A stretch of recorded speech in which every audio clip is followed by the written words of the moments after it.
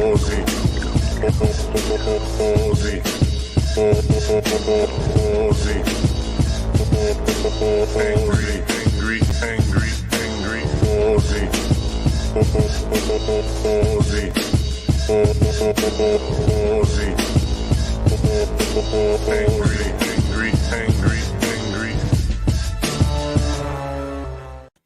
Well, hey, look at me actually sitting down when the intro stops rather than rushing to sit down because I realize the intro is stopping.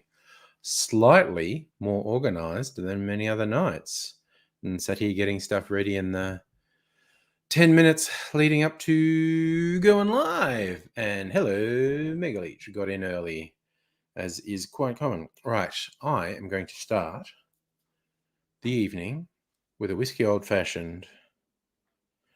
See if I can be really drunk by the time Santa gets here. That's what we like. Nice bit of orange peel. And yes, Megaleech, I am wearing a tiki shirt tonight. And hello, Justin. Oh, wait, I should pour my old-fashions. Maybe I might just fucking pour the... That's probably a double. Am I going to let that stop me? Hell no, I am not going to let that stop me. Fucking cork won't come out though. That might stop me. Hello, Chris. Justin, what's Christmas like here? Real fucking quiet, man. Don't make a big deal of it. Just going to have a chill time. In fact, at this very moment, that was actually 2 drinks. I'm going to save that. That would be way too fucking much to start with. Look at me being temperate. Look at me being temperate. Right. Squeeze some orange oils over the top.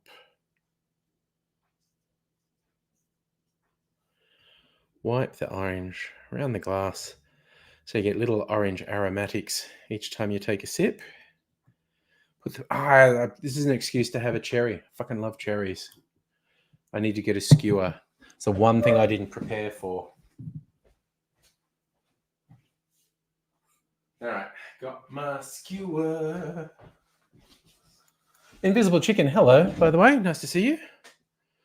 Yeah, I'm being super fucking responsible. I could have filled this glass to the fucking brim and then I would have been assholed in the first hour, which would have been bad idea. And yes, Chris, season's greetings, one and all. It's really funny with the various loons who go, oh no, there's a war on Christmas. Ridiculous concept when you look at commercialism and posturing and whatnot. But anyway, he's like, I don't want to say happy holidays.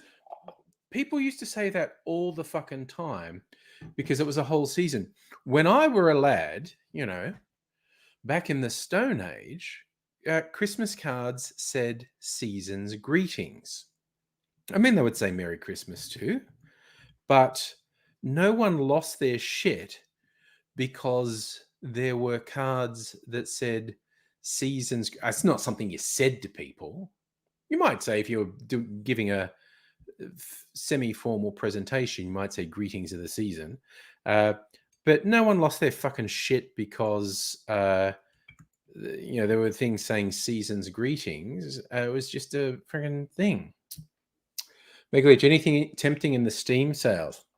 I haven't looked, but I did get Red Dead Redemption 2 for the PC from the Rockstar sale, and we had a completely failed experiment. I didn't tell anyone about it, but because I want to do some streams at some point where I'm playing Red Dead Redemption because I think people would think it's funny with me losing my shit at the things that happen in Red Dead Redemption and just killing randos because they annoy me. And this laptop cannot fucking do it. I mean, it's an old laptop. It was even when it was new, it wasn't a powerhouse, but it just cannot fucking do it. Also, tell me if like there's lag or bad frame rate or something, because I was doing a big download on my other PC that will cause a problem. So I don't know. I might fucking get myself a present in the post-Christmas sales of a gaming laptop. So I have a performance laptop. I don't know. Chris didn't see much war on Christmas this year. No. Well, no. See, we have summer solstice, Justin. We celebrate the longest day of the year, the greatest blessings of the sun. Ooh, nice. Miserable Chicken's going to make eggnog and has games for the Switch through the sale, which is nice.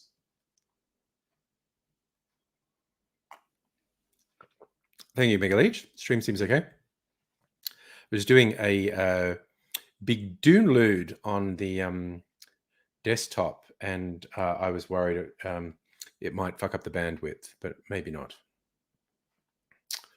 It's interesting. Mega Leech saw cheap laptops on Ozbargain with RTX 3050 under $1,000. That is cheap. Dr. Abigail, Will and yourself got home from the cinema Spider-Man. You enjoyed it. Yes, it's been getting pretty favorable responses, the old Spider-Man movie. I don't know when I will next go to a movie because I went to June a couple of weeks ago before this fucking Omicron outbreak got on steroids, and I am not sure I want to be in a closed room with recirculated air with other humans for a while. I'm going to see what happens, what the future brings. Hey, Luke, I'm doing fine. How you doing? Merry Christmas. I'm going to go till at least midnight so we can say proper Merry Christmas. And Chris, your girlfriend has a RGB Quadra 9450 gaming laptop. Dun, dun, dun. Joke name for a laptop because it's silly. I like it. I like it, though. Abigail's exhausted, needs to have a nap. Oh, nice. You're going to have a nap and then come back and join us. Nap sounds like an excellent idea.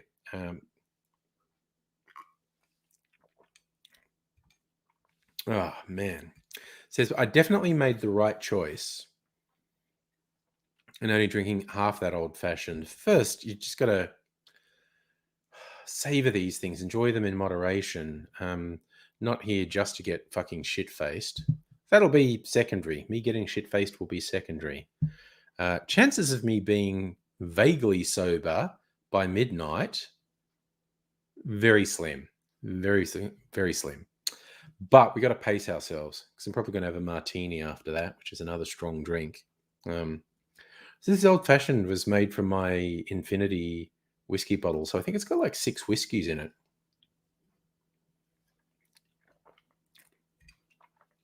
It's fucking good. It is fucking good. Oh, wow. So, Chris, when you say you're waiting for the lady to watch all the Spider-Man movies, do you mean the current ones, or you got to watch the old Spider-Mans as well? Valid either way. I like the idea of changing the outlandish computer name every day, Chris. Yes, Shieldsy, we shall be interspersing things with water. Even if you, my better angel, had not been here, I would have done that because we got to pace ourselves because we got a long night ahead of us. Long night ahead of us. Big night. Christmas. Waiting for Santa. Gonna wait at least till Santa, i.e. after midnight. We'll see what happens after that. God damn it. Should have brought my fucking breathing machine out in case I need it. I might duck off at some point. You know me. I always freaking go in and out. That's what she said. No, that's what he said to her. Anyway, Jesus, I'm already doing dumb shit like this. And I've had a couple of sips. That's a sign. All right, Chris. So you're doing everything. The other Spider-Mans, the MCU ones, nice. Shields, are your first Christmas home in a long time. Invisible Chicken has had 3.5 liters of water today. How many toilet visits? That's a lot of water. That is a lot of water. Luke, will I fall asleep? No, I don't think so. I think having done it twice, I've learned. So still, I think I was decorous in as much as both times I left, I realized I needed to sleep. And I went and lay down on the lounge. Like I just didn't like keep going, keep drinking until I lost consciousness, which I know someone who's done that. So,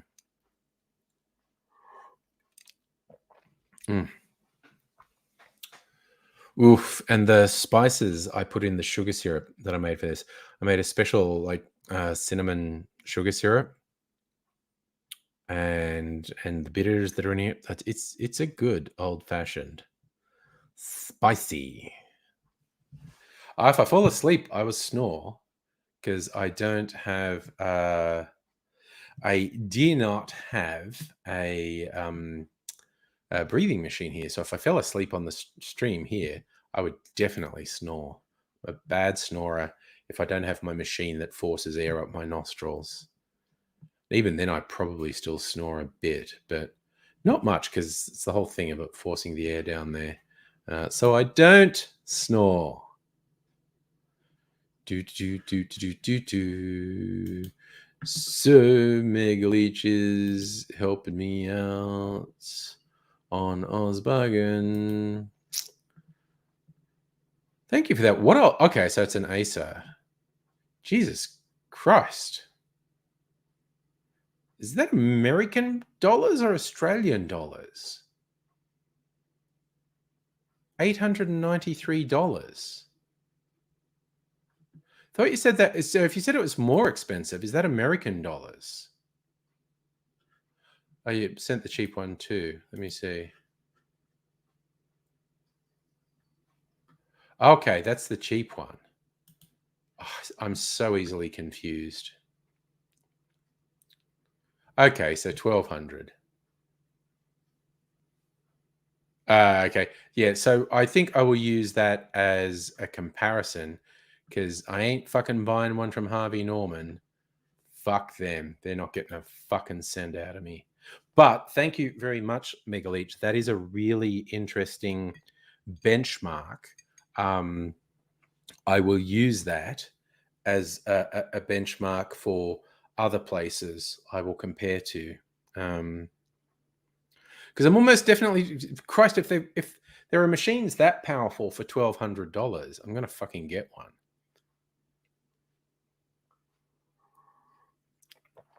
So then who knows? Maybe in the new year I'll be playing Red Dead Redemption 2 on the streams. Also, I'm taking the first 2 weeks of January off, so might do some longer streams, might not. Chris, see, now I don't know if you're joking or not. That sounds like a real computer's name, the Performer 7680.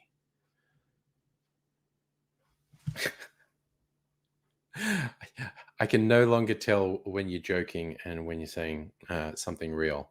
Also, because I'm very easily confused. That's a key thing we have to remember. It's fucking temperature. It feels like it's not cooling down. I might put the aircon on just for a bit, just to cool this down. 24.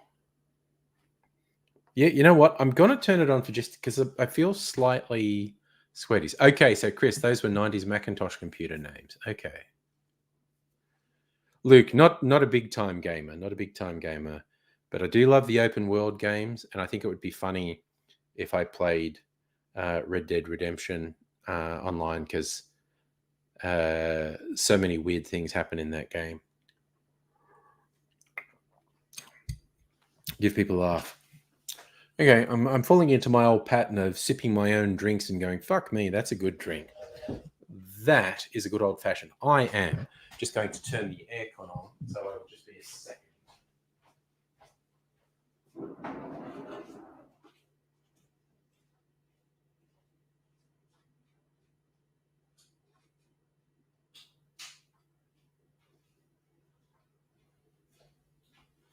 I'm back. I said it only attempt.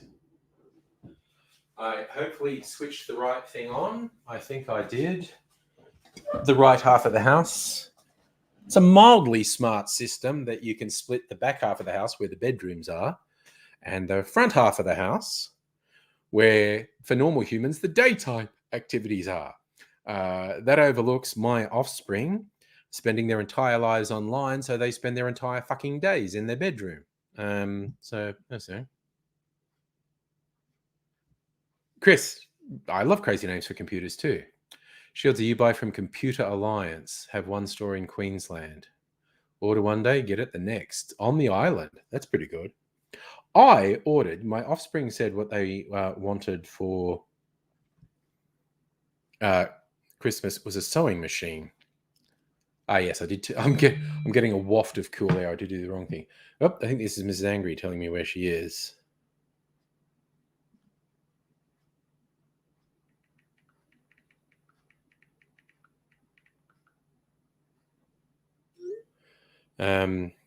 So,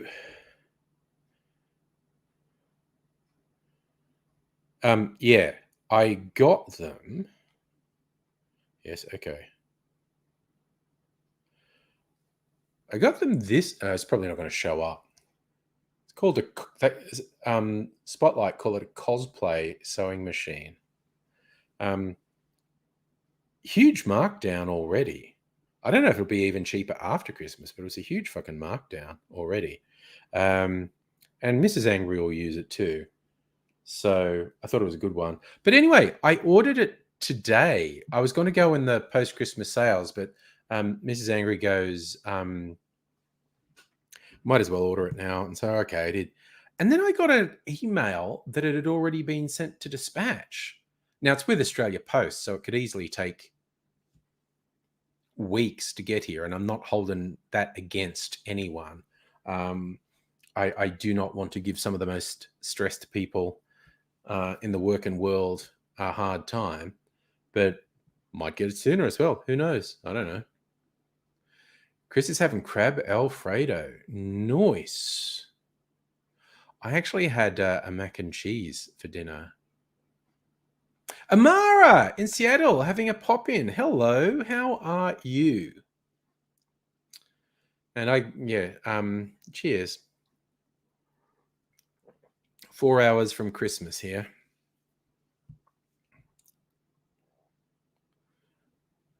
Chris, the kangaroos are very tired. The delivery kangaroos at Australia Post have been very overworked and they are very tired. And we've got to give them a rest. So I'm not stressing. Maybe it takes a couple of weeks to get this delivered. Maybe it arrives next week. Who knows? But the fact that, and it was young Mr. Angry who pushed it, I think, and he's always wanting to have costume parties. So I think you're getting back into cosplay. Seattle, you well? Happy holidays. Ooh, finish Christmas Eve. Yes, it will be very early hours of Christmas Eve for you. If I were to guess. Shields, you got your mum a Samsung tablet. Half price at Officeworks. Nice. Yeah, I'm going to compare. Now I've got some benchmarks for reasonable performance for gaming laptops. I'm going to compare with places I would actually buy from, like not fucking Harvey Norman, and decide what to get. Amara, I'm kind of getting used to it when people from North America, like Chris, join. It's like it's either shift workers or insomniacs or people who've been to a party or some such. So I'm used to being people from Northern America joining us the wee hours, as it were.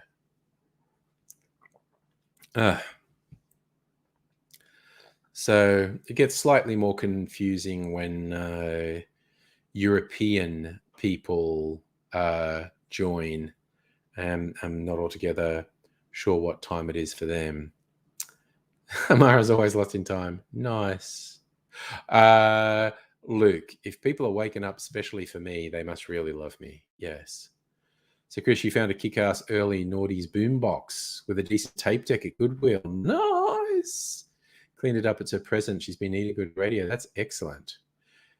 Amara, I think we all get that Doctor Who vibe every now and then, being lost in time.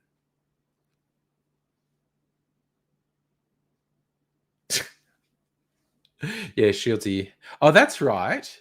You're trying to claim your time is real.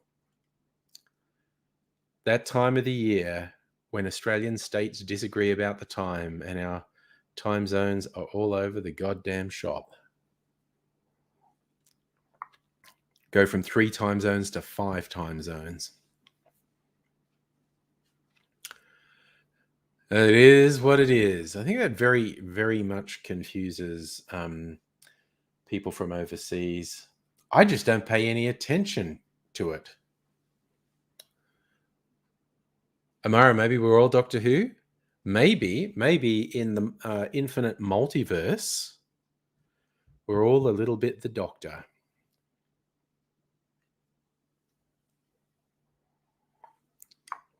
Oh man, that was fine. That was a fine start to the stream. I feel like I have not had any of that. Like, this used to be full.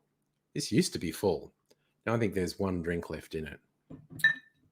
And then I got to start off. I think I will make a whole new bottled old-fashioned when that one's empty. Because I like to have one in the fridge. Big Bad Ads, do things your own way in Queensland. Why not? Why the hell not?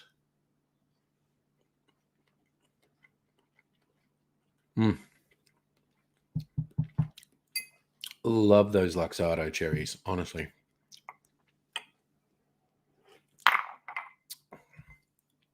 Like doing time travel across the South Australia border. Yeah, it's true.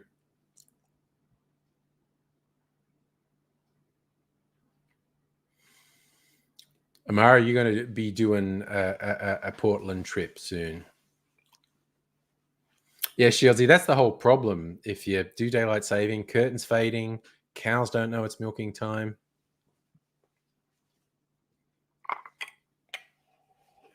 All right. I hope you're going to be happy, Shieldsy. I'm going to have some water. I was thinking of going straight to a martini, but for proprietary, and also I'm just to clear my palate a bit. I'm gonna have some water. And this glass holds a decent amount of water. So this is both, to be moderating a little and to get my palate completely clear of the old-fashioned. Then I can hit the martini, which I refilled, so it's going to taste different to the last martini I had, which is the fun of the infinity freezer martini. Each time I top it up, I make it so it tastes slightly different to the last one I had. I cleared a bit of shelf space because I had a couple of extra bottles. I was just because of the big fridge you can't see. There's still one bottle that doesn't have a home, so I've got to empty another bottle. Amara, you're off to do some work. Happy holidays through time. Do take care. It was lovely to see you. Thank you so much for dropping in and saying hello. I really appreciate it. And I hope you have a great time. Yeah. What was the thing? Hank Hill on King of the Hill got a narrow urethra. I think the fridge has a narrow urethra because, the water, she comes out slow.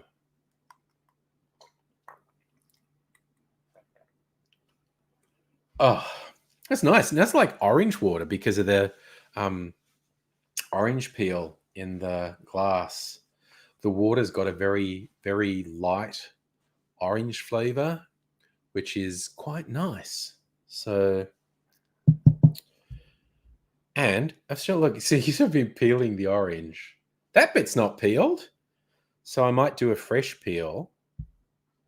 Although I could actually I got some lemons. I'm going to do lemon because lemon's more for martinis. Orange is good though. But I'm going to do a lemon. Shields, you do want to do a warehouse? No, I just need to fucking stop buying things. Honestly, I'm so impulsive. There is now only one bottle that doesn't have a home. A couple of things were almost out, so I got replacements for them today. So I'm going to finish them off tonight. So, God, this is going to be another week of a lot of bottles in the thing. Man, people will think I'm a raging fucking alcoholic. Some of them are like bottles I've had for, in fact, all of them I've had for more than 6 months. Jesus, that's going to make, is that 3 or 4 bottles will be in recycling?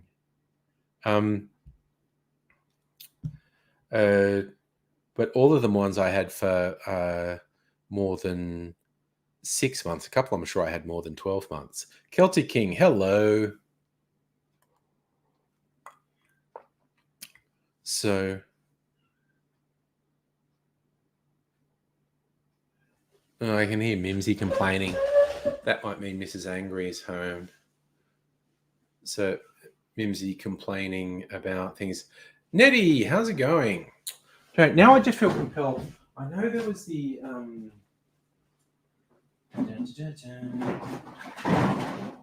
No, it was only the one. Okay. So I'm wearing the kilt, by the way. You like it? Showing a bit of leg. Went for a walk in the afternoon. It was reasonably warm. And I felt the need to cool down. So I divested myself of pantaloons and put my kilt on to get a bit of breeze happening. It was very good. So, yes, hopefully, I don't fall over at any point tonight. Could be a wardrobe malfunction if my legs go up in the air. That won't happen. Okay. That's a disturbing concept. Nettie, you got worn out by Christmas shopping. Oh, wow. My Christmas shopping was fairly contained.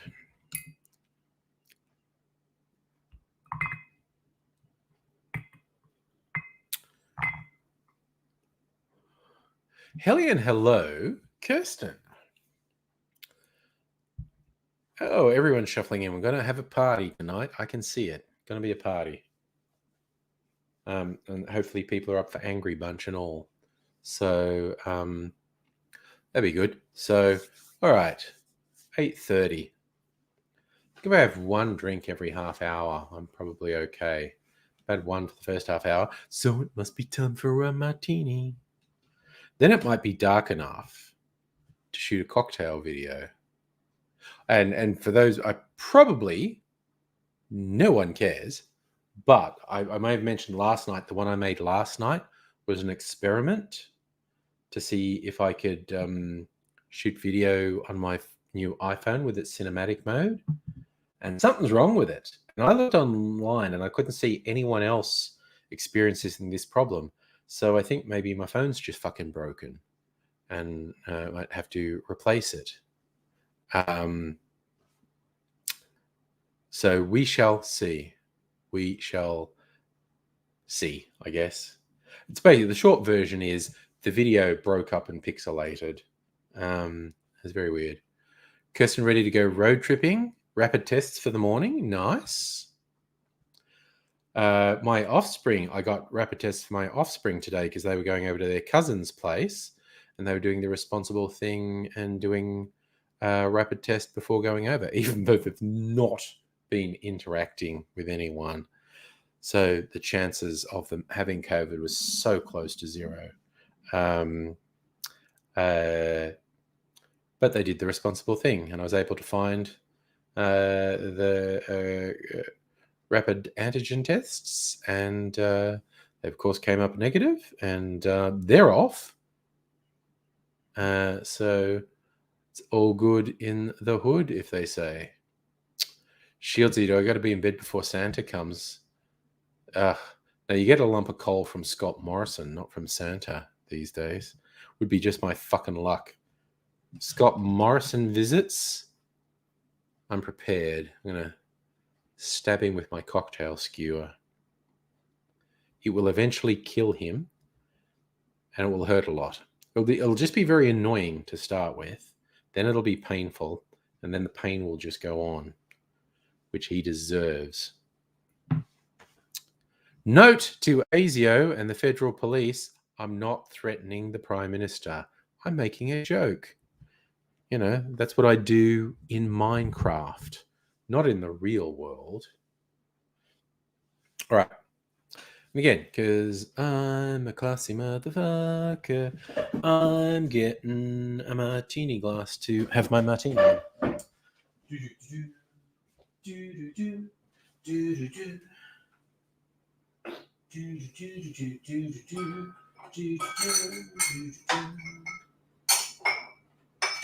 Yay, let's break something.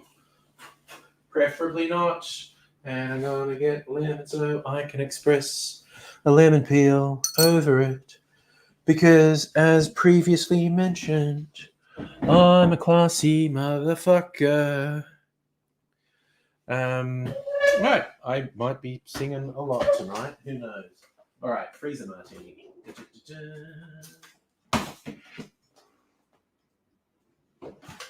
So what's on the freezer martini? Something's stuck to it. That's weird. I have to wipe it down. Slightly pink freezer martini, because a little bit of vermouth I topped it up with was quite red. There we go. Comes out slightly viscous because it's almost frozen, but its alcohol content is too high to actually freeze. Because I should wash this. God knows what's on this. Right, I'm going to really quickly wash this lemon before I squeeze it. Just being cautious. It's a brush. Could have pesticides or wax on it.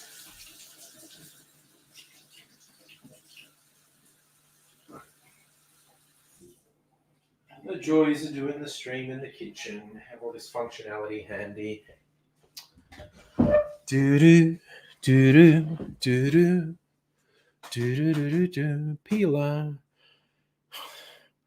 Wow, I hope I don't cut myself. That would be embarrassing. Just after saying that, every second that went past, I got more and more paranoid. I was going to cut myself. But a little bit of lemon peel. Oh, yes. Express those oils. Little oil slick on top of my martini now. I'm going to put the peel right in there. Brighten that sucker up. So, cheers, you all.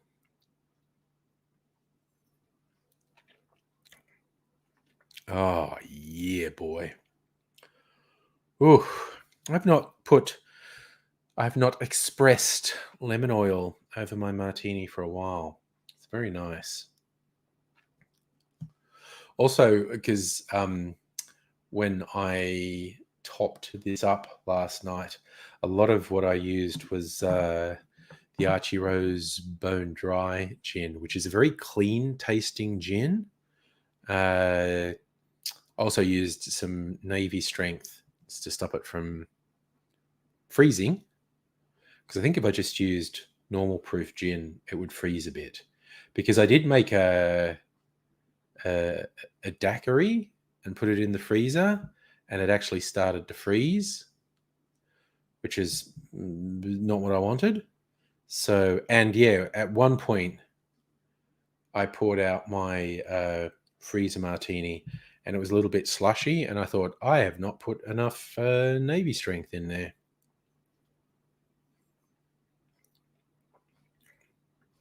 Oh, my God, that's good. And for those unfamiliar with the term, Navy Strength gin is 57-58% alcohol. So the most common alcohol by volume for gin is 40%. For the big commercial brands of gin, it's 40% alcohol. So Navy Strength is, close to 50% stronger than the standard commercial gins. Now, a lot of the independent gins I have there are over 40%, but they're in the 40s. They're, up to 45%. So a lot of them are slightly higher proof than big commercial brands, but your Navy strength. Yeah, so Kirsten, it has to be at least 57% to call it Navy strength. I think the two I've got are like somewhere 57, 58%, maybe a bit over 57%. But you get stuff at different strength. Like I got the 2-pack from Archie Rose in the Black Friday sales, which was a bottle of the Bone Dry Gin, and also their distiller's strength, which is not Navy strength, but is higher proof than normal, is like 52.5% as opposed to 40%, and as Navy strength is 57. So, you know, I've got a bunch of high proof gins, is what I'm saying. And whiskies. I've got a few whiskies that are 50% and higher.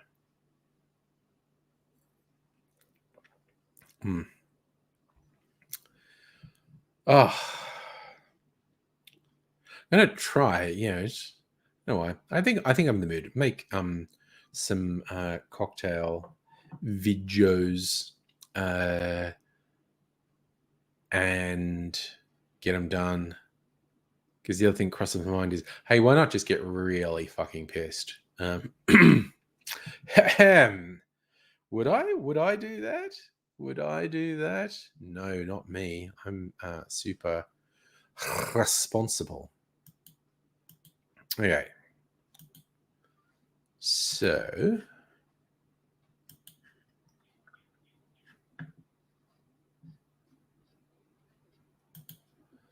let me. I kind of knew which cocktails I was going to make. Celtic King. How strong do I like my drinks? Fucking. That's how strong I like my drinks. I do actually prefer like higher proof, boozier cocktails. I think most people's sort of entry to cocktails is the ones that have a lot of fruit juice or maybe even soda or ginger beer in them. So they're comparatively lower strength. And there's nothing wrong with that. You get some really nice cocktails that are lower strength. But I have of late acquired a taste for the boozier cocktails, whether that be a martini, whiskey-based ones, rum-based ones. Like I make a lot of cocktails where every component is booze. And I make some where there's just like a very small amount of juice, like usually lemon or lime juice, and usually only 15 mils, 20 mils, like half to 3/4 of an ounce. And there will be, like 3 ounces of alcohol, maybe a bit of sugar syrup as well. And again, it's not always high proof alcohol either. Like, when I say all alcohol, often that's vermouth or other fortified wines or whatnot, which are, or liqueurs that are 15 to 25% alcohol, as opposed to the spirits that are 40% or occasionally higher proof. So yeah, when I say all booze, it doesn't just mean like all whiskey or all gin or whatever. Although sometimes it does. But a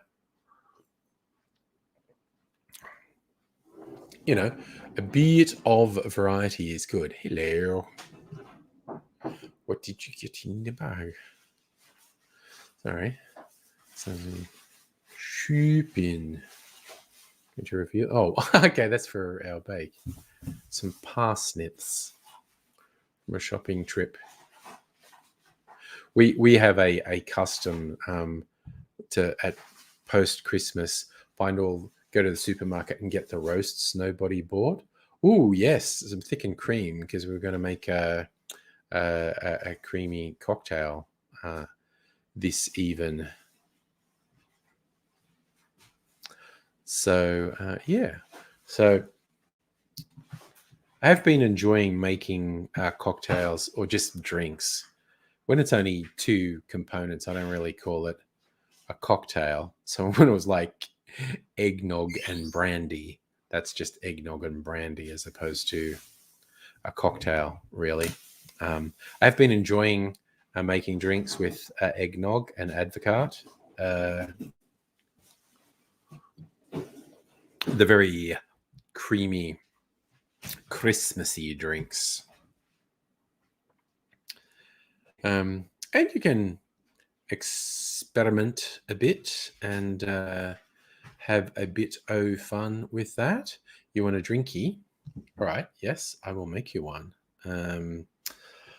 I'll, because we're going to use up the little bit of cherry brandy. So I'll get you a glass.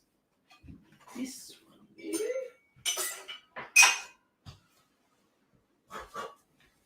All righty. But is it Mimsy complaining somewhere over there?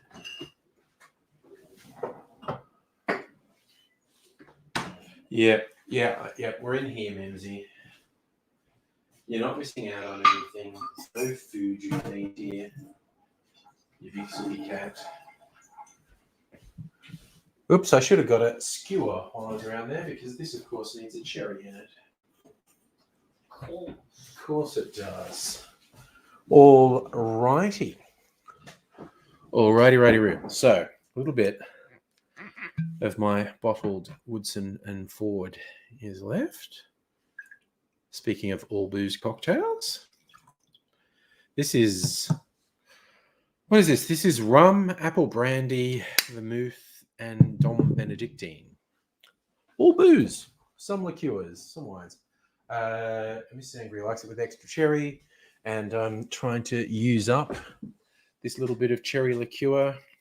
I feel like this bottle, I feel like it hasn't been redesigned since the 70s. Yeah, it's just me, but it has a really 70s vibe to me.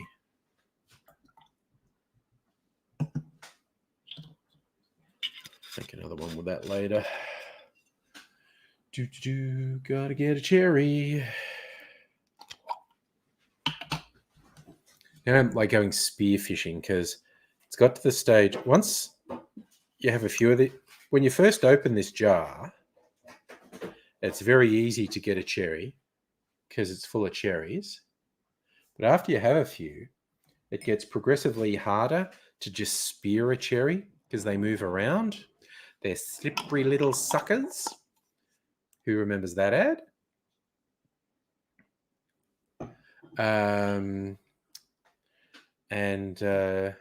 Yeah, sometimes you actually have to use a spoon to get them out. But that's Mrs. Angry's drinker, Cherry Woodson. That sounds like someone's name, doesn't it? Cherry Woodson. Oh my God, Justin, I just saw what you posted there. Christmas Eve, there's a raging debate between Labor and Liberal voters in the family. That sounds freaking depressing, quite honestly. So I hope you survive that. Just gonna put this one back in the fridge. All right. Cheers. Merry Christmas. Merry Christmas. Early Christmas, but you know. 'Twas the night before Christmas, and all through the house, Mr. and Mrs. Angry were stirring and had cocktails that were grouse. Sorry. That was terrible. Sorry. That is not a phrase I use, by the way, grouse to mean good. I'm aware of the fact that there are people to say grouse. Anyway, that's a rabbit hole. I need to not go down weird arcane slang. Oh my God, what we were informed by the youth of the house today that drip is a term that meant cool, stylish, sexy clothes. That's drip, man. And I was like, okay, cool. And then looked it up, and of course it came from Black American culture, like literally everything white people say for the last 150 years at least started off in Black American culture.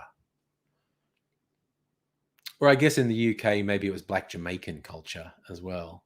But my God, Chris, still daylight. It's only 8:45. I think we might be officially past sunset, but there's still ambient light for a while. Like we've just passed solstice. We've just passed solstice, so we're only just past the longest day of the year. Kirsten, you got the gin and orange Maggie beer cheese. It's okay. Yeah, it's not the best cheese I've ever. Can you taste any gin? I thought I could get a little bit of that juniper-y flavor from it. Like not strong and also not orange. But it's a nice brie, I think. Oh, Kirsten, I meant to ask you because you were giving me advice. Should I get a barrel that I can age things in? And I was thinking that I might want to first prime the barrel with an aromatized or fortified wine. And you were suggesting I use an Apera or a Tawny. Was that because they're likely to still be drinkable after the sit? Because I was worried if I used a vermouth, it would oxidize and actually taste a bit nasty afterwards. So, yeah, was that the reason for you suggesting a Tawny or an Apera, or was it just that you thought that would be something better to prime the barrel with? Chris, Biden says, gas is cheap for the holidays. Get out there and travel during this winter of death and illness during the pandemic. To the latest statements. Didn't he say something like, hey, if you're vaccinated, you've earned this. Go out and have fun. If you're unvaccinated, you're going to fucking die. It's like there was an official statement that was just something like, yeah, if you're not vaccinated, fuck you, which is funny. Okay, so yes, Kirsten. So, okay. So for fun, I got this from Dan's today, an Australian white Tawny, actually. I'm going to put, so that's what I'm going to use. Be interesting. And it's good for the wood. Yeah, I thought it'd be good for the wood just to prime it. Now, then I have to decide, am I going to just make a cocktail?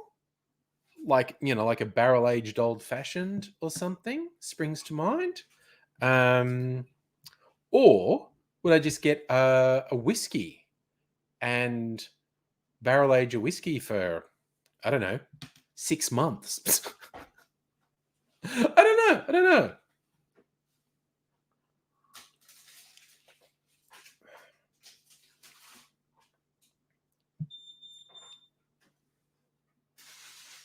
Oh, yeah, Chris, we're putting up here with the conservative federal and state governments saying, like, no, people can decide for themselves whether to do anything vaguely sensible. And it's like, have you met people? It's like, no, their ideology is die in the service of capitalism, basically.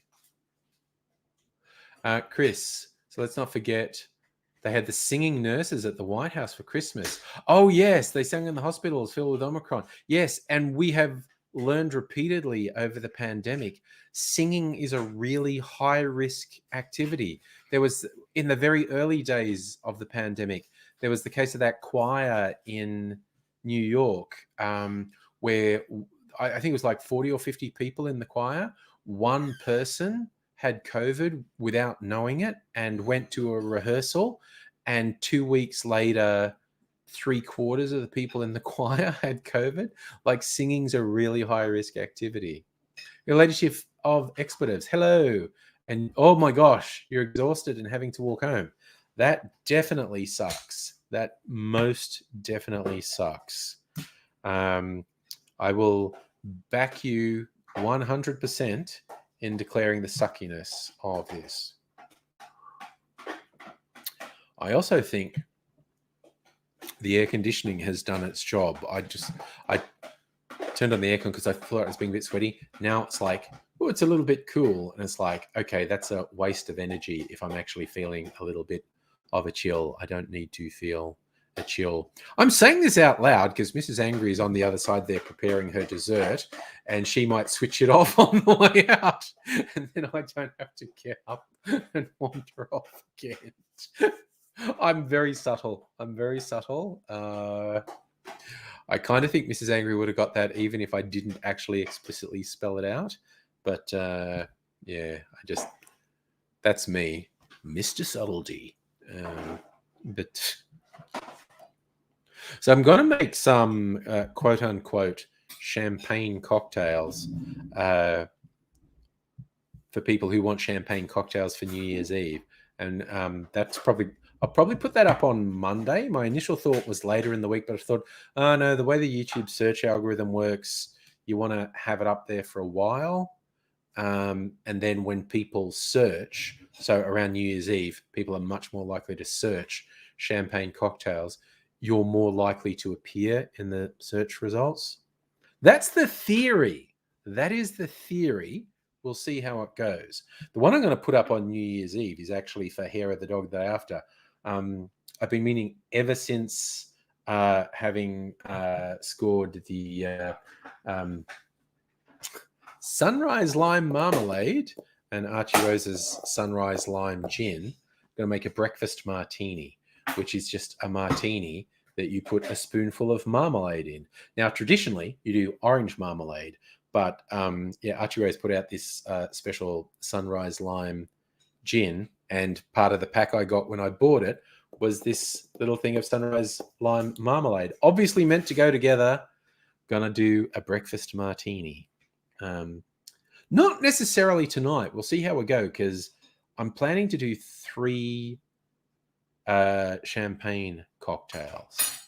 So, and that's to go live on Monday. I think I'm probably going to try and make this a short video, the breakfast martini, because it's pretty simple to make, less than 60 seconds, to go live on Friday. And actually, I want the champagne cocktails to go live on Wednesday. Monday, I'm going to do an aperitif. Like if your tummy's a bit upset from overdoing it at Christmas, an aperitif that's meant to help your digestion. Excellent tip, Kirsten. Tiny Bear whiskey goes well with cheese. I have some cheeses, not just the brie. I do have some more of that Maggie Bear brie, but I got this thing, a supermarket. There was this cheese advent calendar, which clearly hadn't sold very well because it had been $20, and a couple of days ago they were selling it for $5. There's 12 little English cheeses. And I got one. I would have felt ripped off if I paid $20 for it, honestly, because it was 12 tiny little things of cheese. $5 is kind of okay.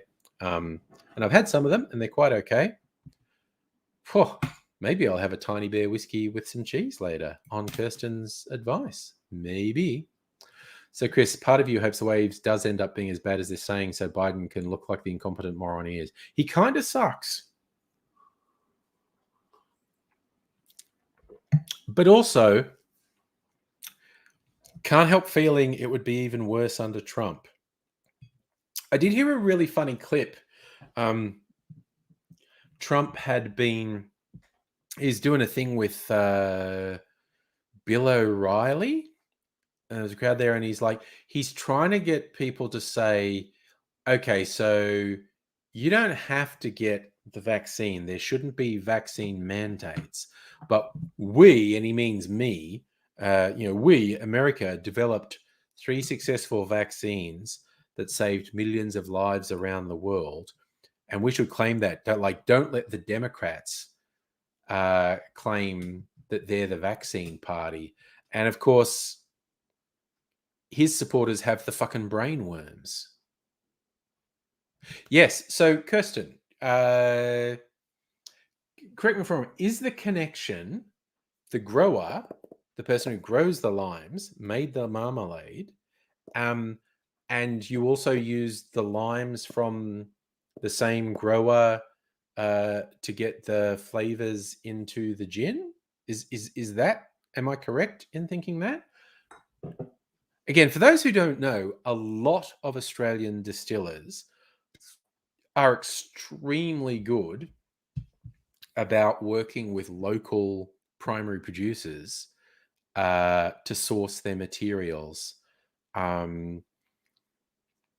It's a great aspect of Australian distilling. Yes, okay, Kirsten, that's the connection. So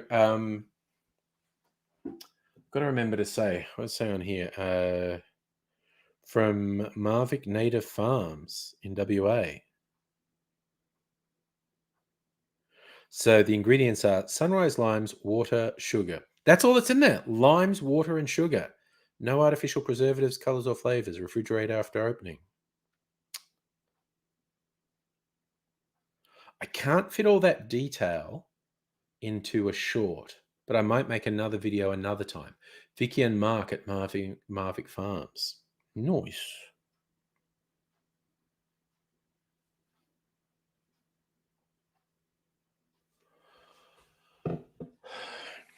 I'm just going to show, I think I need to do a whole video at some point talking about how good Australian distillers are at working with local primary producers and Indigenous people to get true local flavors. Chris is also super against the state mask mandates. Yes, Trump knows that he can't argue for mandates for anything, but he wants people to say the vaccine is good because he's tied his ego up in the vaccine being successful and he wants to get credit for that.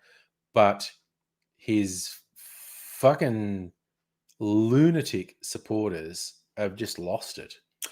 Kirsten, that'll be handy. If the names are on the gin bottle, I can quickly, I think I can squeeze that into 60 seconds.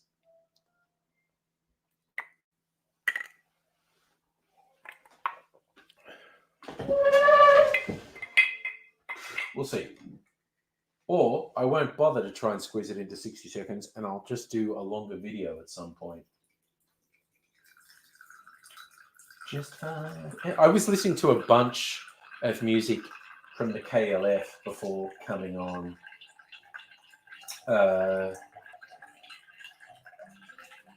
those who don't know, under a couple of names, some English producers had a string of hits in the 90s.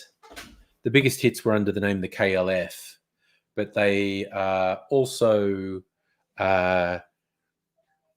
recorded under the name the Justified Ancients of Moo and you might remember a novelty song calling Doctor and the TARDIS by the Time Lords was the same guys. They're weirdos. They're Discordians. We could have a whole conversation if Aidsy was here. I mean, I could have a conversation about it without Aidsy and probably get some details wrong about the various adherents of chaos magic. Discordians are pranksters. Don't want to take things too seriously. That was the KLF. The guys behind the KLF were Discordians. I often listen to upbeat music before a stream just to amp myself up. And tonight, for whatever reason, I decided the KLF was it. Songs like 3 a.m. Eternal and Justified and Ancient and What Time Is Love, which was a very funny clip. These guys, and it's like they're on a ship and they're like a metal band. And I just thought that would be a fun time travel thing to do. Of all the things you could do time travel, I think it would be kind of fun to go way back and maybe like team up with Vikings, and as you sailed in to like pillage an area, just have like huge speakers, like a huge Marshall stack, and be blasting heavy metal out as your ships rolled in, literally putting the fear of God into them. Like that would be an evil demon magic thing, just to be able to play really loud heavy metal. I love that, Kirsten. Vicky from Marvick is wonderful, but you need to set aside 40 minutes to call her because she can talk underwater. That's excellent. I love that.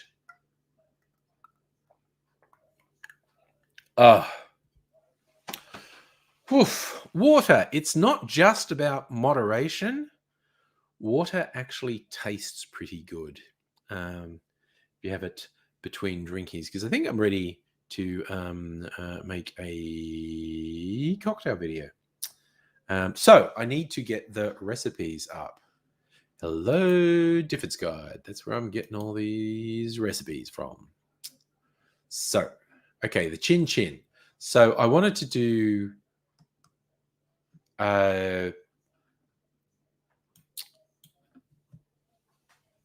unusual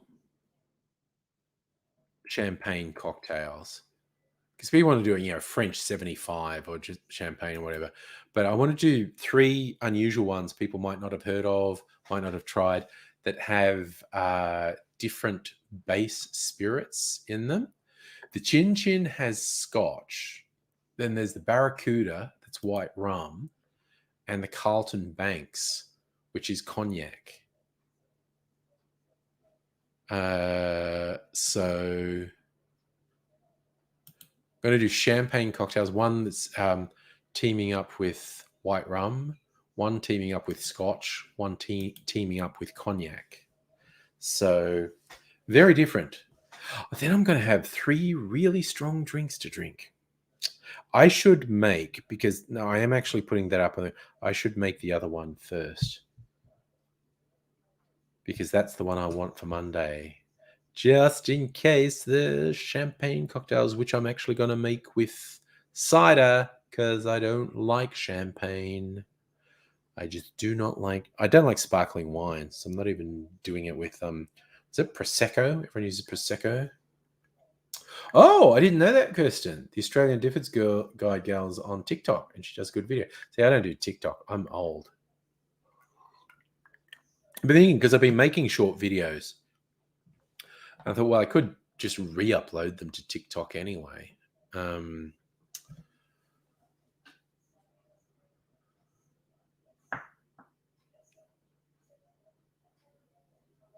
Yeah, I could. But do I want the extra stress? Probably not. Probably not. It's a conundrum. It is an absolute conundrum. How much hassle do I want to give myself? Because I may have mentioned before, I am old and do not like change. I am not a hello fellow kids person. I am a shake my fist at the kids that are on my lawn person. Yes, Heine, vertical video is required to TikTok. It's also required for YouTube Shorts, which I have been doing. I've done about 10 YouTube Shorts. So I could just repurpose them. I could just re-upload them straight to TikTok. And to Instagram Reels, for that matter. So, but can I be bothered? Can I? So far, no. But, who knows? I'm about to take a couple weeks off. Maybe I can get all invested in this shit on my time off. Like, I'm going to try and not just completely waste my time off and go, okay, so if you were at work, you'd be spending 8 hours at your work computer. Maybe on the break, spend at least some of that time doing video stuff. Heine, do you see the Angry Cocktails channel at all? I don't put them on the Angry Aussie channel. I put them on the Angry Cocktails channel. Some of them got a few views, They ended up on the shelf or whatever. I don't know. I honestly don't know if there is any value at all in YouTube Shorts. And I am only going to do them so long as it's not a hassle. It's as simple as that. I'm only doing them if it isn't a hassle, because I'm not convinced there's any value in them, quite honestly. Okay, so I'm being really good. It's 9:05, and I've only had 2 alcoholic drinks. They've been 2 really strong alcoholic drinks. They're probably both doubles. So technically, like I mean, how many standard drinks would I have had if I were to guess? And it is only a guess. In the first hour, I think I had, I don't know, 6 standard drinks, probably. No, I don't feel that drunk. So okay, 3 standard drinks is the legal limit. No way did I have 6 standard drinks. Actually, maybe 5. I don't know. Let's just say not operating heavy machinery right now. That would be a bad idea.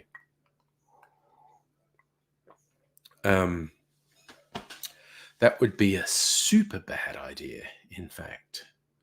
So we shan't be doing that. Okay, so let me check. The Carlton Banks, an orange twist for a garnish. Why not? Why not indeed? That's just cognac, cherry, brandy, which will finish off my cherry liqueur. Orange bitters, Bokers. I know, but I'm just going to do Angostura. Orange bitters and Angostura bitters. And top with champagne, or in my case, cider. And I'm not even going to pretend that it's fucking champagne. I'm going to have a little rant that champagne sucks balls and it's all hype.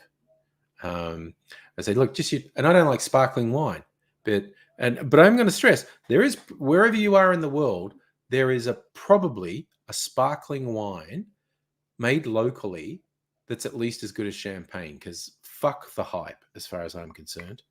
But I don't even like sparkling wine, so I'm going to use cider as the bubbles. Who doesn't like bubbles? Bubbles are good. Bubbles are great. But I am not going to friggin' let this get to me. So the Carlton Banks is cognac and cherry liqueur topped with champagne. The Barracuda is white rum, vanilla liqueur, pineapple juice, lime juice, sugar syrup. Do I really need to put sugar syrup in it if I'm putting fucking pineapple juice?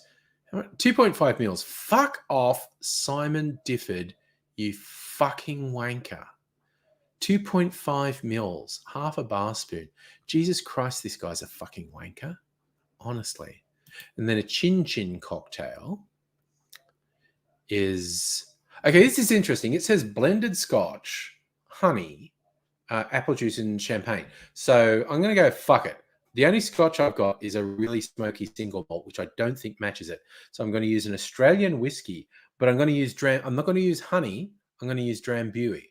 So I'm going to use 1 ounce of an Australian whiskey, and then I'm going to use 1 ounce of Drambuie because it's a Scotch honey liqueur. And I'm not going to put apple juice because I'm putting apple cider. So I'm just going to do 1 ounce of Drambuie, 1 ounce of Australian whiskey, and top it with apple cider. Because I'm a fucking anarchist. I'm a fucking anarchist. No fucking rules here, man. Chaos reigns supreme. So watch out. That's all I'm saying. Watch out. But by the same token, I'm going to make a cocktail. So it's called a Zeus. It's the one I made last night. And I shot it on my phone, which did not fucking work. And so I'm doing it again. The Zeus. Raisins. That's right. I've got to get the fucking sultana. I've got sultanas. This is actually pretty good. Cognac, coffee liqueur, a Fernet, rinse, raisins, and maple syrup. It's pretty good. It's pretty good. So I'm going to give that a run. Might even do it now. There is something. What the fuck did I get on this bottle? Sorry, there's just some spooge on this bottle, which I'm just going to wipe off before I put it back in the freezer. Apologies for calling it spooge too. Although it's an Australianism that not necessarily everyone gets. But basically, I'm being crass and awful by saying there's spooge on my bottle. Put that back in the freezer. Freeze the martini. Go to sleep. Rest your head. Okay. Job done. Okay. So, also, you go back in the fridge. One more whiskey old fashioned to be had another day. Ugh. Knob Creek. Hilarious. I'm not saying I just bought that because of the name, but that was a very big part of it. The other part is I'd heard it was actually pretty good. And another part is it was on special. So anyone who knows me knows when I see stuff on specials going, $20 off, I'm getting that. And that's how I ended up with the Knob Creek 100 proof. Bourbon whiskey. That's how you have to say it, by the way. You know they won't sell it to you in America if you don't say that. You have to go to the liqueur store. That's how you have to pronounce it. If you're Australian, you can't go bottle shop or bottle-o. You need to ask a local and say, pardon me, sir, where's the liqueur store? I need some liqueur. And they go, you wish to purchase liqueur. There is a liqueur store. And then you go into the liqueur store and you front up to the person at the register and say, I wish to purchase some bourbon. And then they'll give some to you. If you don't follow all those steps, they are legally not allowed to sell you alcohol. So fairly warned be ye.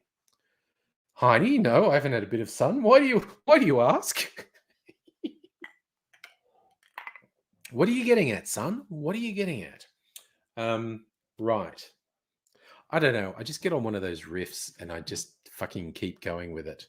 So, gonna get the pieces together to make the Zeus digestif cocktail. So we want the Fernet, the cognac, the coffee, and the creamy liqueur. And the maple syrup. That's the other thing. If you go to Canada and wish to purchase the syrup for which they are famous, you have to pronounce it correctly or they won't sell it to you. The maple syrup. Heine, go full homo if you want with saying that you like how I look. I don't mind. It's all good in the hood. Because it actually makes no difference being in a monogamous relationship as I am. It makes no difference if a female heterosexual person, a female differently persuaded person, a male of any persuasion. It makes no difference who compliments me. I accept compliments because I'm not going to get involved with anyone because I'm in a monogamous. Wow, I'm not that drunk, but words are getting difficult. Monogamous relationship. Okay, we want Fernet Branca. We want vermouth. What else do we want? That is a good question because I'm kind of forgetting.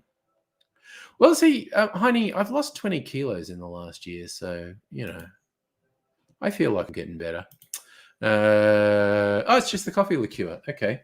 Mr. Black is over here, and I'm going to put a teeny bit of creamy liqueur in as well. And maple syrup. Just fine. That's the freezer. Why did I open the freezer? The maple syrup is in. I should do a video and put it up and weird people out. And put it up on my channel just saying that stupid shit I was saying before about going to the liqueur store and asking for some bourbon, or they won't sell it to you. And if you want maple syrup from a Canadian, you have to ask for it correctly, or they won't sell it to you. And then have people go, what the fuck is this? What was wrong with you? Why did you make this video? I don't know.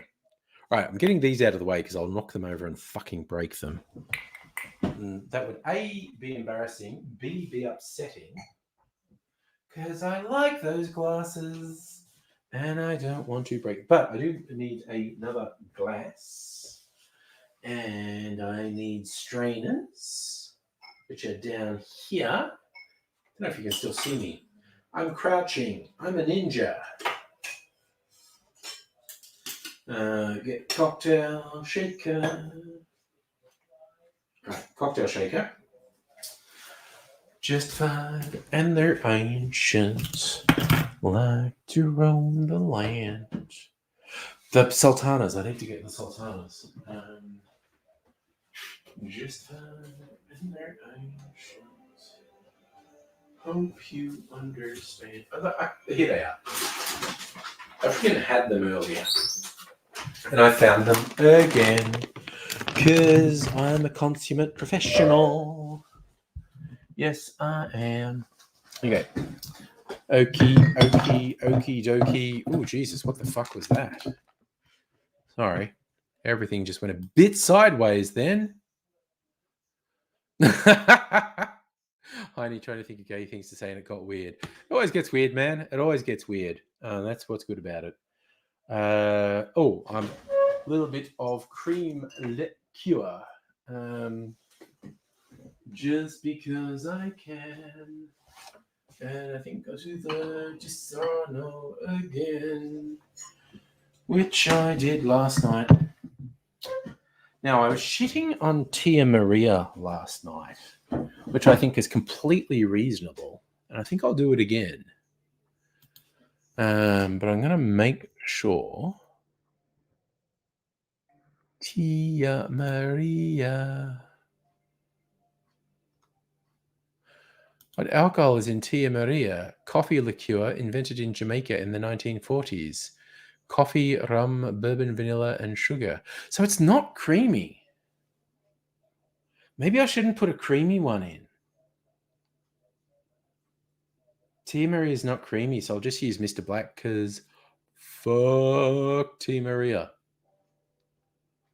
All right. I won't do creamy. Nobody, greetings to you, sir. And what a coincidence, Nettie. Hello. Back at the same time. And I'm about to make a cocktail video. I just made an executive decision about this Disaronno going back in the fridge. Fridge is full of bottles of things. You know what? I am going to the little boy's room and see if there's a little boy in there. Oh no, he's going. Someone call the police.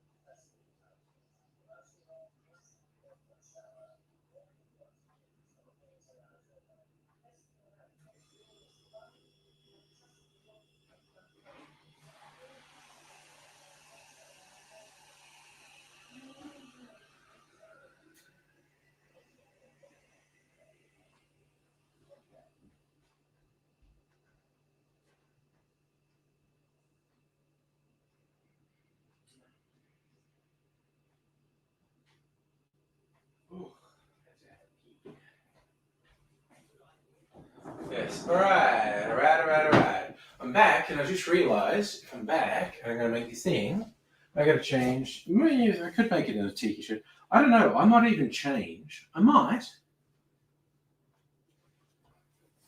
change the whole vibe of my cocktail channel and just make all my shirts, all my cocktails in my flamboyant cocktail shirt rather than the shirt and tie. I don't know. It's a thing to be considered. Let me see. Oh, just get this back here. Close your eyes and you'll be what a pure imagination. What are we all talking about? Oh my God, your kid got another tattoo. Wowzers. A floral vine around her right forearm. Two-parter, good Lord. So what did I miss there? Nobody. Back at the same time, he says. Haven't been here tonight till now. What do you say to that? Oh, dear. Nobody can't stay too long tonight. 11 p.m. church service to run sound for. And 8:30 in the morning. All right, well, good luck with both of those, man.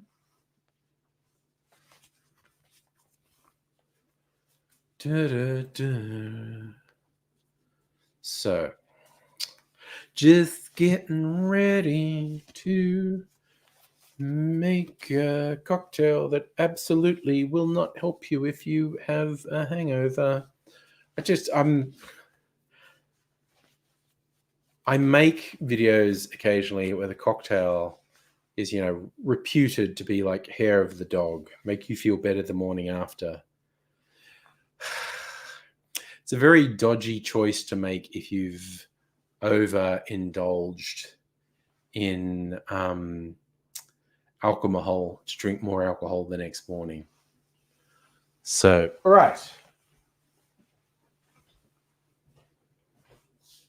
All right, so put my vest on. Ugh. All right. Put a tie on, because that's the look I've decided to go with. Okie dokie. Karaoke. Okay. So, Kirsten, you're enjoying watching people on Instagram make fancy gingerbread houses. That actually does sound pretty cool. Nobody, I can imagine a church group this weekend is crazy. Done 6 p.m., doing 11, then 8:30, then 8:30 Sunday, 5 p.m. Yeah. I can imagine Christmas weekend being pretty wild for a church group. Lots happening, essentially. One of my Ren and Stimpy ties. Only Gen X will get it. For older millennials. All right. You filthy idiot. See, this is Ren. No, that's Stimpy. That's Ren. Except Ren won't be visible when I do up my vest. Only Stimpy will be. Stimson J. Cat. All right. Buttons. Come on. You can do it. You can do it all night long. Okay. Give it to me, baby. All right. Getting my shit sorted. So nobody won't know what healthy sleep is like. Not this weekend. Okay.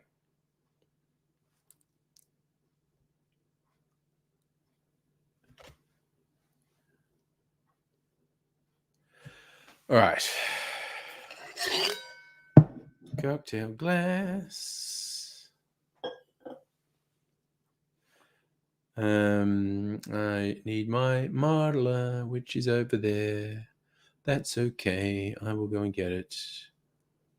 Yeah, this is nobody more busy than usual. Yeah, it's the big weekend in church circles, in Christian church circles. Very big weekend. Okay, so I'm gonna make a Zeus. Coffee liqueur, cognac,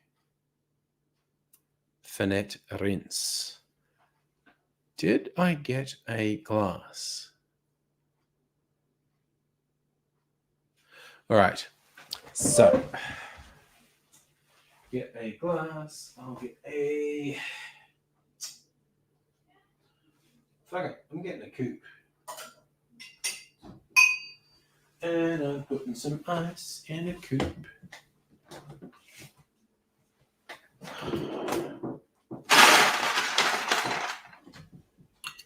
What's happening there?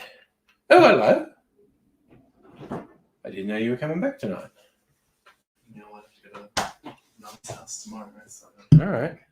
make me a Christmas drink. A Christmas drink. Yeah, Anything in particular I had in mind? just something sweet. All right, like make one like the last night with the lemonade and the. No, something classier.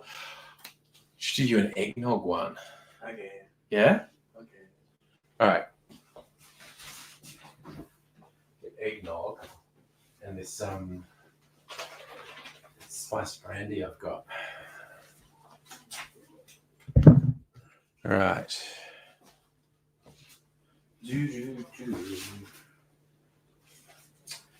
All righty.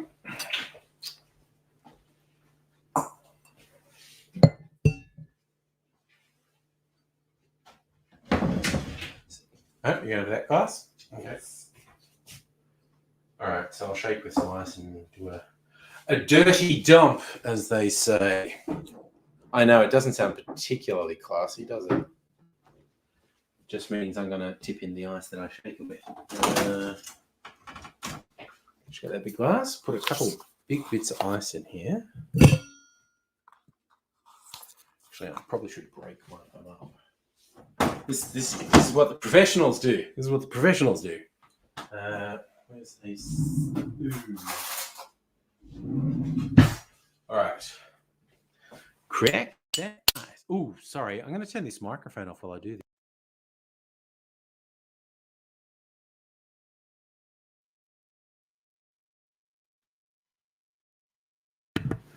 I just realized I was cracking the ice literally next to the microphone, which is probably a terrible noise. Okay, so I'm going to put nog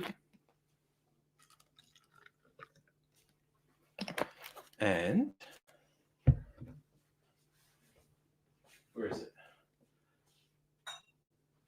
Spiced Christmas brandy. Classy.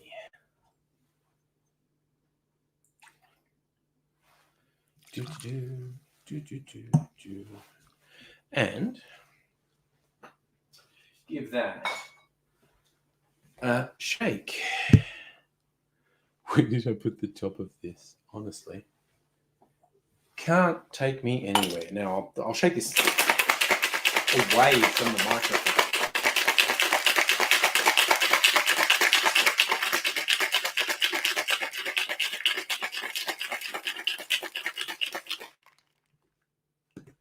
All right.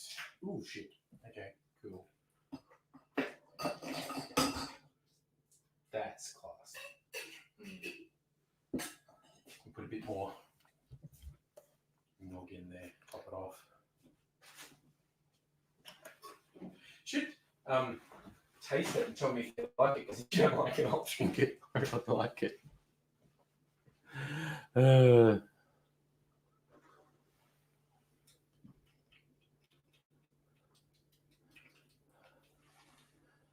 don't really like brandy. All right, well that's mine then. Okay. I'll yeah, okay. Made a bit of a mess. Could make you something else then. Okay. Something not with brandy. Something not with brandy. Okay.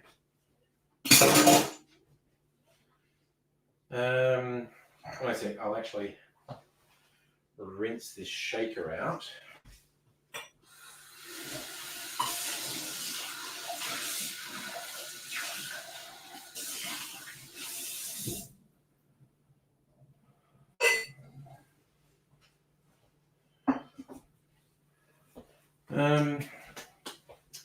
Actually, I'm going to do something with pineapple juice, so I might make you something with pineapple juice.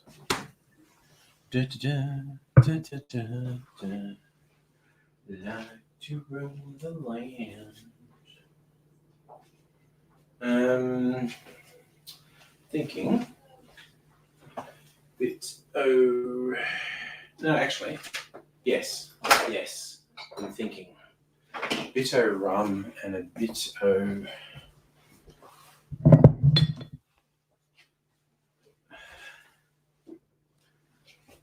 flavored vodka.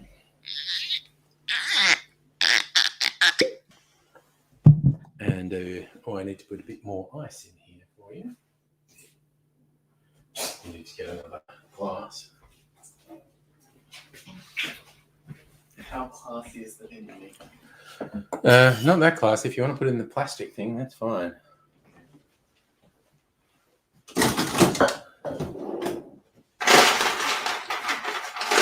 Just going to mix you up a simple tropical drink. All right. So we shall do a little bit of this, as Fat Boy Slim would say,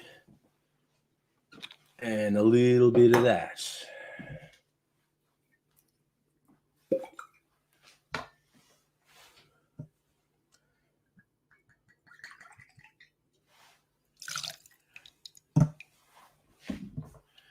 And shaky.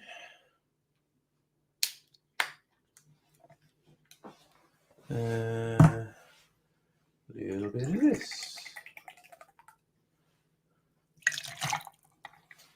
I mean, we could also top this with lemonade, I suppose. We don't put the top of the shaker again. I've got so much crap around here. There it is. I found it. We're good.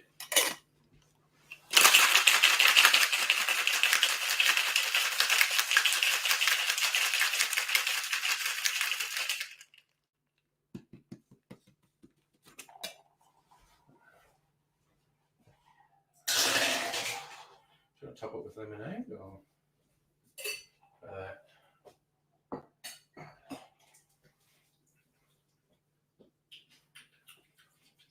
Just lemonade in it. lemonade? Yeah. I gotta make some lemonade. So let's make some lemonade.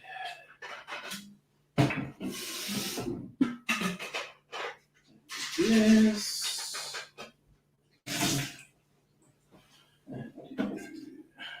This.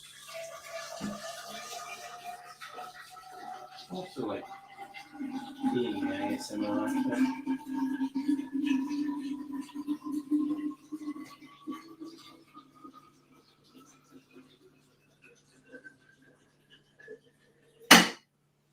Alrighty. So now I'm going to use the carbonator, which sounds a bit like a Nazgul screaming. Do do do do do do do do.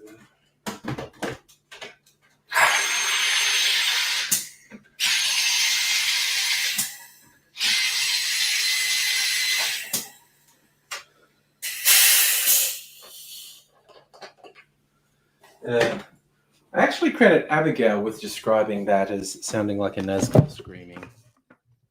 All right, put some lemonade syrup in there. It's amazing what they sell at supermarkets these days.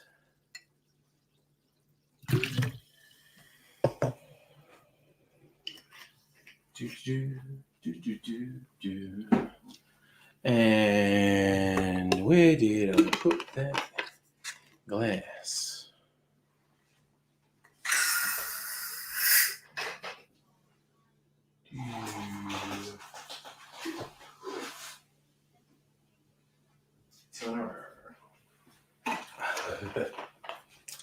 Reacted with the pineapple juice and fizzed everywhere. I'm an idiot. Good job, clean up. I'm just teared up my cup here. Yeah, and then just put it down on the tray when your cup's clean. I can maybe give you a bit more lemonade now. I realised the mistake. Right. Pour it in gently. There you go. There you go. Pineapple-y treat. I've just made a terrible mess. Oh well, that happens. It happens. Ugh, you know what? I'm going to see if Mrs. Angry wants some eggnog. Just a sec.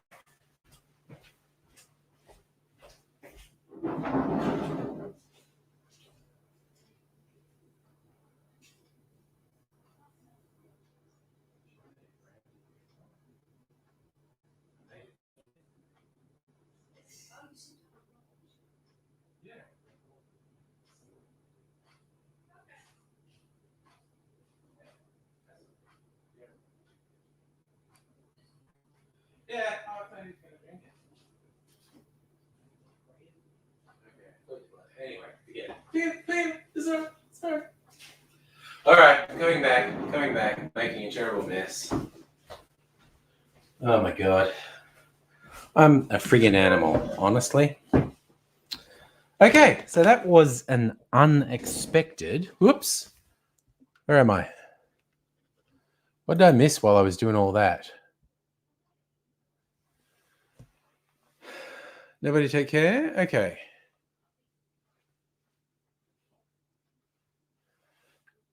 Nobody, I hope you get appropriate fucking recovery time, man. So yes, it helps. Yes, my offspring are in their 20s, so my offspring are adults. But yes, I do. Young Ms. Angry doesn't really. Anyway, Nettie, do you want to angry? If anyone wants to angry bunch now, I'm going to put the link in. That's for anyone who wants to angry bunch now.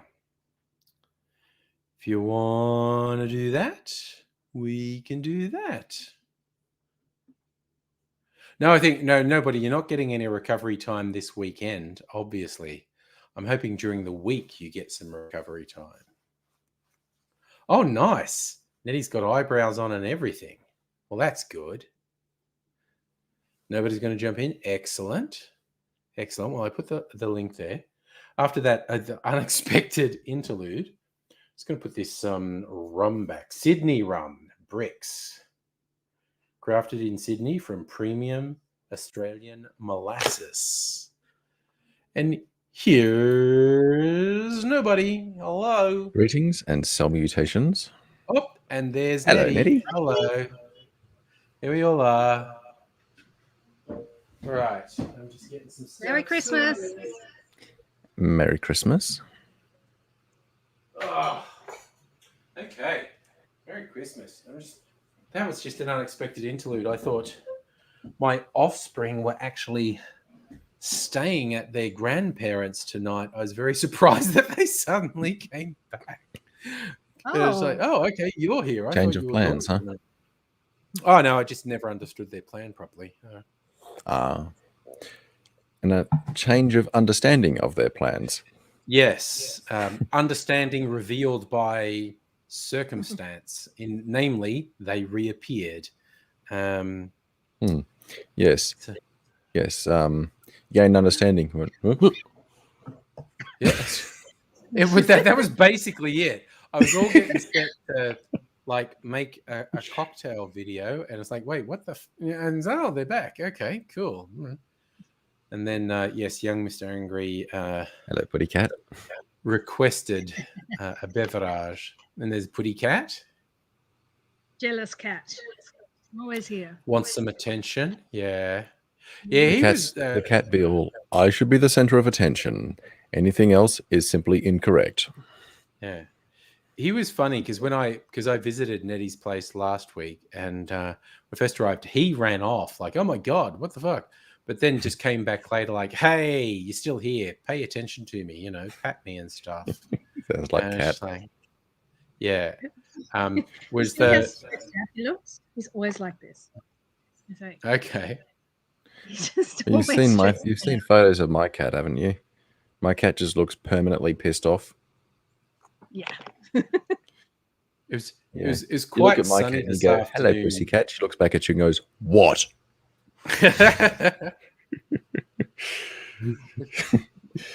Hey, kitty, Mimsy, fuck off. Yeah.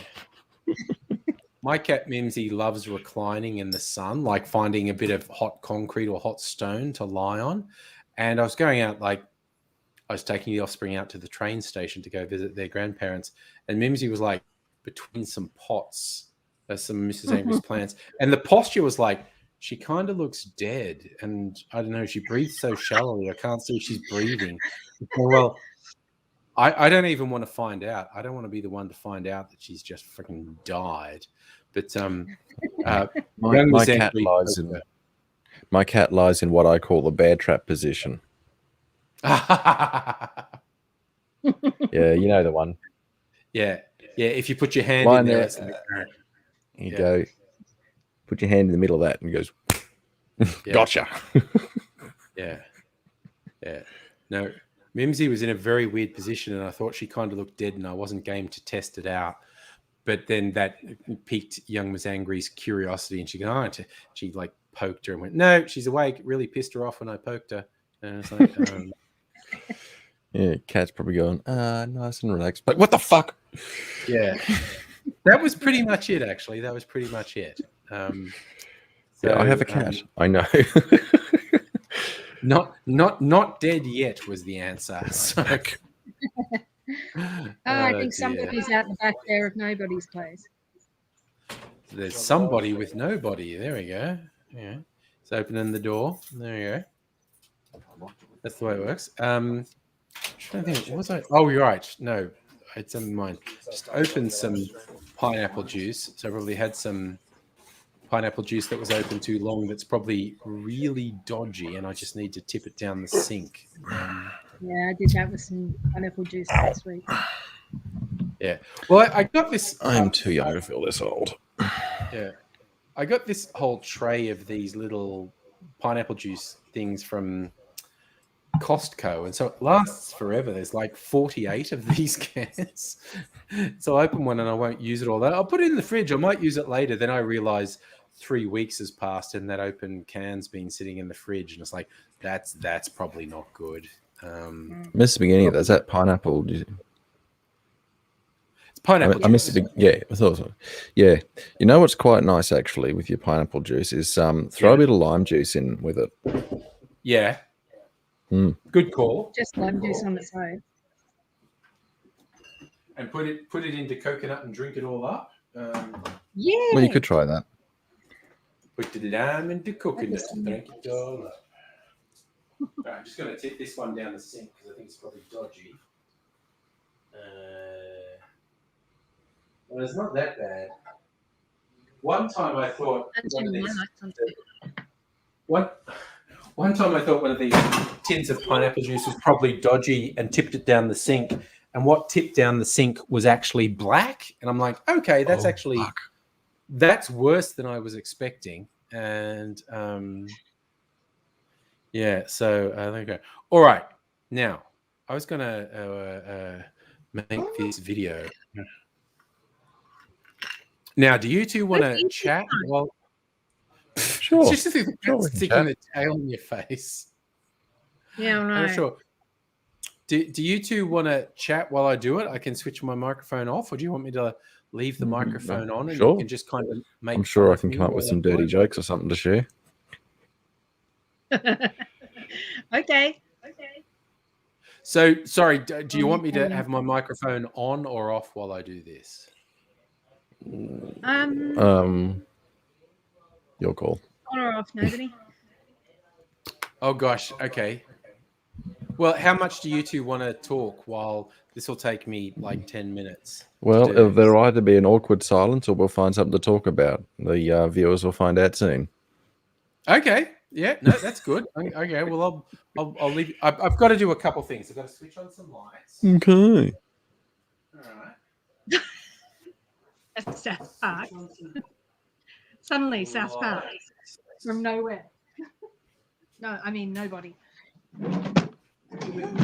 Show off. Okay, I think Coles was a nightmare. This afternoon. I hear there's there could be a serious shortage of groceries actually.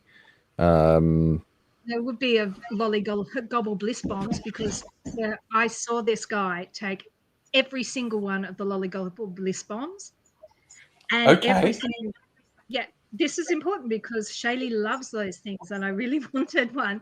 And I saw like this big pile of them in one person's cart, and I thought, oh, they're restocking. Not that he was taking them out; it was restocking. No, he's so taking. He's taking get all one, of them. and he took his cart away. You need needed to roll up newspaper and go, greedy man. Greedy man. the packaging of Whack him on the nose lollygobble with it. bombs. The packaging of lollygobble bliss bombs used to be better. In the 70s, they were just explicitly stoner snacks, and the whole packaging of lollygobble bliss bombs were just for people who were on serious fucking drugs. And that's kind of faded away since the 70s, which is sad. But you know, I'd like to see the original packaging. just saying, the original packaging was major stoner sort of stuff. Yeah, coconut cleaver. You're talking about knowing when to back off with cats. That's actually a very good tip for the people. That's absolutely accurate. Yeah. With All right, cats, I'm going to switch my microphone. He's going to switch his microphone off. His microphone is off. No doubt he can still hear us putting shit on him.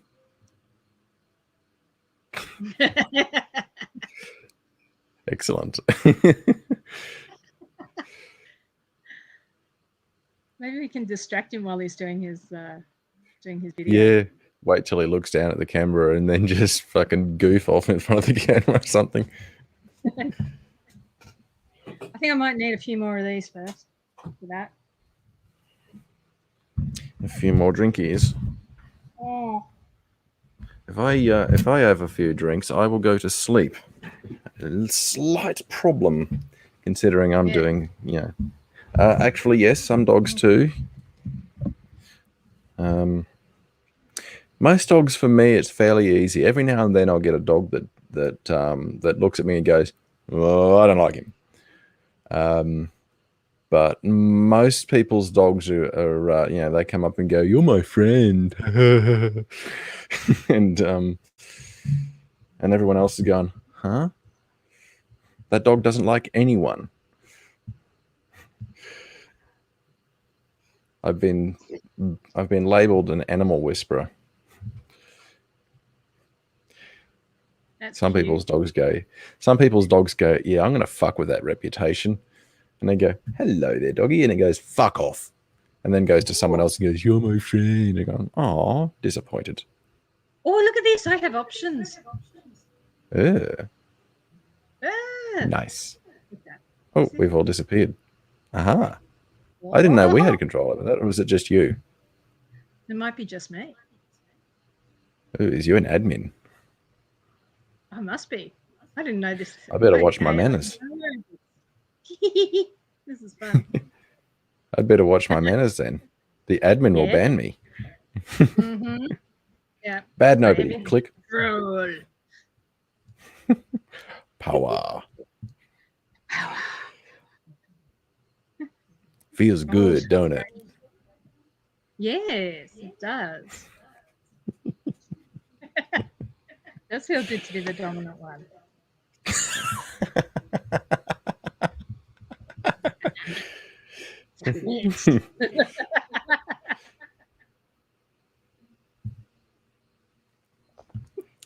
Most of the time, I try and be pretty chill. I gave up on willfully getting anything other than chilled out at Coconut Cleaver because I have an anxiety condition, so choosing to get worked up is just not a good idea.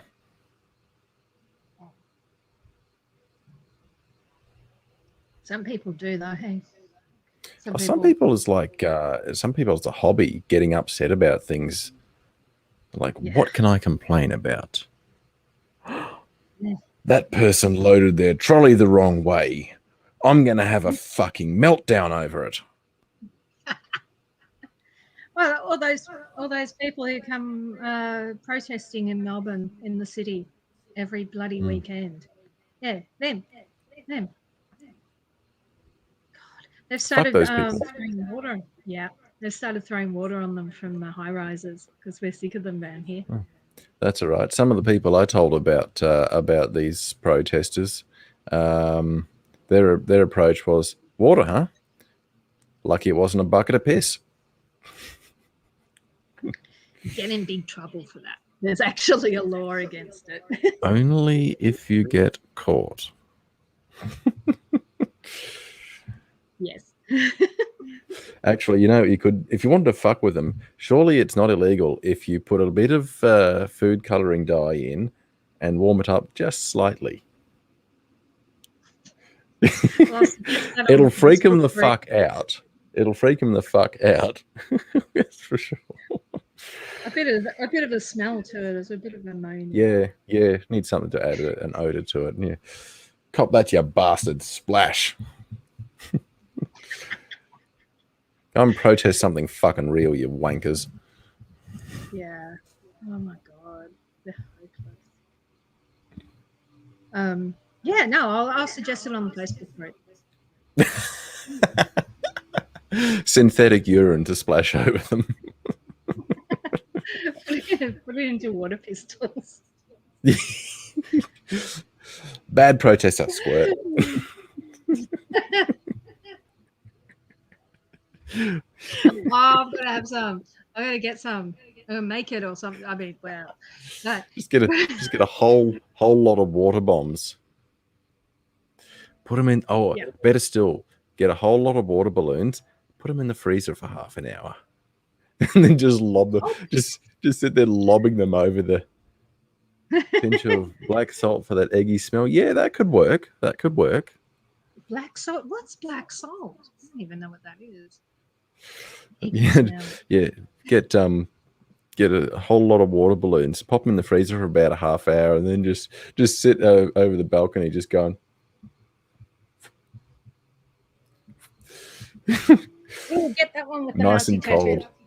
Yeah, the Nazi tattoo. That's the one that gets the water balloon that's been in the freezer for 3 hours. No. Oh, fuck.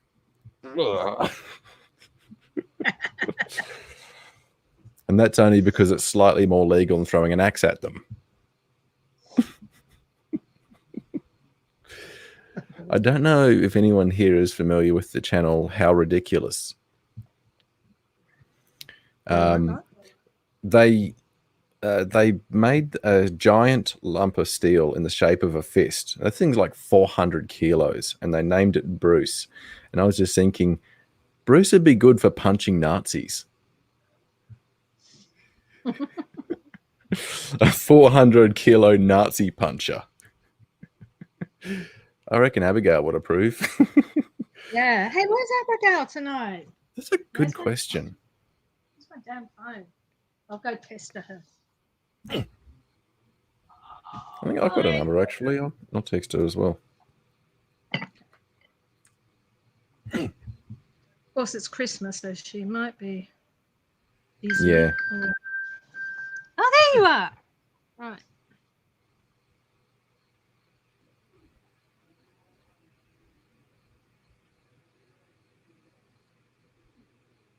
I'll make it nice and cheeky. Because that's what I do. It is.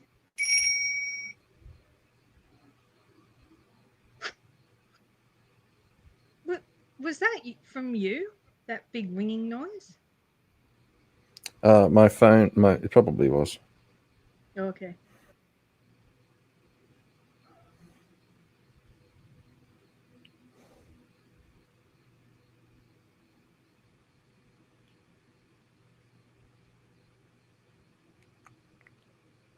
I like using that Scott Morrison rejected slogan, "Where the bloody hell are you?" Yeah, there was the this Friendly Geordie's approach. What the bloody hell happened? The fact that he actually got to be Prime Minister. There we go. That should get a response from Abigail. What have you said? We have no Abigail to look at on live stream. Did you use the B word? I didn't, but I said, we have no Abigail to look at on live stream. You're right. We're missing the eye candy. Oh, good. She's going to fucking hate me. Come on, just to tell you off.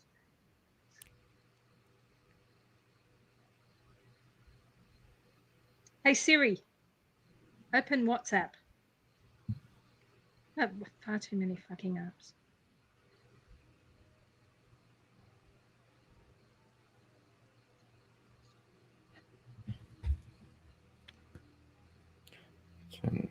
Listen here, phone.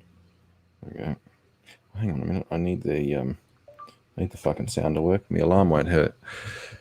Forget the name, but it's full of sulfur. Makes for realistic scrambled egg substitute when added to soft tofu. Realistic as fuck. Okay.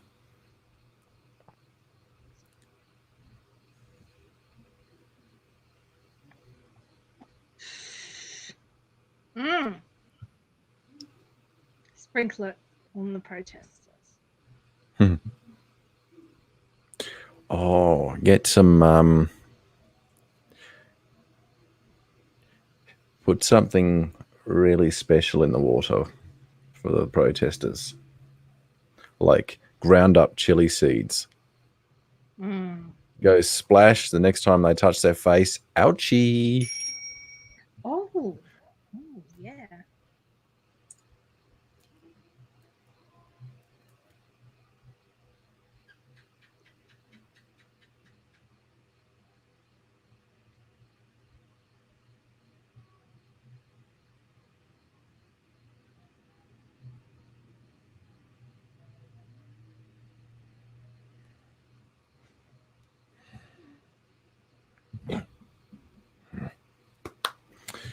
So, and what were we talking about? Oh yes, being mean to anti-vaxxers and other dickheads like that. And trying to Throwing provoke water balloons Abigail filled. into coming on here and giving you what for. And and where's AZ? Yeah, I could text him as well, but I figure he might be like he might need to be resting or something. So Yeah. Okay. That's come considerate. I try, Yep. except for when it comes to winding up Abigail.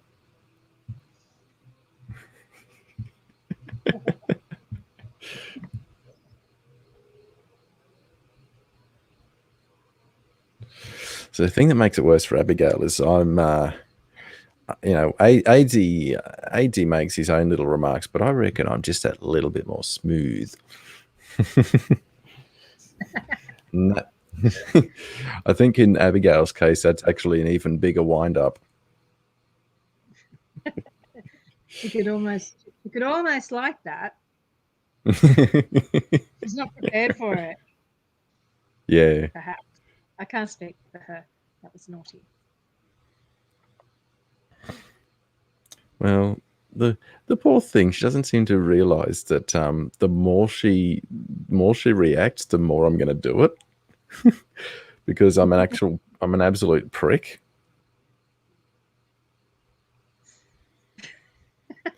I have a work into your lovely faces. Isn't that a lovely thing to say? How sweet. Well, Queen, I definitely agree about lovely faces.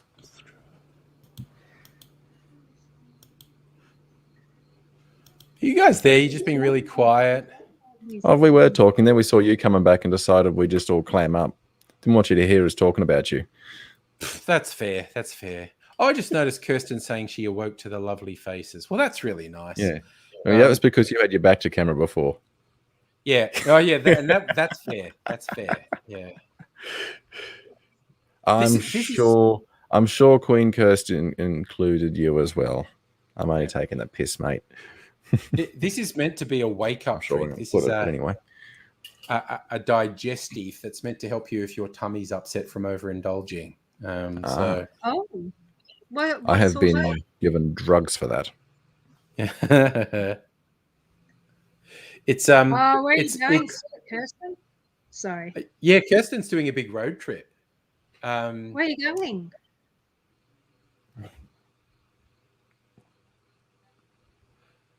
Oh no! Sorry, I just read what Coconut Cleaver wrote. Had a job throwing away punnets of chilies covered fruit when you went for a leak. That would be rough. If you handle chilies, you can't touch other body parts. Again, if you're a guy like holding your dick, taking a piss can be a whole experience. The worst thing is if you rub your eyes. Oh, touching your eyes is a big mistake. Yes, Do not do that. We were talking about concoctions to throw on the protesters. Yes. Oh Um, yeah. Like Anti-vaxxers. we're talking, Nettie was talking about how some of the people were throwing buckets of water over them from their balconies, and I was saying they're lucky it wasn't buckets of piss. Yeah. No, I'd get little water balloons and put very questionable things, and just be out of sight, like be lying there, like have like I a beat you to it, speed angry. rubber or something, and just and Yes, fly through the a air little and trebuchet. That would be yeah, a little so trebuchet awesome. to fling them. Yeah. Yeah, slingshot them over, splash. I suggested popping the water balloons, putting the water balloons. We don't want to pop them, not in the freezer. Put them in the water in the freezer for like half an hour or something, so that they're starting to crystal up, but they're not solid, just really fucking cold. And then just lob them at those bastards. Yep. Rocking That's there. another good one. My fucking rights. No, don't like masks. I'm an anti-vaxxer. Splash. Ah, fuck. And look, if you forget one and it stays in the freezer too long, so it's the equivalent of them being hit in the head with a rock when it goes over. Well, Yeah, those are for the That ones shit with the happens. Nazi swastikas on them. Yeah, they get that one. Yeah. I was talking before about the YouTube channel, How Ridiculous. They've been dropping things from a 45-meter tower onto other things. And one of the things they did was they made a lump of steel in the shape of, well, they had commissioned a lump of steel in the shape of a fist. It's about 400 kilos. Oof. That would be the ultimate Nazi punching device. It really would. That's really punching Splat. a Nazi in the head. Yeah. The ultimate So where's Nazi punching Aidsy? device. Canberra. Aidsy's in Canberra. Oh, family. He's in Canberra with his family.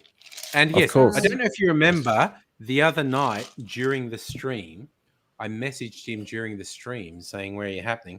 Motherfucker texted back at midnight, like I'm lying in bed, and phone goes ding. And I was super restrained because I did not reply, fuck you, fucking texting at midnight, you fuck. Yes. So yeah, he's I'm in very Canberra. fortunate. Yeah. With the various medications I'm on. I'm now on 3. One of them's to deal with the fact that my stomach doesn't seem to like retaining food very well, and the other 2 are because my brain doesn't seem to like me very much. Yeah. One of the really handy things about the 2 brain ones is that they basically knock me the fuck out. Most times I get knocked out and I stay out. So, phone goes off. I wake up in the morning. Oh, phone goes off. When did that come through? Oh, about 4 hours ago. Yeah. I used to sleep through smoke alarms. Oh my God. Somebody tried to wake me up and they put a smoke alarm next to me and I slept through it. Oh, that's pretty bad. Okay. Oh my God. Yeah. No, I sleep because a of little bit lighter than that now. because of AIDSy a year or 2 ago, I put my phone in like do not disturb mode at night, so I didn't get calls or texts overnight because he was going through a really bad phase of not knowing what time of day it was and fucking texting or calling at 2 a.m. because he literally didn't know what time it was because he was all fucked up. And when I mentioned that to someone, they go, oh, but what if there was an important call? And I said, anything that happens to you after 10 o'clock at night is between you and God. Don't drag me into it. It's just... I like that. But what if it was a family member? It's like, no. If they want to get into trouble late at night, it's their fucking lookout. Invisible chicken, that would be hard to sleep through. Sleep through a bobcat drive. Yes, it's nice to see you here. First time seeing you. So Kirsten's going to Corowa, Harrietville, and Beechworth. You know what those places have in common? I think they all have distilleries, is what I'm saying. Actually, I'm not sure about Harrietville, but I know Corowa and Beechworth do. No, doubtless. Kirsten can't remember the last time he had the phone off silent. But even, yeah, it's just... the do not disturb is more than silent. It's like you just don't know if someone tried to call. And I actually explained to my offspring, it's on this do not disturb. On the off chance you're ever out and you do need to reach me, how it works is if the same number calls you 3 times in less than 2 minutes, it'll put the call through. So, which is actually a neat touch. Yeah, no, Kirsten says I'm right. All those places have distilleries in them.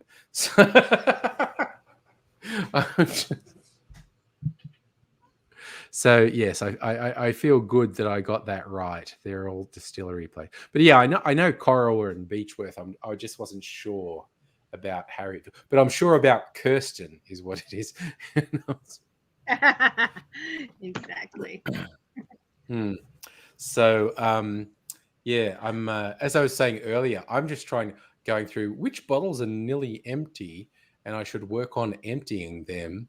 So in the new year, like if various of my favorite distilleries are having post-Christmas sales, I can buy some more things because I need to empty some bottles so I have some actual shelf space. Jonathan Jubb, Crispy Crimbo to you as well. Yes. And, okay. So Kirsten saying Harriettville technically doesn't have a distillery, but it's 17 minutes from a distillery. So that's very close. That's close. This is really good because it has muddled. Well, I use sultanas rather than raisins, and maple syrup. So it's a really sort of earthy sort of sweetness. Like it's not like white sugar sweetness. It's that darker sweetness from maple syrup and sultanas. It's really quite good. Sounds all right. It is. And it's as I was making the video, I was going, oh, this is listed as a digestive that's meant to make you feel better if you've overindulged. I want to throw in a disclaimer. That doesn't work. If you drink alcohol after you've been overindulging, all you're doing is at best postponing feeling bad.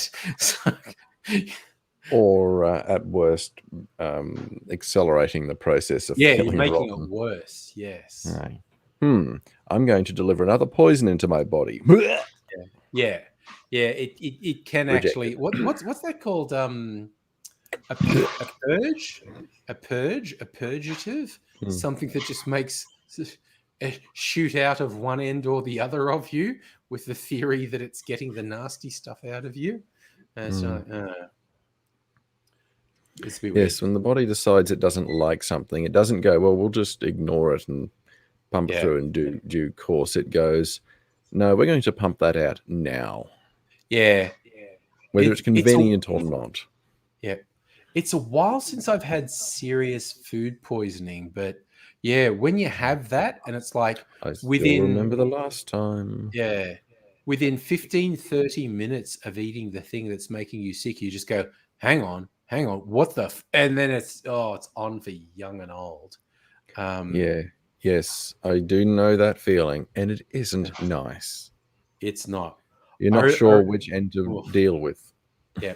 I remember years ago, I know the exact thing. KFC had this limited edition thing.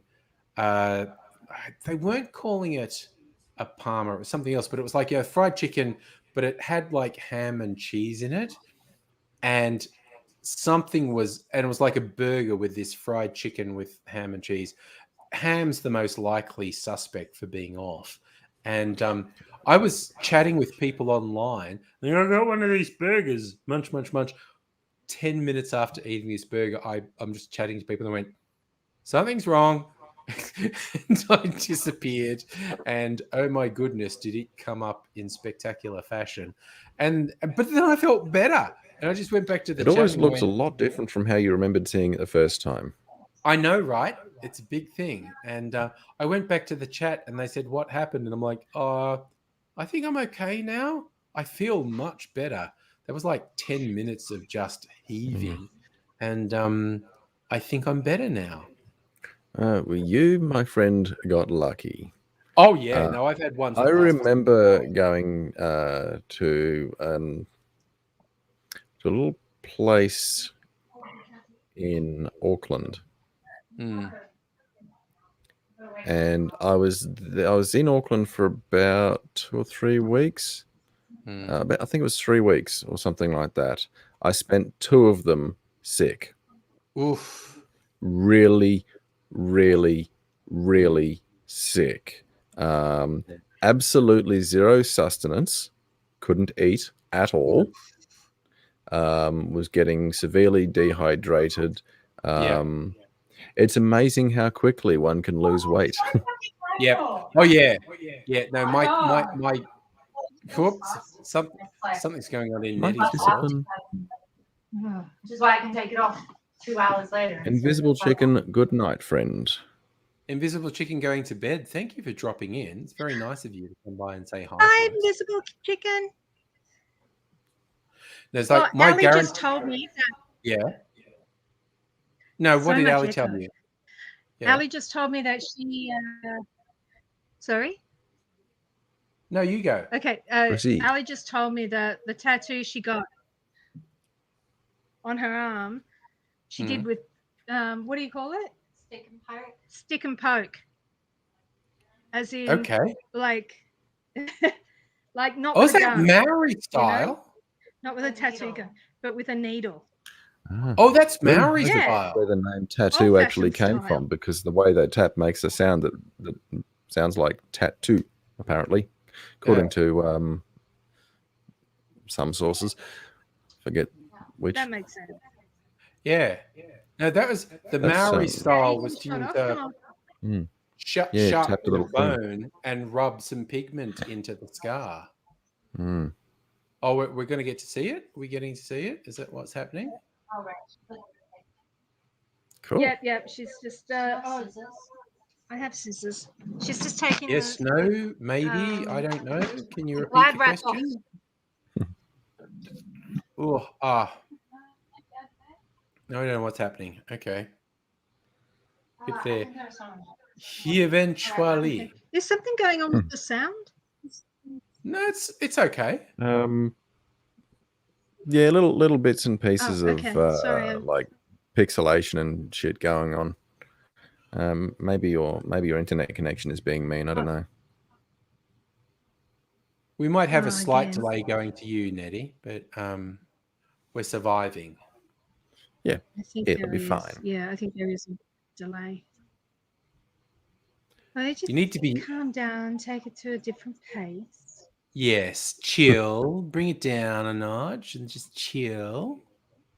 It's all good in the hood. Okay, here we go. Where's a fucking big one? Yes, I know it's very big. Oh. Ooh. It's when I Yeah, that would have taken a while. gotta like see it from the back here. Oh yes. Yeah. Well, they were Nice. here from like 4 o'clock through till 9:30. Holy cow, okay. Yeah. I'm sure if you can like see that. Yeah, it's big. Yeah, it's a That's pretty very nice nice. design. And around that side. But yeah, like that. Oh yeah, that's easy. Yeah, that's Nice. good. It's all very smudgy at the moment. Yeah, because it's still like the ink is everywhere. I gotta wash that off. Like, Okay. actually, I should do that. Cool. Gonna go off and do some tattoo With care. it. Yeah. It just Hey, every time I turn around, she's got a impressive. new tattoo. it's a thing. It was Reminds pretty me, impressive, though.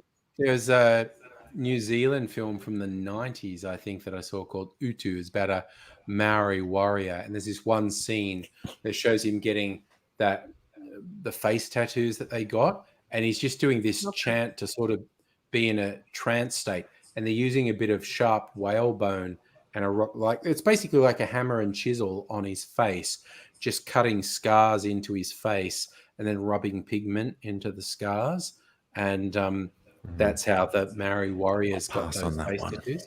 I know, but that's why they scared the shit out of everyone else in the Pacific when they realized these guys have just done that to their face. It's like, holy shit, if they'll do that to themselves, what are they going to do Those are to some me? tough motherfuckers. Yeah, what are they going to do to me? And they were ruthless. It was like if they went to a neighboring island and someone goes, "We're peaceful, we want to share the love," they would just kill them all. It's just like, no, fuck you. If you're not going to put up a fight, we're just going to kill you. Well, see, that probably has. Okay, somebody has fireworks. What the fuck? Is that sounds like gunshots God. going I think it's fireworks, on? albeit That's illegal ones. Warfare happening in your backyard. I turned it off. Does sound awfully close. Oh, there we go. Yeah, You see nice. that? Yeah. They're getting a little closer, so they can. Yeah. Yeah, there's a rose there. Some nice detail on that. Yeah. Yeah, it's really nice. That's the other thing with like stick and poke. You can get a lot more detail because it's literally like you can get really in there. Precision. Okay. Yeah, that Yeah. makes Cool. sense. It's A lot more precision. It's 2 parts. So the darker. Oh, okay. Stop moving away from the camera, silly. Okay. So there's like a darker bit here. You can only see it well on the camera. That's the actual bit that Yeah. was tattooed today. So it's Okay. that bit. And then there's this on this side, which I'm gonna get next. Okay. Oh, cool, I cool, see. cool. That's the drawing. Yeah, that So was the more drawing you detail saw. to go in there. Right. Yeah. That's cool. Yeah, so it's got this like, it's got this spiral thing where it's going around my arm. It's very cute. Okay, I like it cool. a lot. Where did you meet these people, by the way? Who did your tattoo? In the protest group? So yeah, the second part shouldn't be as painful because this is like wrist right over the tendon, but this is upper forearm. So Yeah, not so bad. it was also Okay. it's a good design because you like we could cut it off at like any point as long as the rose and these leaves were done. You could basically cut it off once the leaves were done. The leaves only took like 20 minutes. So because that was my plan because I haven't done stick and poke before. So I was like, all right, if it hurts too much, I want to design where I can be like, all right, stop. But, you know, it was Okay. fine. It didn't hurt. Like Cool. What's your little rose in there too? yeah, Yeah, nice. thank you. That's pretty cool. Yeah. Have you shown off your other one? Show off your other one. Oh, okay. I'm pretty sure I have. There's one on the car. It's a Okay. dog. Yeah. Oh, that's Yeah, so that's cool. That is so cool. That is. Yeah. It was Nice. it was designed by one of your friends at school, wasn't it? No, Oh, this was nice. a friend, like a good friend, like one of us from weird space stuff. Yeah. I'm really happy with it. It's really yeah, come, it it's is come out really really good. nice. Don't let your mother see it. Oh, true. Right, I've got to apply it. Okay. Do your aftercare.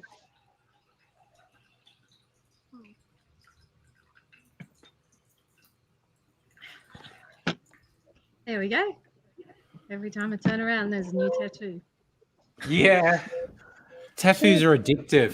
From everyone I know who has tattoos, They all finds say them the same. addictive. Yeah.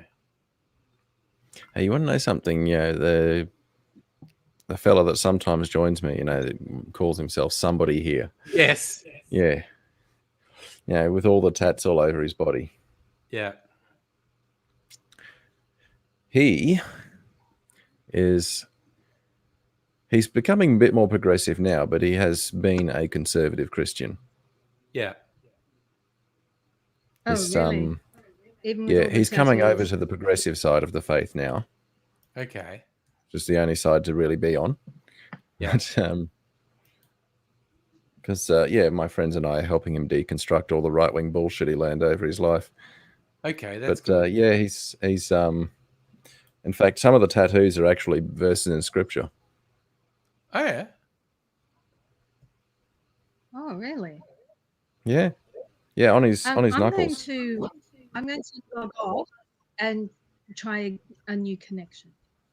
Okay. So because not? you guys are going all blocky and All right. You maybe need to use that Cutting out, cable that okay. we got the other night to connect. Yeah, that's probably not a bad idea if it reaches. De-indoctrination. reach Yes, over it's the something like balcony. that, Safa. It's not so much indoctrination as deconstruction to dismantle old ideas about a particular belief while still having the actual belief. Yeah. It's often it's like the reason for the belief is more important than the belief itself, That because can it's like, be the case. yeah, it can be. It's like what's driving you in a particular Mm. direction can be Yeah. what's important. Well, some churches will talk about their priorities, and some of the churches, their first priority is the Bible, and they you know, they're all biblical inerrancy and all that sort of shit. Now, priest of my church, basically, he read this email that he also agrees with about the fact that is wrong. Yeah. It's wrong to have the Bible as your first priority. That is totally the wrong thing to do. Do I think the Catholic Church should have female priests? I absolutely do. I think the Anglican Church already has them. We've had Anglican female priests for about 30 years. Yeah. I also think the Catholic Church should allow priests to marry, because the idea... It's funny you mention that. Yeah. Where my friend lived, the one I live with now, there's a Catholic church not far from that place, and their priest, because he converted to Catholicism after he married, is actually still married. Ah.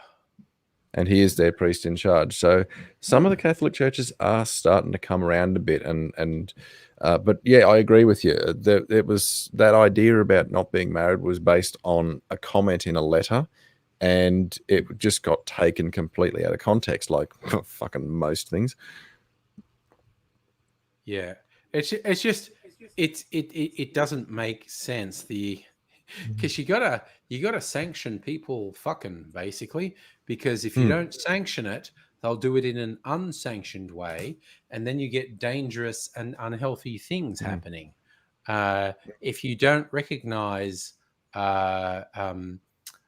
sexual interaction between adult humans as being a good and positive thing, you end up with very distorted and weird and fucked up sexual interactions.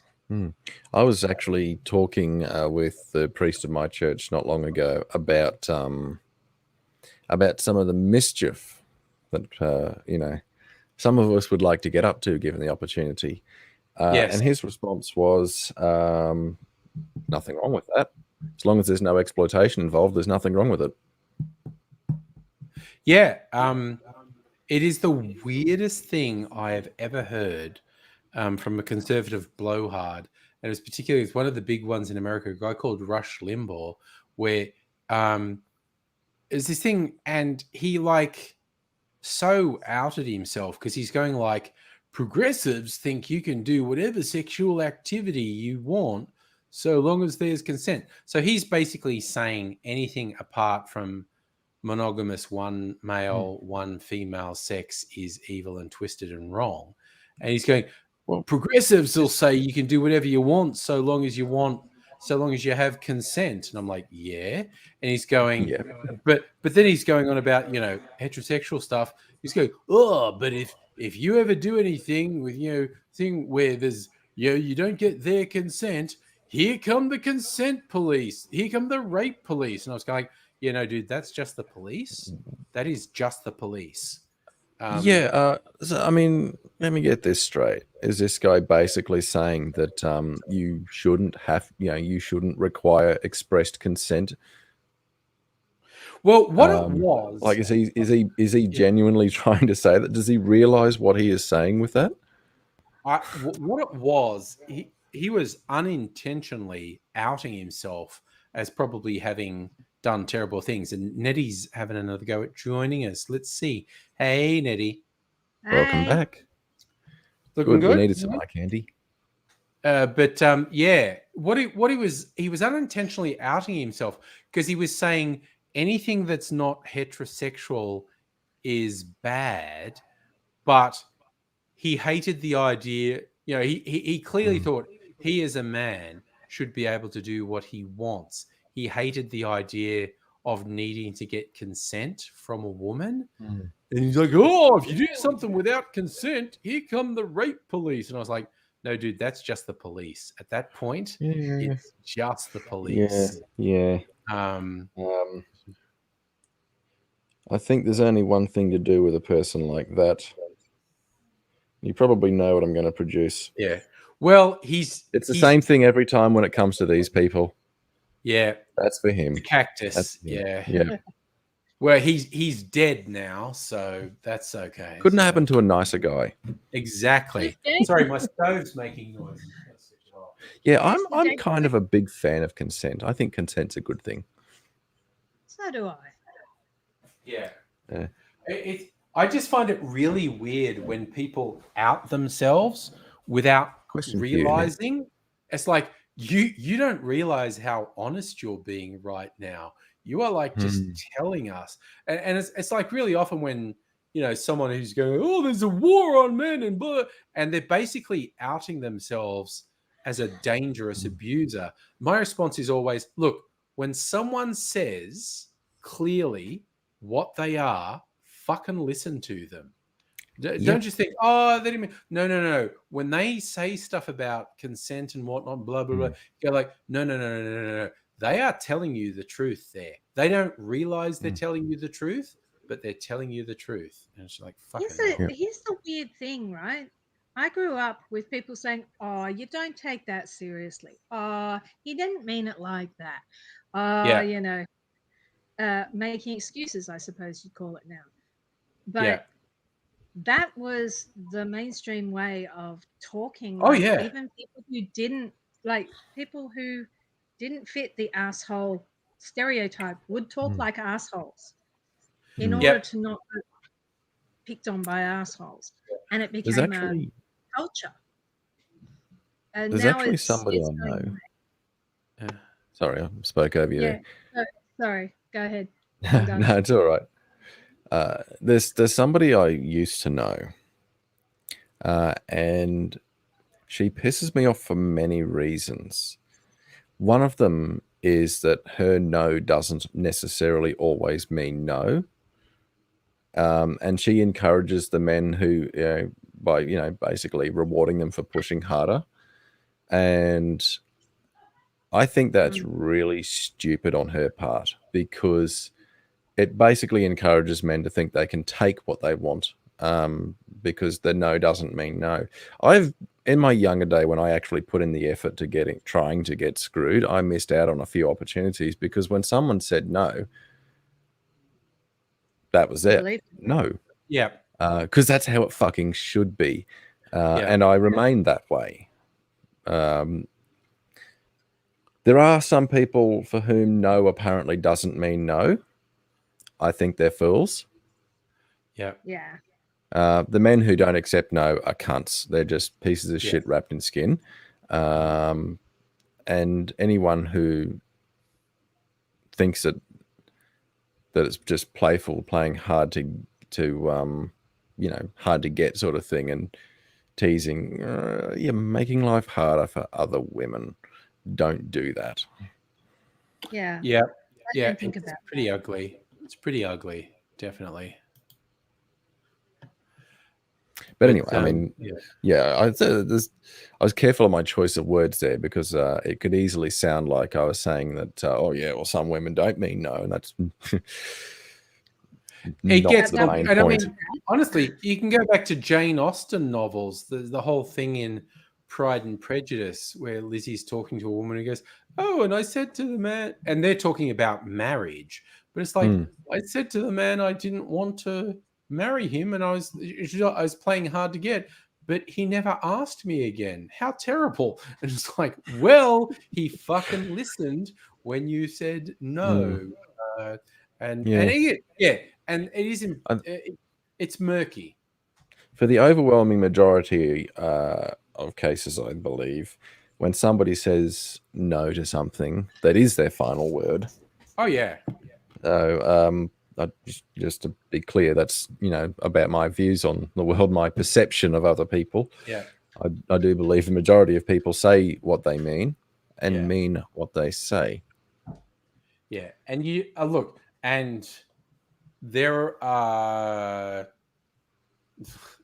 different people in the world, and Mm. they do Yeah. play games, and they do muddy the water, and they do, Mm. and it's just Yeah. like, well, and I you get to a certain age. I think when you get to a certain age, you've probably seen every dumb fucking thing people can do of all genders, and all persuasions, Yeah, and just yeah. like, Some people are fucked. As I always say, some people are like Slinky. Not a lot of good in the world, but you can't help but laugh when you see them tumbling down a flight of stairs. yeah, yes. It's just like, oh my god, it's just Slinky um, people. Yeah, and Slinky and people.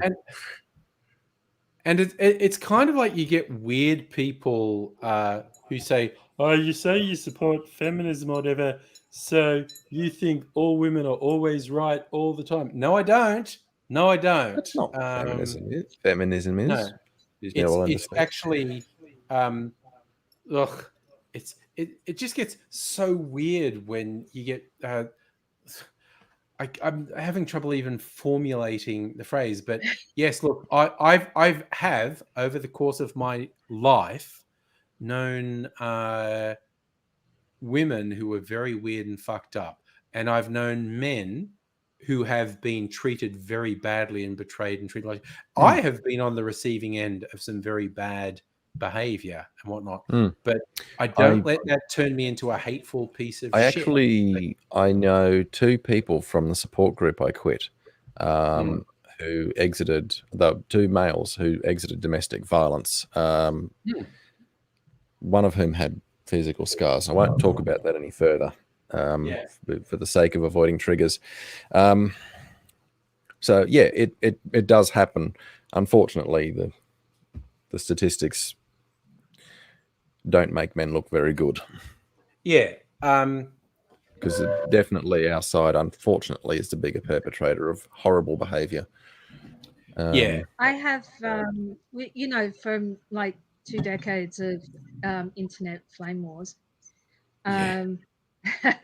I have noticed that when guys start bringing, like, okay, we'll say old-fashioned men start bringing in these examples of women being feminist, so to speak. What the behavior they're really the behavior that they're really describing is really angry women who have fucking had enough and are just going straight for the revenge. Yeah. They might be saying that they're feminist or something. They might be might be throwing out a few phrases they've picked up that's from feminist thought Boomerman, and all yeah. of that. But on the whole, they don't really know what feminism is. They're just really angry and they're really going for revenge because they don't know any better. Yeah. That's the description that most of those anecdotes sound like to Yeah. me. Yeah. Yeah. Anyway, moving on in case we start to trigger people. Yeah, we're yeah. talking We about some don't ugly want ass to get shit, too dramatic. and we don't want to bring the mood down and upset people. So, Yeah. So because that would be fucked. Saf is asking how Tim Smithed I am. I think I'm not even half Tim Smithed at the moment. Mind you, I intend to make 3 champagne cocktails, and if I do that and drink them, I'll be well and truly Tim Smithed at that point. Waiting for Santa to arrive, i.e., midnight. If I have 3. Well, they're not going to be champagne cocktails. They're going to be cider cocktails for me because I don't like champagne. But I'm going to put bubbles in them. Yeah, if I do that between now and Santa time, I'll be pretty Tim Smithed, quite honestly. But I've got them pegged. I've got them pegged out. One's a brandy drink, one's a rum drink, and one's a whiskey drink. So diversity. I think a diversity of base spirits keeps it interesting. Oh God, looking at what are the glasses they recommend. I've got to get a couple glasses ready. Coupe, and champagne flute. Okay, all right. I've got it.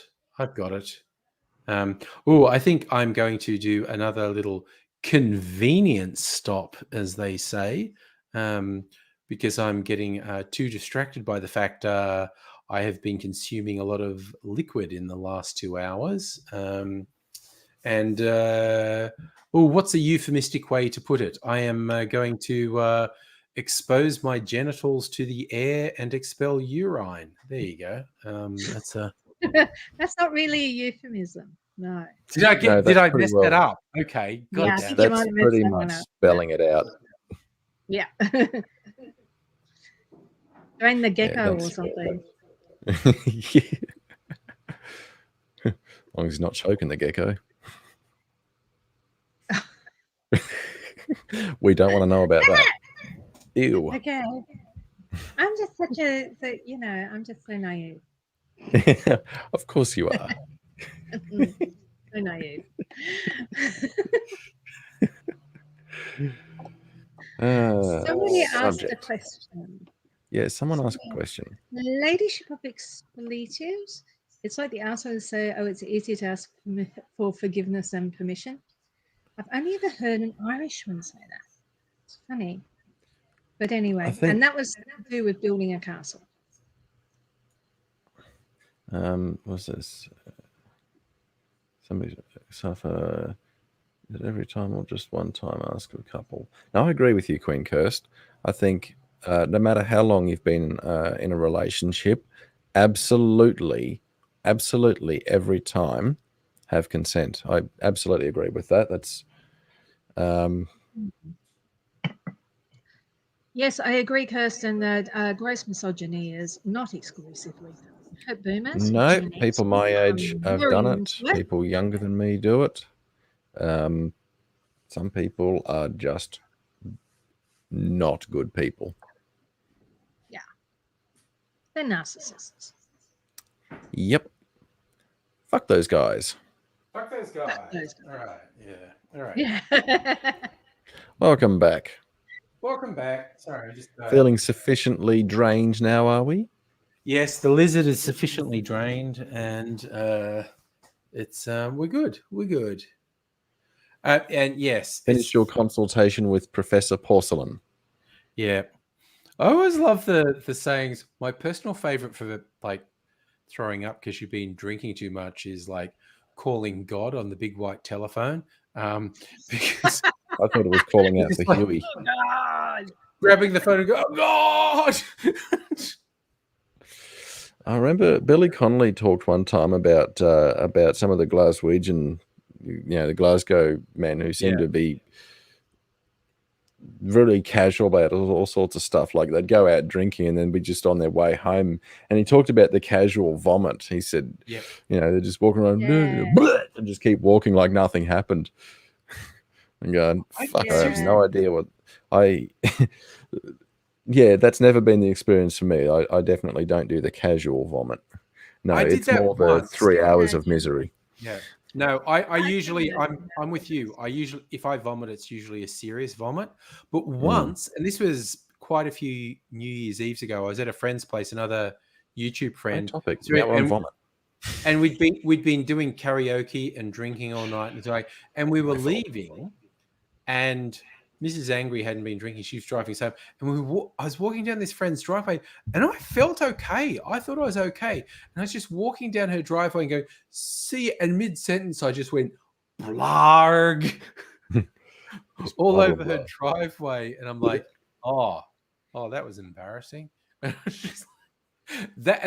think that was the one time in my life I've done the casual vom. I was literally just walking, saying, "Bye, see ya," and I thought I was okay, and just mid-sentence it was just blarg, and you're like, oh, all over your driveway. That's bad. That's bad. Hope you got a garden hose. Yeah, the people I was friends with, sort of in my through my 20s, a lot of them did a lot of camping, and That kind of been long and ago. the boys and the girls, they coupled up and they stayed together for ages, and But right at the beginning there, they were also okay. The girls all went to the same school, Yeah. and like they were good little Catholic private school girls. Yeah. And So the swore boys like were troopers. what? Good little Catholic schoolgirls, so they swore like troopers then. They did a bit, and but they were ladylike about it. I'm a lady. I'm a lady. And the boys are all Trust me, I'm a fucking sweary. lady. Like, aren't you fucking manners? Anyway, Don't fucking the- swear. the boys were all state school boys, and they all Worst. met. Okay. They all met doing engineering. Hey, Well, I went to a didn't- state school. But Fucking poor. anyway, engineers. They were engineers. This is the base. Oh God! Now that's the worst. base thing. Engineers. Engineers. Anyway, so they all drank enormously, so much, and then they all went away on a camping trip together, and the boys were just so impressed because the girls could spew into a cup this big and not have it spill, whereas they would like go everywhere. That is- They were dainty vomiters. They were just so impressed. Precision vomiting. Oh my god, I have to learn this. How do you do Having it? a dainty vom. Okay. Precision The art vomiting. of vomiting with God. class. Oh my You'd have God, vomiting that's- deportment lessons or something. That's simultaneously impressive and appalling. Maybe they learned how to vomit in their in deportment class or something. Something like that. Yes. Now, ladies, if you are going to be sick, you must do If it you were this doing way. engineering, You must if you do practice. engineering, you will be sick. Not. Sorry, Yes, cutting you nothing is taboo here, is it, Safa? Everything is permitted. We're like Alistair Crowley. off. Nothing is true and everything is permitted. An entertaining Do Christmas what thou Eve. What wilt shall we shall be discuss? the whole Let's of the discuss Lord. vomiting.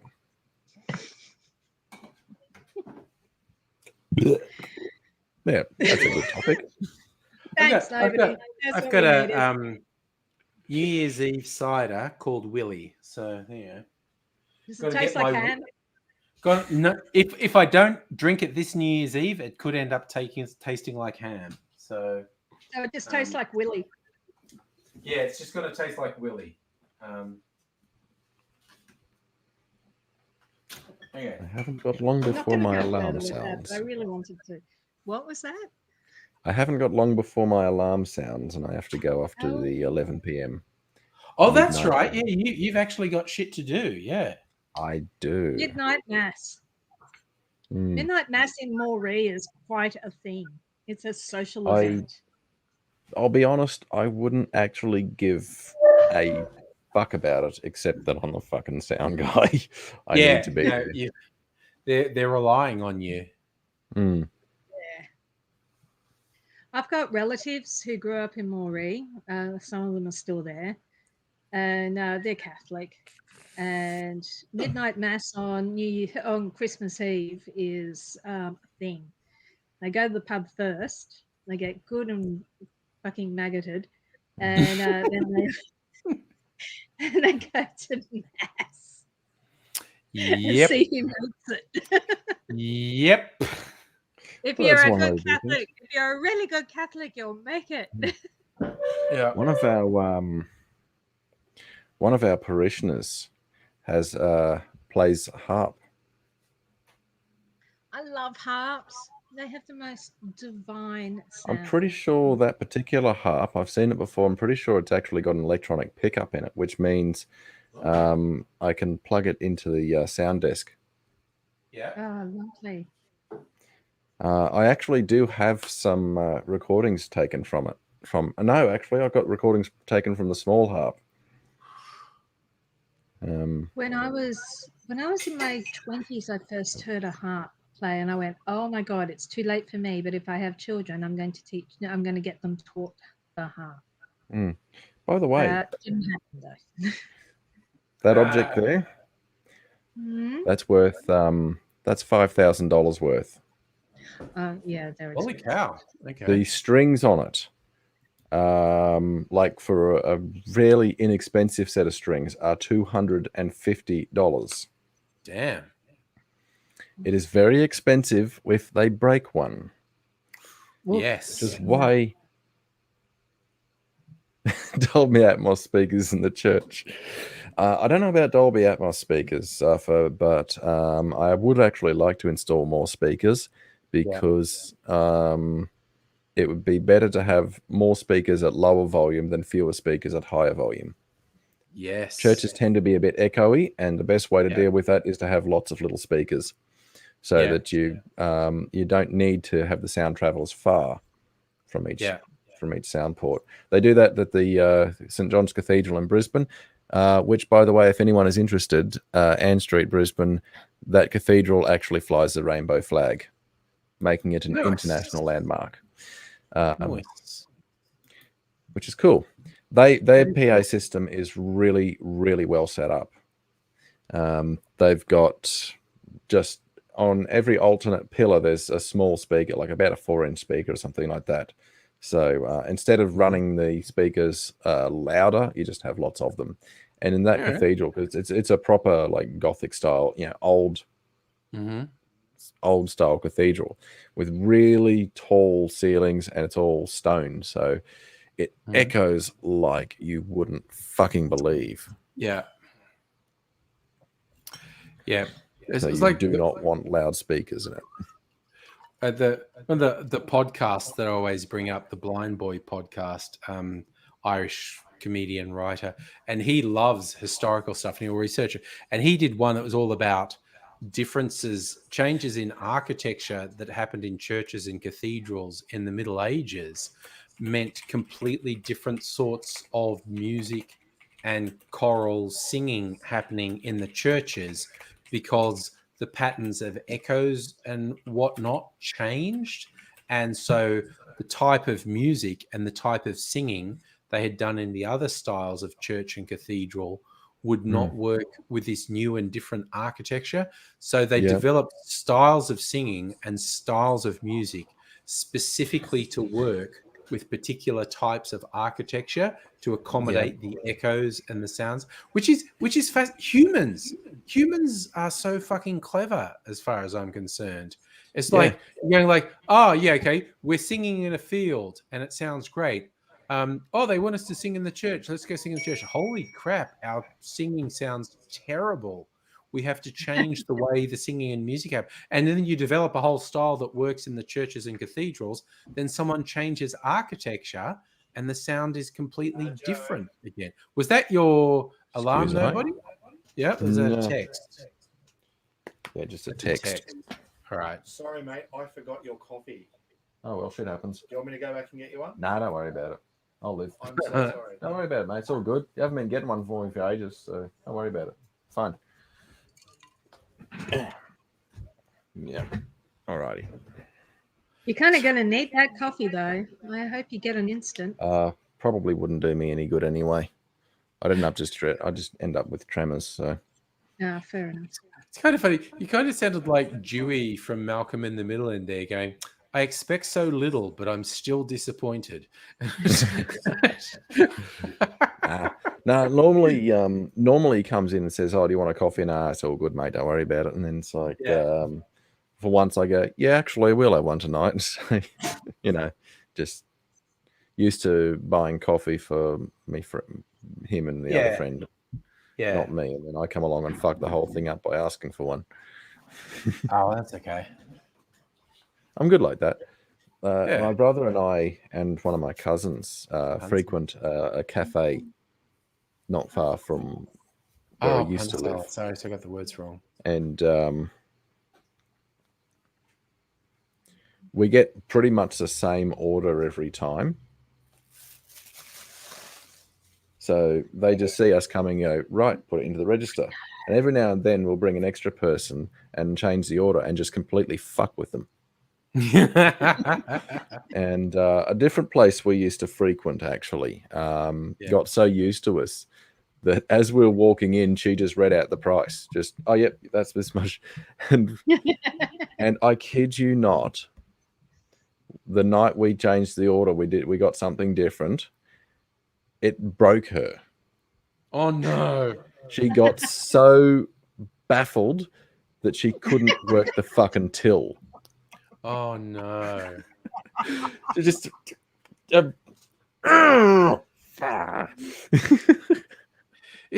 I actually get really uncomfortable if I go somewhere often enough that they go, oh, I know what you want. And it's like, now I feel weird and uncomfortable that you're like, I ordered that. I'm a creature of habit. I'm an Aspie. Oh. And I guess I must be too, because people just go, oh, you're here, you want this. And I'm like, oh no, now I feel uncomfortable. Why you? And maybe because I'm just vaguely uncomfortable with the whole being served thing as well. If someone's like doing extra stuff for me, it makes me feel uncomfortable. And I can relate with that a bit. I'm one of those people who will go into a store, and I will hunt through that whole fucking building, dodging the sales assistant who would find me the product I'm after in about 5 seconds. Yeah, it's Okay. and I mean, it hasn't been a thing for a while, because where it happens is when I'm working in the office, because particularly if I'm too lazy to organize my own breakfast before I go into the office, there's like a cafe somewhere near where I'm working, and they have something I like, which is usually a variation of an egg and bacon roll. And it's just like, yeah, I'll have that. And it's just like, when they get to the point like, oh, you have the egg and bacon roll with barbecue sauce. And I'm like, okay, now I feel uncomfortable. And what you do, Angry, is you greet them with a smile when they say that, and you say, no. Just change the order to fuck with them. But the trouble is, it is what I want. That doesn't matter. That doesn't matter. It's not about getting the food you want. It's when they come along and they go, oh, you'll have this, and you go, no, and fuck with them. That's like Billy Connolly's idea of going into a clothing store or something like that and saying, do you have this in extra medium? Extra medium. Just to fuck with them. On principle. It's pretty good. Yeah. I don't know. I am broadly uncomfortable with the whole being served thing, I think I mean, when it comes to like one of the things I've been known to do actually, and I've stopped doing it because I realized it's actually a pain in the ass. But finish eating somewhere, pack up my plate and take it and put it somewhere where they can just easily reach it. And what I've actually come to realize is it's a fucking nuisance to them, because it's either putting it somewhere where they're likely going to be dealing with fresh food, which creates a huge problem. Or they don't know which table you've come from, and therefore they don't know which one they need to go and clean. Or just generally gets in the road. So I stopped doing it because I realized it's not a help. Yeah. I mean, I'll handle. If there's stuff going around, I've been known to help. Just pack everything up. I stack everything neatly on the table, and if I see somebody who's like, if they've got a window into the kitchen, I'll sometimes pass it through if there's someone nearby. But otherwise, just leave it. But I'll go as far as if someone's coming to clear the table, I'll hand them things. But that's it. Oh my! You know what bugs me? Like when you're with a group, and this is normally a work thing. You're having a work lunch, and there's anywhere from 5 to 20 people at a table. They've all ordered things, and then the staff come trying to do. Who ordered the chicken parma? And no one answers. And I want to scream at the rest of the table, "Shut the fuck up! Pay attention! Who the fuck ordered that?" And in the middle of me thinking, I'm so sick of people not paying attention, I realize someone's just said 3 times they've got my plate. And I'm like, oh, no, that's me. Yeah, sorry. Yeah. It always happens. Occasionally, if somebody comes out and calls something, I'll actually repeat it to everyone around me if they haven't heard. No, I'll do that. Yeah. Yeah. because it frustrates the shit out of me if people at the table aren't Mm. listening. It's like someone's coming with food. Shut the fuck up. Listen to them Yeah. and see if it's you. And normally, because that's happened 3 times in a row, and I'm getting really frustrated, and I'm going to the table. Hey, it's fettuccine carbonara. Who ordered it? Mm. And then it always happens. I realize someone's been hovering around and they've got my plate, and I've been so fixated on other people I've not been listening, and I'm going, oh, sorry, that's me. I'm the earpiece one. Well, the other thing I Oh. do, you probably do this too, actually, is they bring the food over and they go, "Who ordered this?" And the person it's for is talking. I just go, "That one." Yeah. I did a variation on this. I remember this from years ago. Used to always have like meetups with YouTube people and whatnot, and had sort of reasonably well-known YouTuber from overseas come over, and there was a meetup, and there's a lot of people, and then some of us took a drive down Great Ocean Road. Wanted to show these Americans the Great Ocean Road, which is a very spectacular drive and whatnot. And at one point, we stopped for dinner on the way back. It was this Chinese restaurant. In Apollo Bay, I think. It's a nice place. Anyway, and the woman taking our orders, and there was like 12 people, right? And she's taking orders, and she's not writing anything down. And one of the Americans is like, he's basically said, I'm really concerned that you're not writing anything down and you're going to get the orders wrong. And she just went around the table and was like, your lemon chicken and fried rice, your braised beef, and she just went around the table and she just got every order right. And he's just like, okay, now I feel like a dick, and I'm really sorry that. But I thought it was completely reasonable. He brought up, you're taking all these orders, but you're not writing anything down, and it's just like she's got a photographic memory, and she just went around the table and went, you're ordering this, you're ordering that, you're ordering that. And he's like, okay, yep, you have all the orders. I'll shut up now.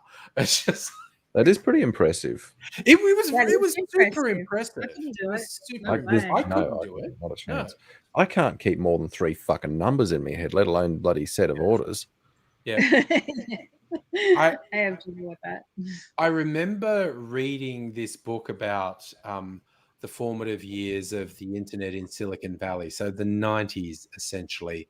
And this guy was a journo who's interviewing them. And he's just like, these guys are so weird because they're hyper geniuses, but, they still can't talk to people and get a date and whatnot. They can make millions of dollars, but they can't make human connections and whatnot.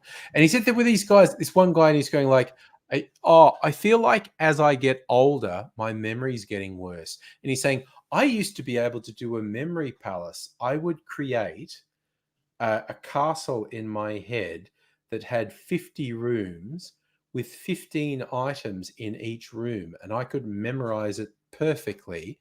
And I could I could metaphorically walk from room to room and tell you what was in it and where it was in the castle.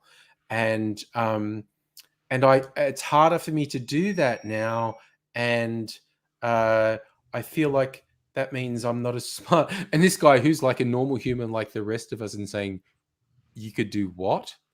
And it's just like, you could remember 50 rooms with 15 items in each room, and you could just, what the fuck, what sort of brain do you? And of course, these are guys who are on the spectrum, who have particular. Hello. Hi. Hello there. So She's Kirsten's never saying she could. fucking Kirsten could take orders from tables of 15 without writing any. I think it's a particular skill. I think Fucking it's a particular show off. skill some people Really have. Yeah. And Fucking it is show off, an yeah. impressive skill. It is an impressive skill. I basically have to ask people what they said to me 10 seconds ago, and like, sorry, you said something, didn't you? It's like, yes, you're on fire and you need to put it out. Yeah. Right. I knew you said something important. And it's just like, So what yeah. were you saying about fire? What was that? Oh, ow. Yeah. The roof is on fire. Oh my God, the roof's on fire. No, it's a song. What are you doing? There's an old Chris Rock movie where he's trying to liven up a party full of white people, and he's singing, the roof, the roof is on fire. And all the white people panic and run out of the room and go, oh my God, the roof's on fire. And he's going, no, it's a bit. What's wrong with you? Where are you going? And so, anyway, it's a thing. It's a whole thing. White people, aren't they silly? Sorry. Some of us are a little too white and nerdy. Oh yeah. Oh my God. Wasn't that the I remember seeing an interview with Weird Al, like that whole white and nerdy, where he had Donny Osmond there doing dance moves and stuff, and like he recruited Donny Osmond. Like I want you to think it's going to be called White and Nerdy because you and me are the two nerdiest white guys I know. And Donny Osmond is going, that's hilarious. And Weird Al told him the lyrics and said, I want you to dance. It's kind of like an interpretive dance of what I'm doing. And so Weird Al told him the lyrics, and Donny Osmond's going like, okay, yeah, I've got it. And Weird Al's going, okay, well, we'll do a take. And Weird Al thought it was a rehearsal, and because it was the first time they tried to do it, and so Weird Al's lip syncing, and Donny Osmond's free forming this dance, and then Weird Al watched the tape back, and he's just going, "Oh my God, that's perfect! How did you get it perfect?" And Donny Osmond's just going, "Oh, you just wanted me to be white and nerdy," and it's just like that's me, and Weird Al's just going, it's perfect. It's just like, oh my God. Kirsten's going bedtimes. Night. Good Oh, night, yes. Kirsten. Kirsten and husband are going on the road. A Christmas Have a road great trip. night. May your sleep be refreshing, and may your day tomorrow be fucking awesome. Yeah. I hope the road trip's just an excellent time. Have a great Christmas. Yes. It sounds like a fun and innovative Christmas, doing a road trip on Christmas Day. Yeah. I like it. I really like it. That's the joy of. I still find it funny, particularly like Europeans and like North Americans who are used to winter and the blah blah blah blah blah, and they're like, "But what do you do if it's not snowing?" Going, I don't know. We might go to the beach. It might be in the backyard with a barbecue. We might have a swimming pool, and our world is like alien to them, which I just find fascinating. It is strange, isn't it? It is. And they say, Christmas in Australia is not a real Christmas. It's because, it's so tied to their to the climate and the landscape for them. Yeah. Well, I mean, like, get us another vodka. I've found weird, like doing stuff for my cocktail channel, and I look at the YouTube statistics. The overwhelming number of people who watch my videos are in the Northern Hemisphere. They're not in Australia. I do have Australian viewers, but the majority are in the Northern Hemisphere. So I've been doing all these ones, Christmas flavors and winter flavors, because that's what the majority of people watching at the moment are searching for and what they want to find. And I just go like to Australians are just going, well, personally, me, I drink this all year round. I just think this is a nice drink. But it matches the stereotypical ideas of a winter drink or a Christmas drink. And even though it's kind of weird when you're in the middle of summer, I acknowledge it repeatedly. Like, yeah, I'm doing something that's a winter flavor, except I'm in the middle of summer. But I know from statistics, most people watching are in the Northern Hemisphere. So I know this is the sort of thing you're thinking of. So I'll do it. It's the internet. The internet's a weird fucking place. It's just. I feel like eggnog now. You don't look like I've it. already made one eggnog drink tonight. So, yeah. Yeah, I feel like having another one of those gingerbread and eggnog. Oh, yeah, you got that gingerbread gin. Yeah, that goes really good in eggnog. I got one from out on the Mornington Peninsula, the Bass and Flinders distillery. They did a spiced Christmas brandy. Fucking killer in eggnog. It's so good. Yeah. I'd like to try that one. It's very good. Because Because when I think of spiced spirits, I normally spiced rum. Everyone talks about spiced Have a rum. quick look in the car park, see if there's anyone there. Okay, but yeah, I can see the car park from here. okay, the folk at Bass and Flinders made a spiced brandy, and and it's got ginger and cinnamon and all those Christmas pud flavors in it. It's really good, Yeah. very good. I bought the Starwood Octave. Yes. Okay. Yeah. It's like we all did. I got it. I lashed out and got it. You got it. Fox of Fate got it. You just wander into Dan Murphy's and go, "Well, that looks special. I'm just gonna get that." Well, you're a bad influence. Remember am. when I bought the bug assault rifle last year? Yes. Yes. You bought a bug assault rifle straight after I did. I am a bad influence. I'm definitely a bad influence. It's all right. I've been. It's a good thing I'm not influencing you. 'Cause, there's a lot of flying foxes around here, a lot of fruit bats, and Yeah. The church who owns this house Mm. don't much fancy them getting too comfortable near the home because they when they defecate it damages the property. There's a solar hot water system that doesn't like the bat shit. So so I got my hands on a gel blaster that's a replica of an AK-47. And I walked out to where the bats were hanging around and just switched to full auto and opened fire. Just up in the tree. So that moved them. See, last week I said I'd seen his gun. Yeah. I said I'd seen his gun, and did I lie? Yep. No. Yep. No, you're like. I swear, if I had a BB gun, I would fucking kill the Indian minor birds that are in my Yeah, fuck backyard those things. because I've got no I'd tolerance for definitely- introduced species. Definitely take a few pot shots at those. Yeah, but And the gel balls, see, the gel balls are supposed to be biodegradable, so that you can. You do have to keep gel blasters in a secure location. They are classed as Yes. a replica firearm yes, and have to be treated as such. yeah. I mean, at one point I thought I might be able to scare the minor birds off just because I got like a Nerf gun, but all I have to do is appear at the back door and they fuck off. And as soon as I'm not there, they come back, and it's super annoying. So I think, like, I'm not joking. If I had Turner's got the solution for you. The YouTube channel Turner 81. He had a lot of people that his neighbors' cats kept weeing on his house, and they were a threat to some of the other wildlife. So he set up a motion activated sprinkler system, so that when the cats came into the yard, they got sprayed with the hose. I like that.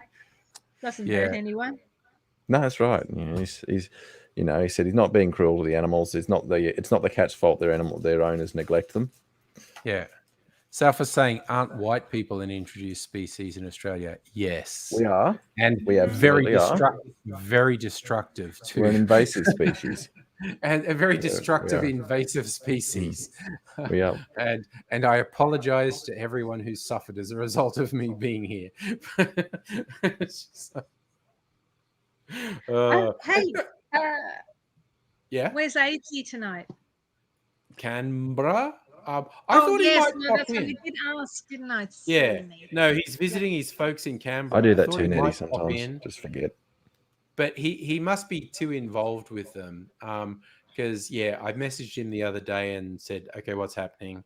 And then the motherfucker texted back at midnight and said he was in Canberra. So, or he's on his way actually. So he'll be in Canberra now.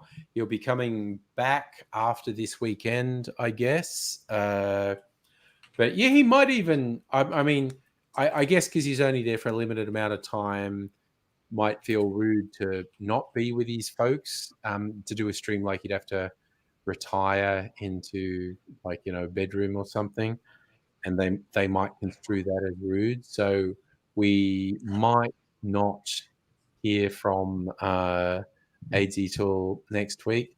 But yeah, he clearly talk them out of putting him in hospital this week. And by the time he gets back next week, who the fuck knows what's going to be happening with COVID caseloads and hospitalizations. Could be really fucked up, actually. Yeah. So it's not looking promising at the moment. So I'm just not going to associate with people until I get my booster on the 10th of January. It's kind of like they're saying, like, oh, we're going to reduce the wait for boosters on the 4th of January. I go, okay, that's only just before I'm already booked in for a booster. And I probably won't be able to get the booster any sooner because everyone's going to be really busy.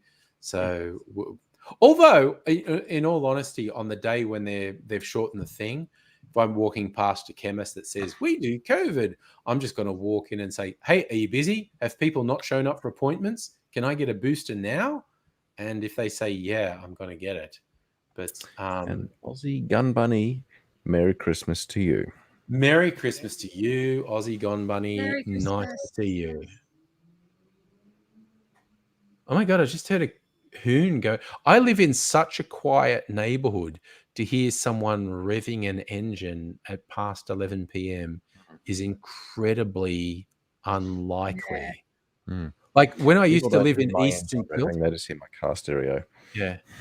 When I used to live in East St Kilda, it was just all night. There was just cars revving and noise and shit. And then we moved, and this neighborhood is so fucking quiet. The two people I've taken out in the wee hours of the morning was Aidsy once, and it was Abigail once. Like I walked Abigail to a tram stop because it was a Saturday night, and thanks to Dan Andrews, we had trams running all night, so we timed it so a tram would be going that would take it back to the city. But it's just kind of like, oh yeah, okay, it's only a couple hundred meters from my place to the tram stop, but let's go and walk, and you'll find out just how freakishly quiet this suburb I live in is, because everyone's in bed. There is no noise. It's old Jewish people in my neighborhood, and it is so. Sounds The like sun North goes Shore. down, and it's so quiet here. It's ridiculous. That sounds like the North Shore in Sydney. Like It is very, everyone very just much goes to like bed it. at a sensible time, Yeah, and they wake up at a sensible time, and they do not go gallivanting yeah, unless they, Yeah. unless 20 and on acid. So yeah. But it's kind of like, like Abigail lives in Fitzroy and Aidsy lives in Northcote, and I used to live in East St Kilda. All those places are just noise all night. It's just activity and noise all night. And then you move out a little bit in the suburbs and you go, my God, why is it so quiet here? Has an axe murderer killed everyone in this neighborhood? And it's just like, because there's no noise at all. So, Aussie Gun Bunny, you don't need to apologize if life gets on top of you, man. You're just apologizing because you've been busy and all sorts of shit happening.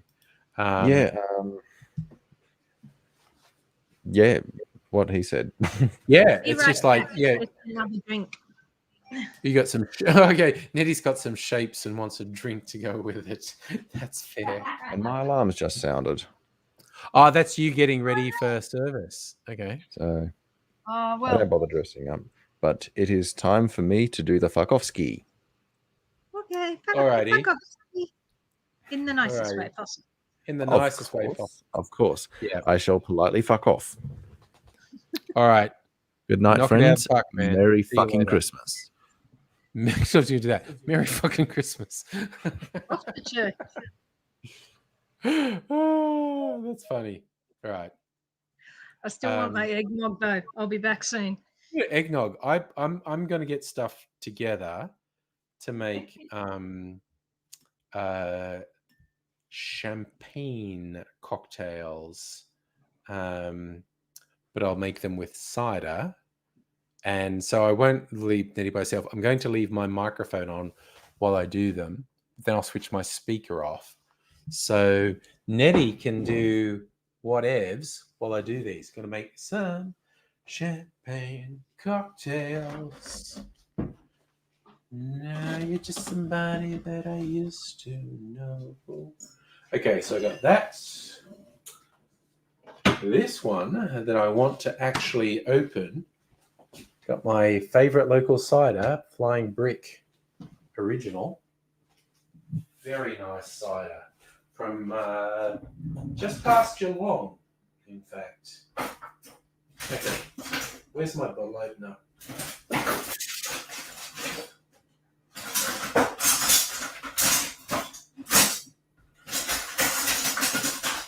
This is the moment I realise I'm a little bit inebriated.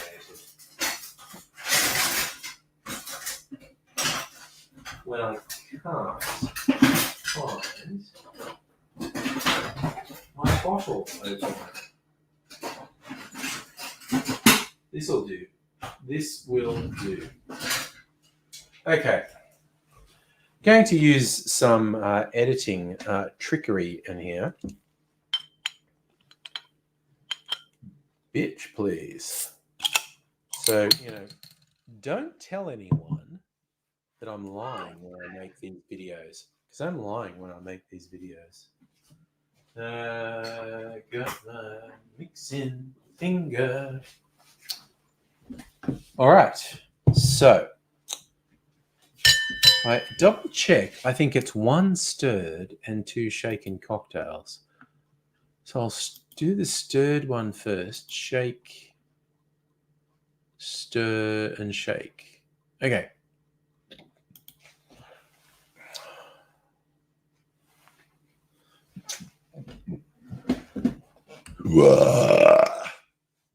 Sorry, being an animal. Okay. Yeah, you've got nose cam for a while till Nettie gets back. Okay, I'm going to turn some lights on. Do. Gotta light myself up. Oh, I know. So I look beautiful. Gotta light myself up. Okay. So I'm just going to make sure I got everything ready. The Carlton Banks is cognac and cherry. Cognac, cherry, bitters. What did you get, Nettie? You got yourself nog? Yep, eggnog and gingerbread gin, and it's Bailey's eggnog. Ooh, nice. So I won't leave you on your own. I am going to make my champagne cocktails now. I'll turn my speaker off. I'll turn my speaker off, but the microphone will stay on. So you can just kind of make fun of me while I do that, or just watch, one of the two. I'll leave that up to your discretion what you do, and then I'm gonna sit down and drink 3 fucking cocktails. What are you putting in your cocktails? Okay, the first one's called the Carlton Banks. It's got cognac, cherry liqueur, topped with bubbles. That sounds really nice. It does. I'm using cider, not champagne. And then there's a Barracuda, which is white rum, vanilla liqueur, pineapple juice, lime juice, topped with bubbles. And then there's a Chin Chin, which I'm going to do whiskey, drambuie, topped with bubbles. So there you go. Nice. So 3 really different bases for things that are then topped with bubbles for people who want something interesting for New Year's Eve, rather than just drinking champagne or a kind of cliche cocktail like a French 75 or whatever, or a mimosa or something fucking dumb. Sorry, there's nothing wrong with anyone who wants to drink bubbles. We all know the only people I pick on are people who put vodka in cocktails. That's the only one I pick on. That's my snobbery, being anti-vodka cocktail. None of these have vodka. All right. I am going to have a little rant about champagne's overrated and fuck champagne wankers, basically. Do whatever bubbles you like. All right. So I am now going to switch on the camera, make sure it's lined up properly.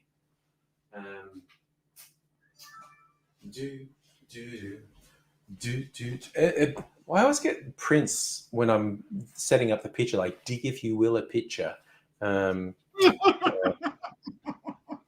My brain works in really weird ways. All right. I don't know if it's that weird. Just very, very Gen X. It is. It's super Gen X, isn't it? It's super Gen X. All right. I'm going to switch off the speaker so I won't be able to hear you, but I'll But we leave can the hear mic. you. Yeah, I'll leave the mic on so you're not left to your own devices. All right. I'm just the eye candy here. I Here don't have we to go. think. Here we go. Here we go. Here we go.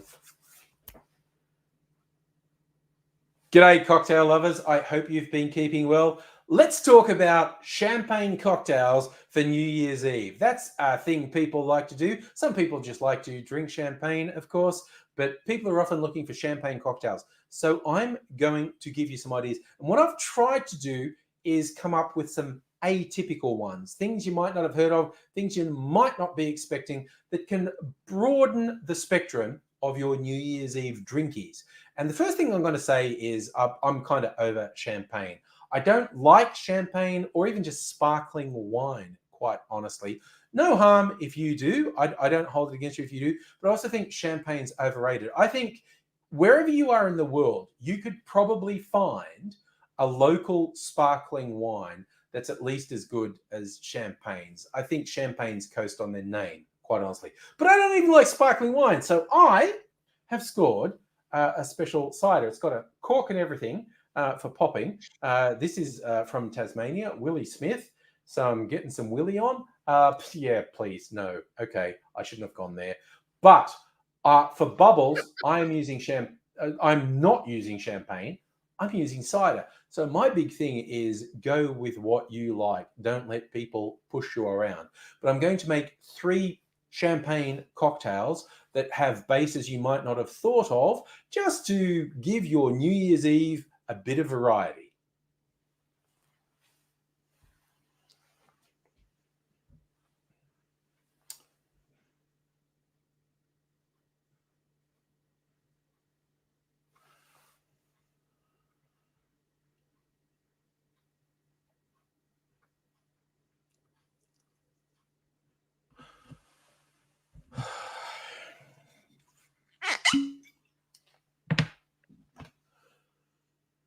The first cocktail is called a Carlton Banks and starts with cognac or a brandy. Go with the brandy of your choice, whether that be a cognac, an Armagnac, or from somewhere else in the world. Just a brandy that you like, and we want to go with 1 ounce or 30 mils of brandy. I wonder if people will be able to tell I was half Tim Smithed when I made this. Does anyone ever comment about that? Oh no, of course you can't hear me. To this, we are going to add 1 ounce or 30 mils of a cherry liqueur or a cherry brandy, something you have or you like. Cherry Hearing is a very popular one. I have this one from Croatia. It's quite nice. It's almost gone. I'll probably finish off here. Don't worry. I've already bought a bottle to replace it. I'm not going to be without my cherry liqueur. Whatever you choose to go with, we're doing 30 mils or 1 ounce of cherry liqueur. Ounce and a half, 2 ounces. I don't fucking care. I'm lying. I'm lying to the internet. Another bottle to go in recycling. Okay.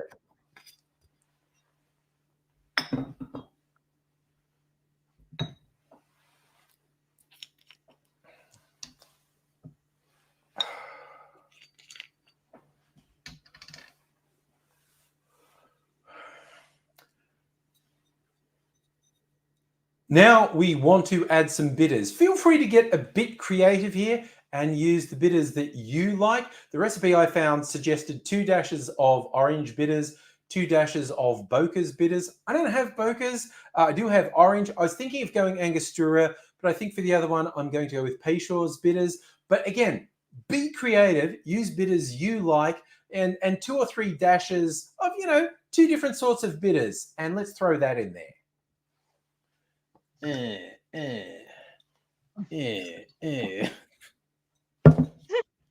You have to make noises like that when you put music in, or it doesn't work. Been putting that in the wrong one. Put some ice in. Oh, this is a stirred cocktail.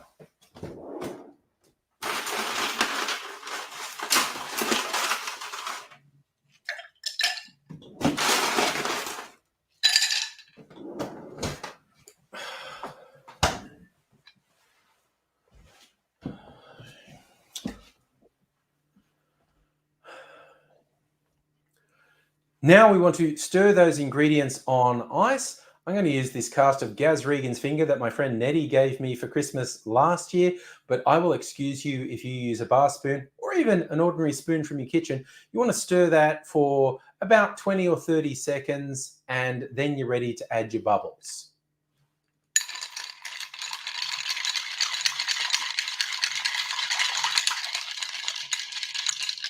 I never stir as long as you're meant to. Get these things saying stir for 45 seconds. And I think, man, that sounds really fucking boring, stirring for 45 seconds. Anyway, Who does that? fuck yeah, that tastes good. That tastes really good. All right.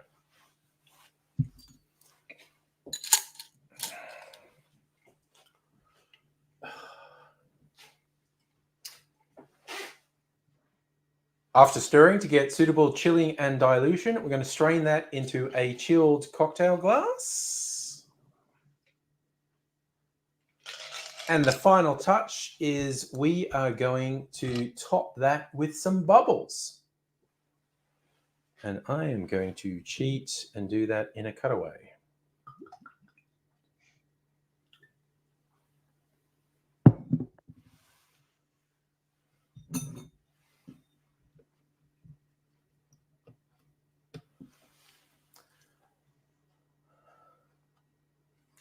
That is our Carlton Banks. If you're feeling fancy, you could garnish that with a twist of orange peel.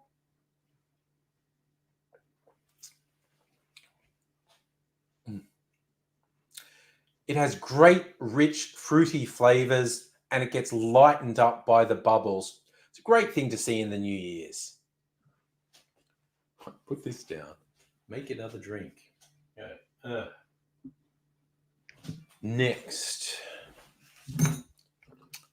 Next up is the Barracuda. Okay, that's concerning. I have a man called Brian Aruga who wants to friend me on Instagram. Single father of two, with the quote, "Whoever said the pen is mightier than the sword obviously never encountered automatic weapons." Next up is a drink called the Barracuda. And if I wouldn't get pinged for copyright on YouTube, I'd be playing that great song from the 70s about now.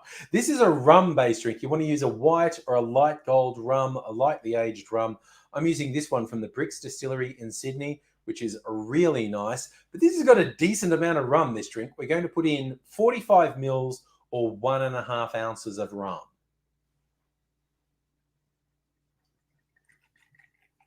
I'm gonna get Tim Smithed. Okay.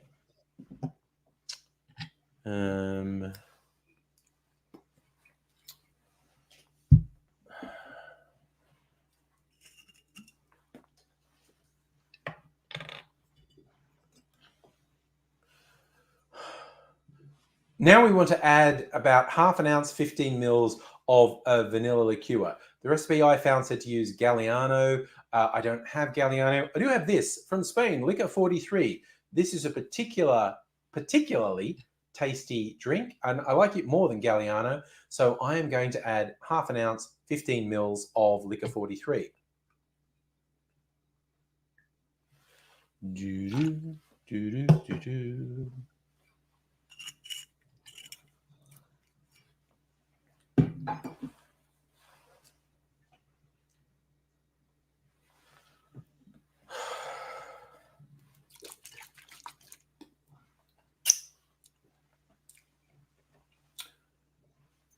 The Barracuda is quite tropical for a bubbly drink. And now we get some pineapple juice. Look, freshly squeezed or pressed, if you've got it. I'm going for freshly open. We're going to do 1.5 ounces or 45 mils of pineapple juice.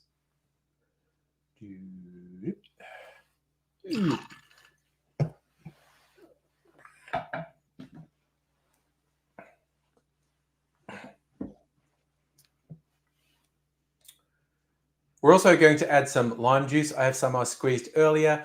I won't judge you if you're buying your lime juice from a store. I think people overstate their ability to tell the difference, but it is good to have fresh squeezed if you can. We want to add about 1/4 ounce or 7.5 mils of lime juice.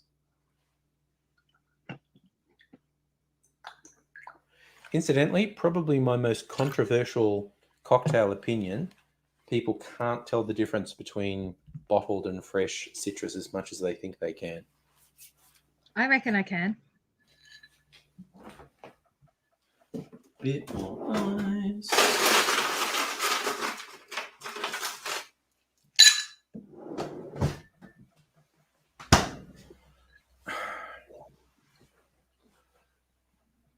We add ice to our shaker, put it together, bang it in hard, and give that a shake for 10 or 15 seconds.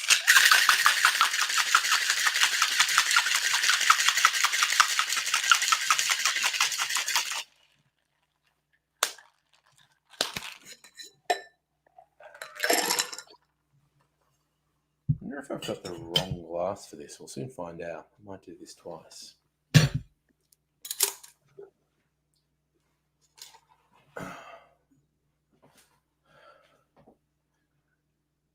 We strain that into a chilled cocktail glass. I'm using a Nick and Nora. And I was right. That's the wrong glass. I'm going to need to redo that. Samuel. Right, need to get another cube. That there was no room for bubbles in that. Right, this should be better. Big poop.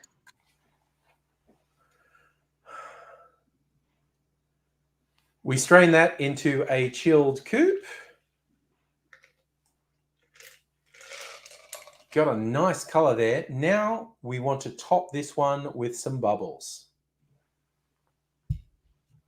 Even that is, Christ, not much, honestly.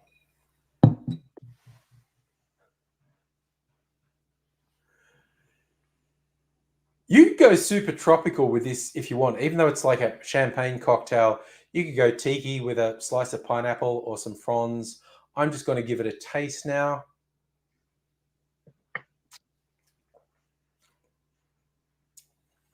Oh, those tropical flavors with the zing from the bubbles. Really, this is a nice occasion drink. It is. This is a good one for New Year's Eve. All right, one more. How long have I been rabbiting on? 13 minutes. I'm almost done. Christ, I'm going to have 3 fucking drinks to drink. Next one. A chin chin. Okay.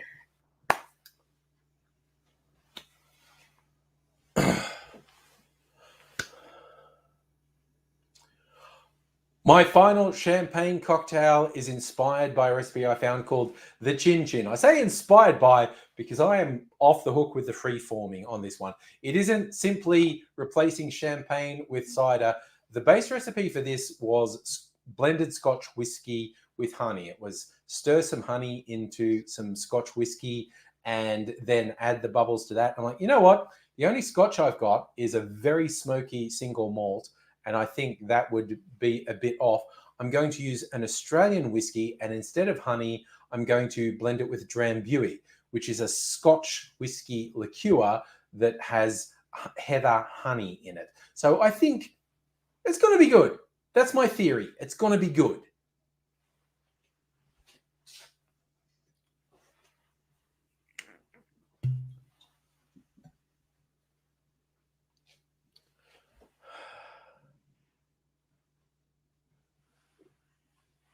My version of Chin Chin is starting with 1 ounce of whiskey. The whiskey of your choice. Maybe you have a blended Scotch. Maybe you want to use a bourbon.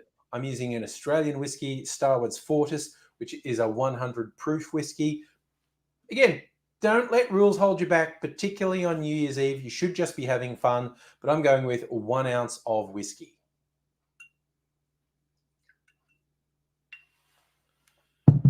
Mere anarchy is loosed upon the world. Do-do-do-do.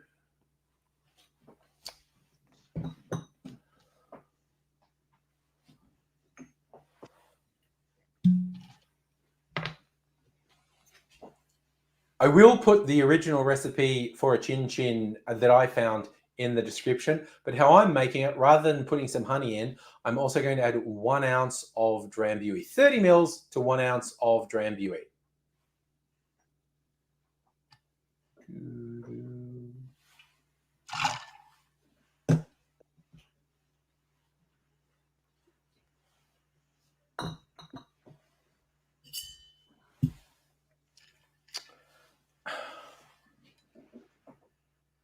The recipe I found for a chin chin said to add 1/2 ounce of apple juice, then top with bubbles. But because I'm using apple cider, I'm just going to top with apple cider. So I've added ice to the ingredients I have so far, put the shaker together, bang it in hard, shake that for 10 or 15 seconds.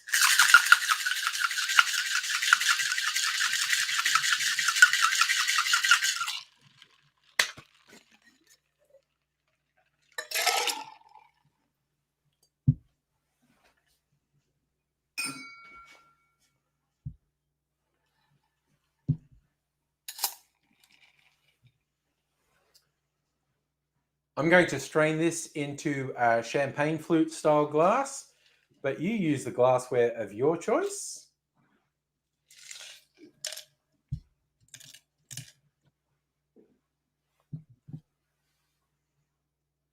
The final touch is to top that off with some bubbles.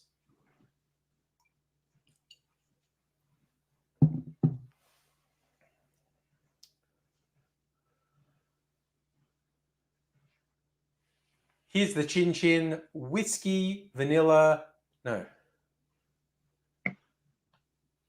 Here's the chin chin, whiskey, honey, apples, bubbles. Let's try it out. It's a great combo. I may have totally made that up. I may have completely bastardized the recipe, but I'm happy with it turned out. So I'm saying, please excuse me for how many garbled sentences there were in this video. This was not the only bunch of cocktails I made in this session.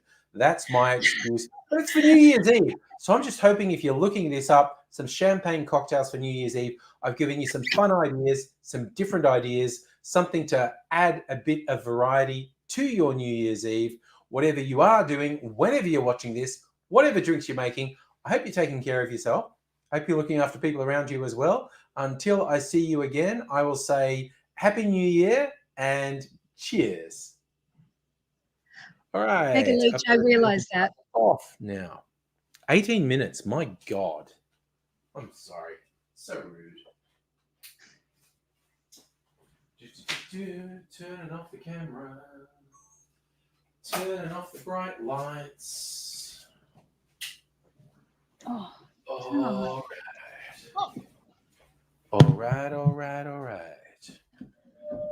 So many cocktails. I need to move stuff out of the way. Right.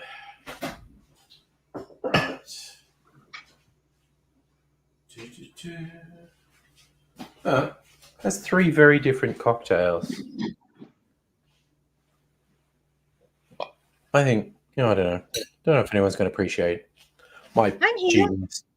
Ugh, let's go. Now, I've got to switch stuff back on so I know what's happening. What have I missed?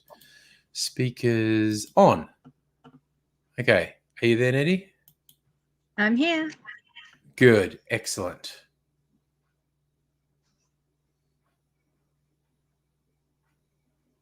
I had to go get another eggnog. Okay, that's trippy. If you type something, Nettie, Yeah, it comes up as That- you. It comes up as me because you're a guest in thing. That's weird as hell. Well, I'm That's admin. I'm admin. Check it out. Did I make you an admin? I must. Oh my god. Oh my god.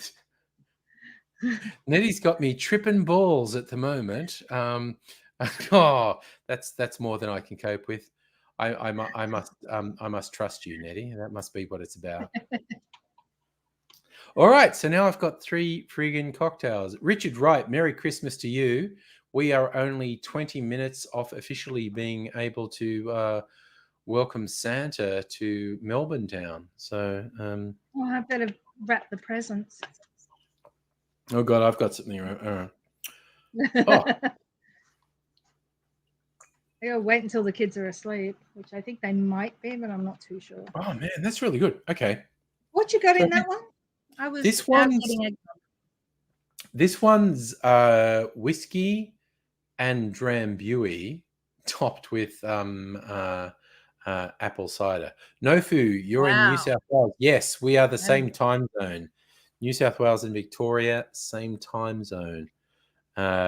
Queensland, not so much because of weirdness. And then every other state's in weird fucking time zones with NT, South Australia, Western Australia, all different time zones. Richard, it's 8 a.m. for you in the US. Okay, so we're easing you into the idea of it being Christmas Eve. It's Christmas Eve morning for you. Have a Christmas Eve morning breakfast. Oh my god, I just made 3 cocktails, and so now you have to drink them. I need to pace myself probably for about the next hour to just sip on these. So so there's a whiskey-based one and a rum-based one and a cognac-based one. So they're quite different. And then there's quite a bit of cider in this bottle too. And because I only put a little bit of cider in each one as my substitute for champagne, because I don't friggin' like champagne or sparkling wine for that matter. So Not even oh gosh, what is it? Moscato. Moscato. Mm. No, I mean, I don't know. Maybe I could tolerate it, but I'm It's not a sweet. wine. I'm just not a wine drinker. Mm. But I don't know. Vermouth has probably got me sort of slightly prepared. But I don't drink vermouth straight. I drink vermouth as a mixer. So yeah, I'll do things like I'll have sherry or port or vermouth as a mixer in a drink, or in this case, bubbles. And these probably would have been fine with champagne. But also I have this philosophical thing that champagne's bullshit. It's just all hype. There are I some think, nice champagnes. oh, and that's the thing. You're There's really definitely paying for it. good champagnes, but there's also good sparkling wines from everywhere in the world. Like Moscato. Moscato is much better than champagne. It just tastes better. So Yeah. tastes better. No, I bet there are some really good, particularly Australian Moscatos. But yeah, it's certain things like, this one's cognac based, and this is a cognac based thing, but it's like cognac's just brandy. The idea is, oh, the French, it's cognac. No, it's not. Okay, there are good cognacs, but there are good brandies from everywhere in the world as well. So getting fucking sucked into, oh no, if you're gonna have bubbly, it's gotta be champagne. That's bullshit. And it's like, oh no, cognac's better than other brandies. No, not by definition. Some cognacs are better than some other brandies, but there are brandies that can hold their own against any cognac. Cognac just comes from a particular region of France. That doesn't mean it's better. It's just snobbery. It is. It's And snobbery. being old-fashioned. And I try not to be a snob. The only thing I'm a snob about is people who use vodka as a cocktail ingredient. Not if people just like to drink vodka. If someone likes to sit And like Abigail likes vodka as a drink to sip, and that's fine. If you found a vodka that you like, because vodkas, while they're supposed to be completely neutral, they're not. Different vodkas have different flavors, and some are better than others. So if you like to sip vodka, that's fine. But in terms of as a cocktail ingredient, it's like, it's just you want to get pissed without tasting alcohol, which I get. But if you use a good quality alcohol, whether that be like, I would ease people into it if they think they like vodka cocktails. I'd use a white rum or a gin or even a tequila that's lightly flavored, but actually has a flavor and actually has a character. Make the same cocktail with something apart from vodka and say, see, it's better. It's actually got a bit of quality. It's got a character now. No2 is saying I should watch an Apatow video. Man, straight up skulls vodka swims. Okay, that's very Russian. Sculling vodka, swimming in ice baths is oh no, I've worked it out. Yes, Megaleech, you're on it. When I was at Nettie's place, I logged into StreamYard on your computer. So now when you join in StreamYard, it thinks you're me, which is funny. Okay. I think Megaleech has not been drinking as much as me, and he worked that out. But that's absolutely what's happening. I logged into when we did the live stream from your place last week. I logged into StreamYard on your laptop, and so it thinks you're. But that's cool. See, I trust Nettie. That's all fine. Richard's saying, sorry, I mean, Nofu's saying that guy you're talking about is from Norway. Still, Europeans, man, they're all the same. I just slurred all of Europe and said all of Europe's the same. And they'd be fine with it. Literally every country in Europe would be fine with me saying they're the same as every other country in Europe. That people from Norway would be fine with me saying they're the same as Russia. They wouldn't bother them at all. Don't ask them because it's rude. Just take my word for it. Well, because like Poland is really just Germany with less money and more vodka. Oh my god! Oh my god! I thought I was being bad. Oh my god. Richard, you love vodka. Richard, is there a particular... You're in the US, you said, Richard, correct? Is there a particular vodka you like? I don't know, because again, no two ways about it. I'm just throwing it out here. Us in Australia, we, in the last 10 years, more distilleries have started up in Australia than anywhere in the world. And of course, you can start making vodka and gin straight away in a distillery. Whiskey takes 3 to 5 years minimum before you can sell something in whiskey.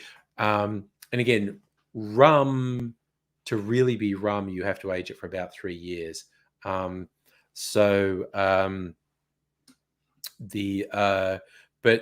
vodka and gin you can get straight away. The gins and the vodkas produced by Australian distilleries are fucking amazing, quite honestly. So, Richard, you like Grey Goose? Yeah. You know what? I don't know if you've tried it, dude. Costco vodkas. I think Costco sell 2 vodkas under the Kirkland brand. One is a French vodka. One is an American vodka. They're both good. Popular gossip has it the French vodka actually comes from the Grey Goose distillery. Now, I've had both because I'm a Costco member here in Australia. Grey Goose.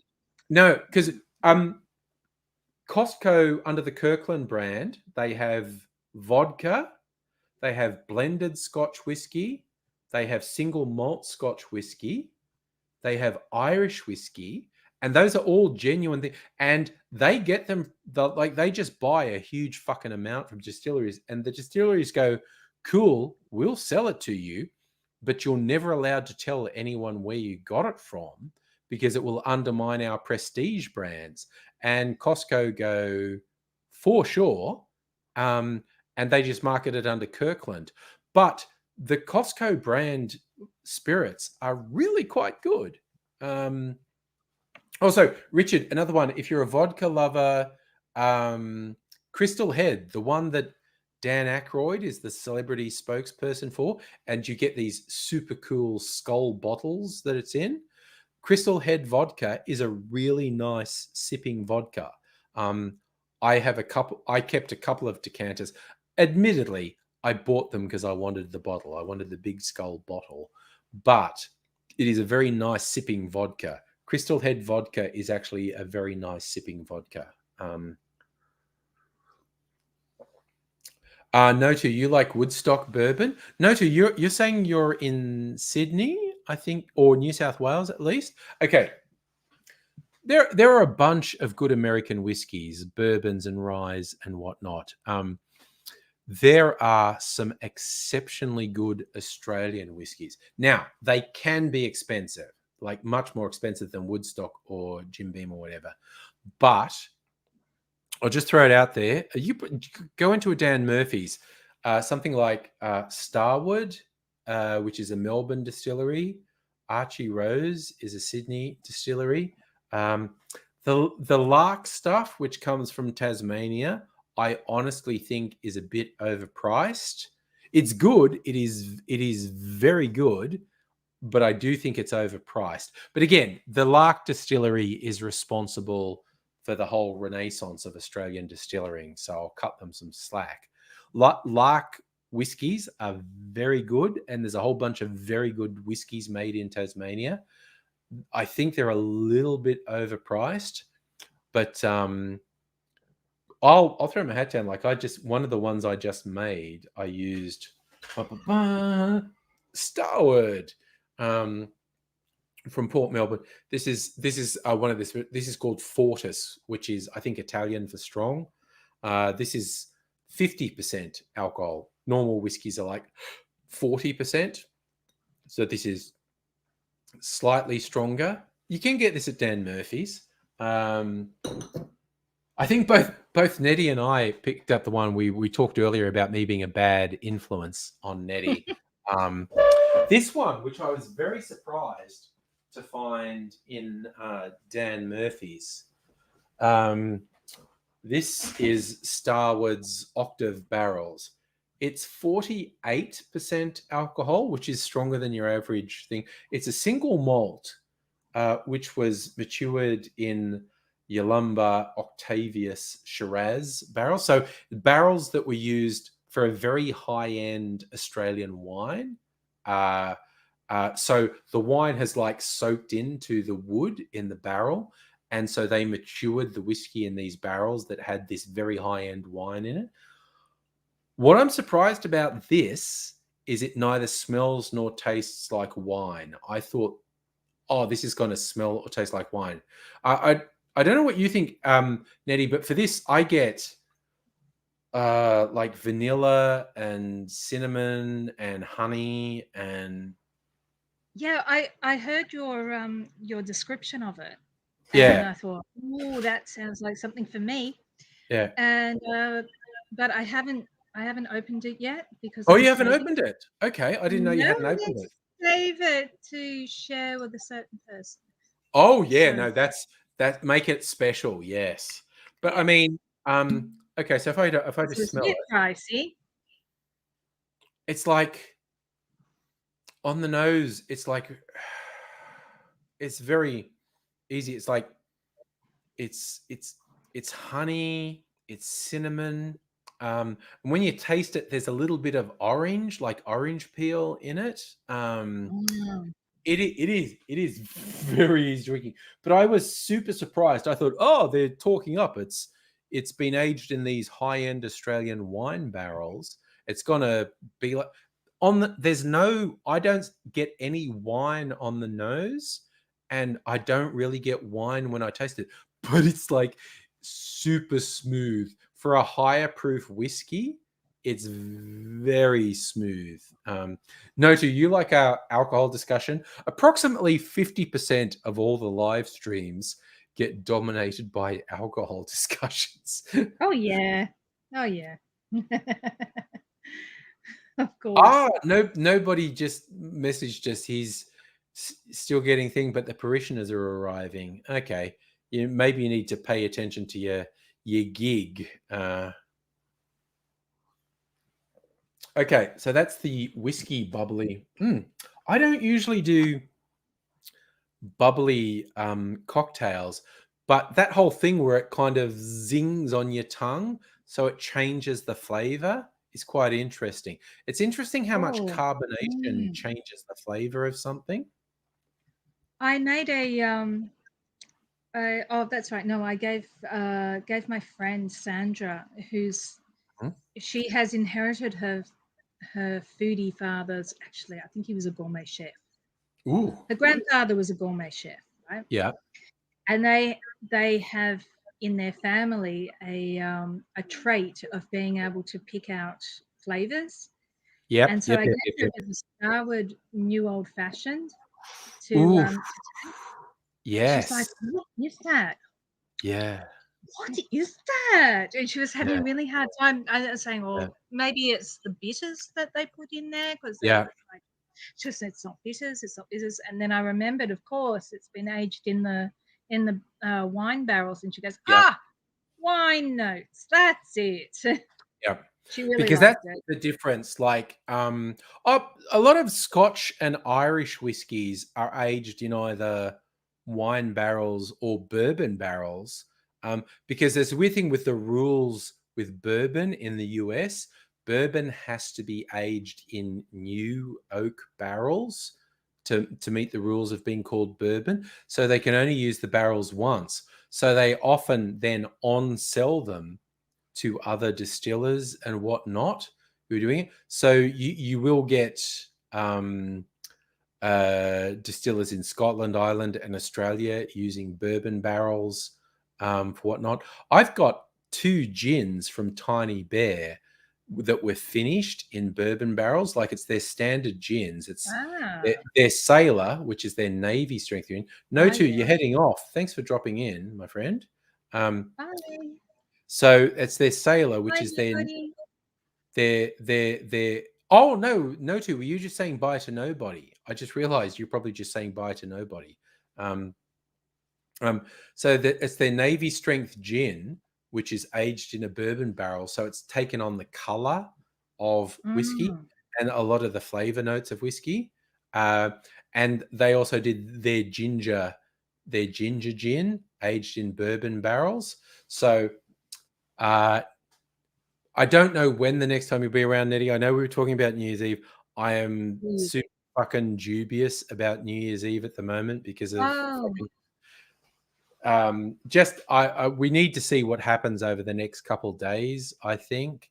I am super dubious at the moment with the fucking Omicron variant. We've got I've got what do you call them? Rapid antigen tests. Would it help if I took a rapid antigen test beforehand?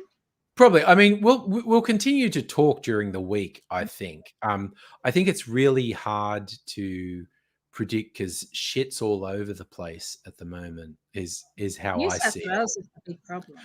Oh my God. I think, okay, it's kind of like they get a big jump in cases and then the next day the number is about the same as the previous day. So you go, well, maybe it's okay. And then the next day there's another massive jump and it's like, oh, and then it's go, oh, but the next day was fine. And then the day after. So it's like they went like 800 cases. Oh, it's living at 800. And then 2 days at 800. Then the next day was 1500. And it's like, oh, shit, that's bad. But then the day after was like 1500. Oh, okay, maybe it's leveled out. And then it jumped to 2500. And you're like, oh, shit. And then it's like, but the day after was 2500. You go, oh, maybe it's leveled out. Then it jumped to 5,500. And you're like, holy shit. But then, today was 5,500 again. So it's like, oh, maybe it's leveled out. Tomorrow, who fucking Who knows? the fuck Maybe knows? maybe Who it's 10,000 tomorrow. Who fucking knows? And Yeah. we, from the numbers coming out of Victoria, Omicron's still not the dominant strain here. Queensland is clearly the dominant strain because they've gone from 0 to 800 in a week.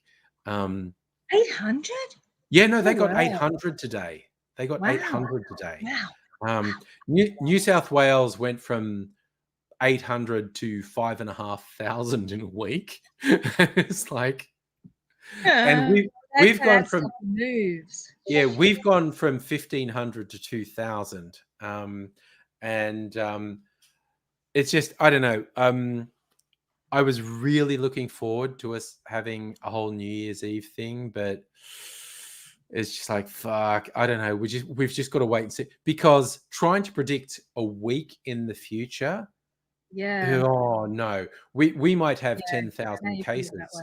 We might have 10,000 cases in a day in Victoria. I have this lovely friend in Sydney who has just spent the last 6 months touring New Zealand on her own because she's stuck there.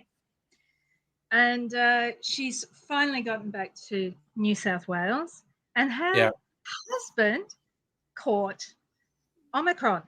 Oh and, shit!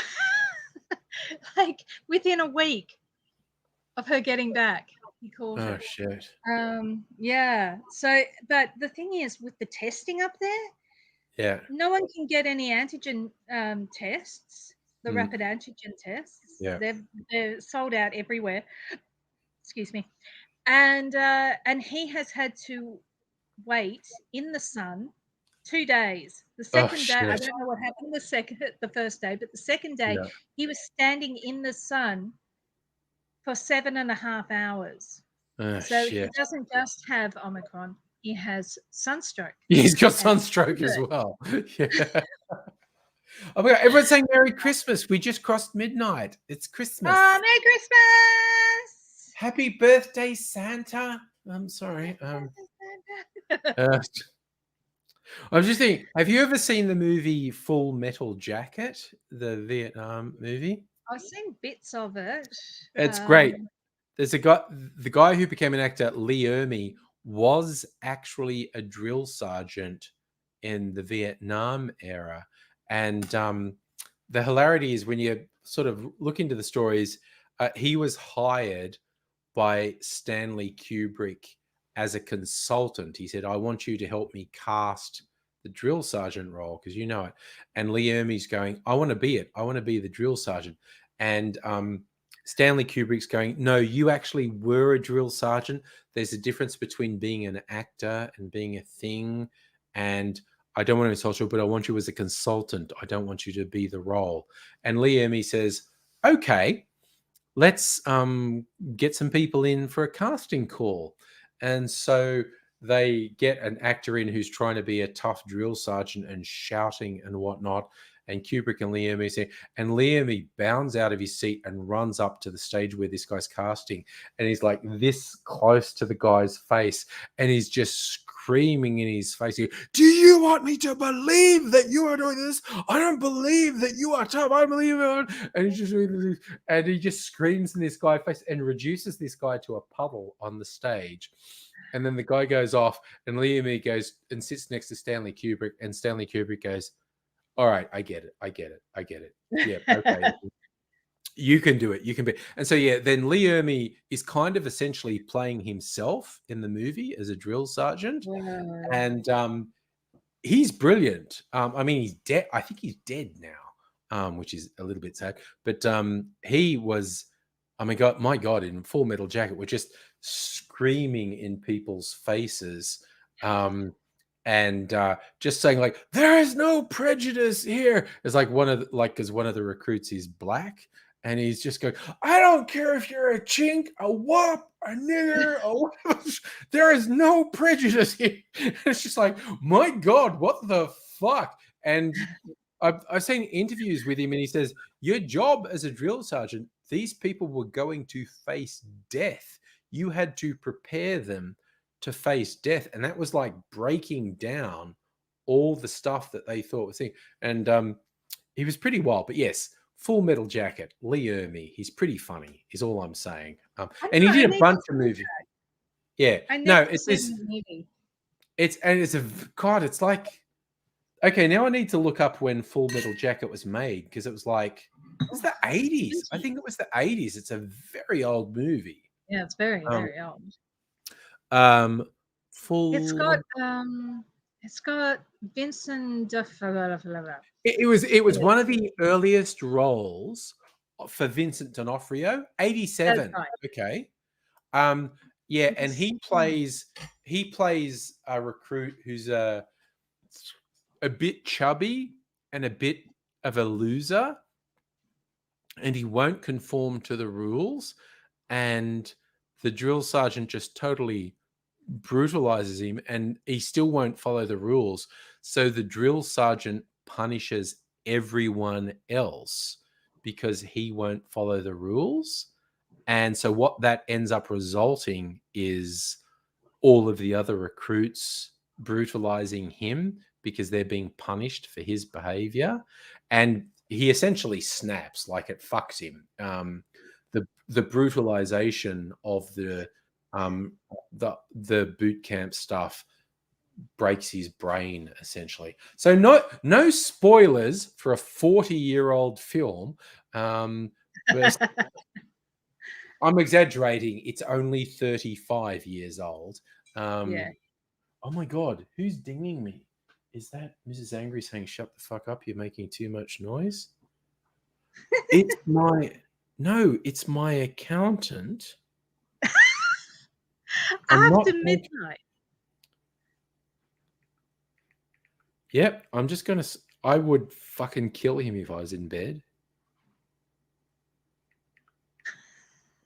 So I'm replying. Is this automated or are you awake? So fuck him if he's asleep and that was automated. I just woke him up. Because if I had been asleep and got a post-midnight text message, I would have been on the fucking warpath. I love my accountant. He saves me a fucking fortune. Yes, Megaleech, collective punishment is a war crime. Yes. In But Coffs Harbour, at the COVID testing centre built up next to the sex stadium, it is mayhem. Mayhem. I have, in Coffs yes, Harbour. I believe even in Victoria, I think the test centres, it's mayhem, but I think in New South Wales, it's worse. Have you seen the CX, queue? yeah, apparently it's hours. It's hours. Yeah. So yeah, I'm kind of the feeling that if I even had symptoms at the moment, I would just assume I had COVID and isolate. I said that to Mrs. Angry, and she said, "Yeah, but you kind of need a definitive test because particularly if you get long COVID, you probably want a definitive test that defines you have had COVID." And I'm like, good call, because long COVID can be 6, 12 months or permanent sort of that. And that's, to me, that's almost the scariest thing about COVID. Not that it can kill you, because that's only 2% of people die from contracting the virus, but it appears somewhere between 1 in 10 and 1 in 5 people suffer medium to long-term health effects that qualify as disability, like for 6 to 12 months to possibly permanently. You are like fucked up. You have it's like chronic fatigue. Yes, chronic fatigue. I heard very, very early on in this pandemic, it was mentioned that there was some similarity to what they think is the chronic fatigue virus. Yeah. But then I heard nothing else about it. Yeah. No. Long COVID's apparently quite similar to chronic fatigue syndrome. So anyone and again, has to be really careful. when it appears between 1 in 10 and 1 in 5 people who contract COVID could have medium to long term to permanent disability, that's fucking full on. Yeah. That percentage of the population being incapacitated for 6 to 12 months to longer, that's a big fuck. I mean, people die, okay? I've been very much in favor of the measures we've had in Australia to avoid avoidable deaths, but people fucking die. There are illnesses, there are cancers, there are accidents. A huge number of people die every year. And yes, COVID is going to be with us. I don't know if it's going to be forever or if it's going to be for 5 years or whatever. And eventually, a lot of people are going to die from it. It's like, okay, people die, but a huge chunk of the population ending up effectively disabled, that's full on. That's really bad. So I think some people don't appreciate. That's just, okay. My accountant didn't reply to me replying to his text saying, "Was this automated or are you awake?" So It's automated. I think it's automated. Also, my accountant he's somewhat conspiracy prone, and he occasionally sends me links to weird conspiracy bullshit, and I say to Your him, accountant. please That's don't funny. do that. Please don't do that. Because you say, I like you as an accountant because you save me a lot of money, but for fuck's sake, stop with the conspiracy bullshit.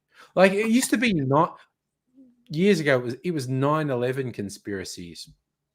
And he's putting certain stuff to me. And I said, look, dude, I'm going to waste zero energy on talking you out of any of this, but I am going to say literally every point you raised has been comprehensively refuted.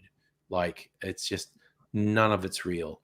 But I also, I'm not going to waste any energy on trying to change your mind because, and he actually a while later he came back and said, "Oh, I realized you were pretty much right with none of that stuff." But now he sent me some weird COVID shit in the last year. I'm like, yeah, come on, stop it, because Yeah, look, being good at maths doesn't mean that you're good at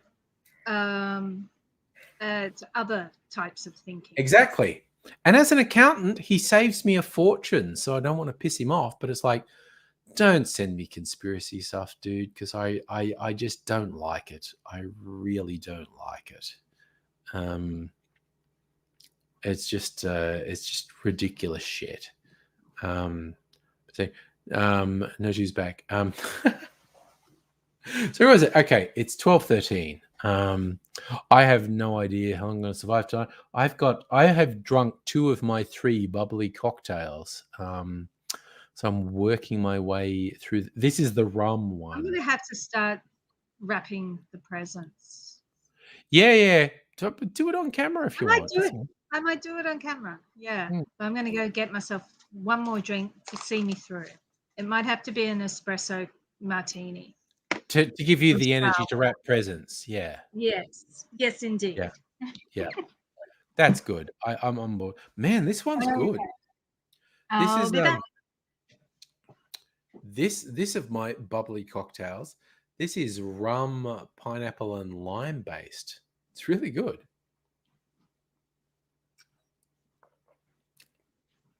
Yep, nope, that's good. I'm slightly tempted to put a chunk of ice in it, but I can probably survive without doing that. Yeah. This is me just being pleasantly drunk. Our running joke in this stream is how Tim Smithed am I? I still don't think I'm completely Tim Smithed. And for anyone who doesn't get the reference, Tim Smith was a Victorian Conservative politician who crashed his car while being pissed out of his fucking sky. And like he crashed it into a fucking house. It was a single vehicle accident where he missed a corner and crashed into a fucking house. Like you have to be shit-faced to do that. I still don't think I'm fully Tim Smith. I think I'm more than half Tim Smithed. I think if I necked this, I'd be totally Tim Smithed, but I'm not going to neck this. So don't try and encourage me to do it. I'm just going to sip. Because that is lovely. It's a really fruity rum, pineapple juice, lime juice, apple cider. It's really quite good. So what did I put in it? What's in a Barracuda? Because I did follow a recipe. Okay, so yeah, there is something else. There's a vanilla liqueur. There's this stuff. I put a little, and I mean a very little bit of this stuff. Liquor 43, which is a herbal vanilla liqueur from España. That's only 31% alcohol. The rum I put in was Brix White from the Brix Distillery in Sydney. It's probably 40%. Yeah, it's 40%. It's a really fucking nice rum, by the way. If you're in Sydney, visit the Brix Distillery. They make good booze. So how I'm trying to work out how high alcohol this one is. The Barracuda. Okay, so it's 1.5 ounces of 40% rum, half an ounce of the vanilla liqueur, and then it's pineapple juice and lime juice on topped with apple cider. But I don't think the apple cider is that high alcohol content, and there's only a little bit of it anyway. 4.4%. Okay. It's not that boozy. I'm 3/4 Tim Smithed at the moment. I think I'm 3/4 Tim Smithed. So I'm going to continue to just sip this a little. It's nice. It's lovely. That is a lovely, zesty little drink. And I'm just going to continue to sip it in a circumspect manner because I don't want to fall out of my chair. As it is, I'm relatively coherent, relatively coherent, and I can keep going. So, hey, you know what's fun? I'm gonna close a bunch of tabs I had open, and I am going to look at what are the news headlines. Couple cases of COVID in Western Australia, but they're all locked down. Scott Morrison and Anthony Albanese timed Christmas holidays to eye with 2022 election campaign. Scott Morrison is a fucking piece of shit. Anthony Albanese, not a huge fan, but he should be Prime Minister. Santa tracker. Jesus Christ, South Australia had 688 new cases. Fuck me, this Omicron variant is doing shit.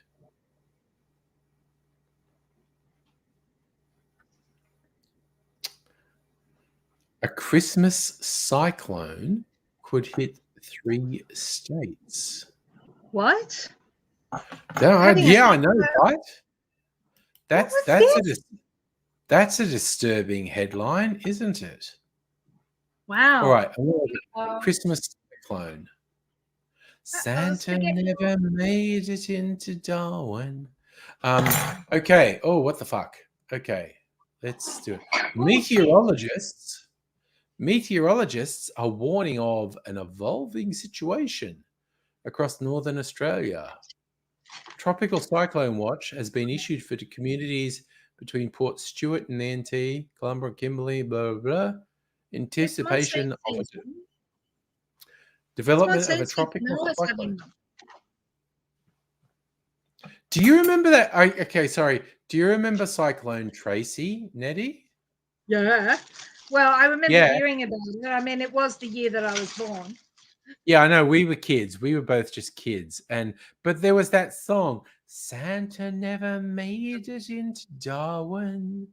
Disaster struck at dawn on Christmas Day. So yeah, Darwin got hit by a really fucking devastating tropical cycle. Was it okay? The year you were born. I don't know if we want to give it away, Nitty. Was it 1975? I thought it was 71 or 73 even. Oh. Well, you said it was the year you were born. Are you unsure of the year you were born? I don't know. It was an odd number and it was early in the 70s. Okay, I'm going to look it up. Cyclone But check this out. Tracy. I remember Cyclone Tracy. 74. Okay. Cyclone was completely wrong. Tracy hit in 74. So, and it was on Christmas. Darwin got fucking smashed by a really devastating tropical cyclone. It killed a lot of people, laid waste to a lot of the town. It was really But fucking can happen full on. again, can it? Oh, it can happen at any fucking moment. So the north of Australia is currently on cyclone watch. If a cyclone does form, it will be named Seth, and it could affect Darwin on Boxing Day or on Monday, so on Sunday or Monday. So okay, the whole of the fucking north of Australia is on cyclone watch at the moment. And again, for anyone who lived, and okay, they would be very old now. Anyone who remembers Tracy is going to be very old.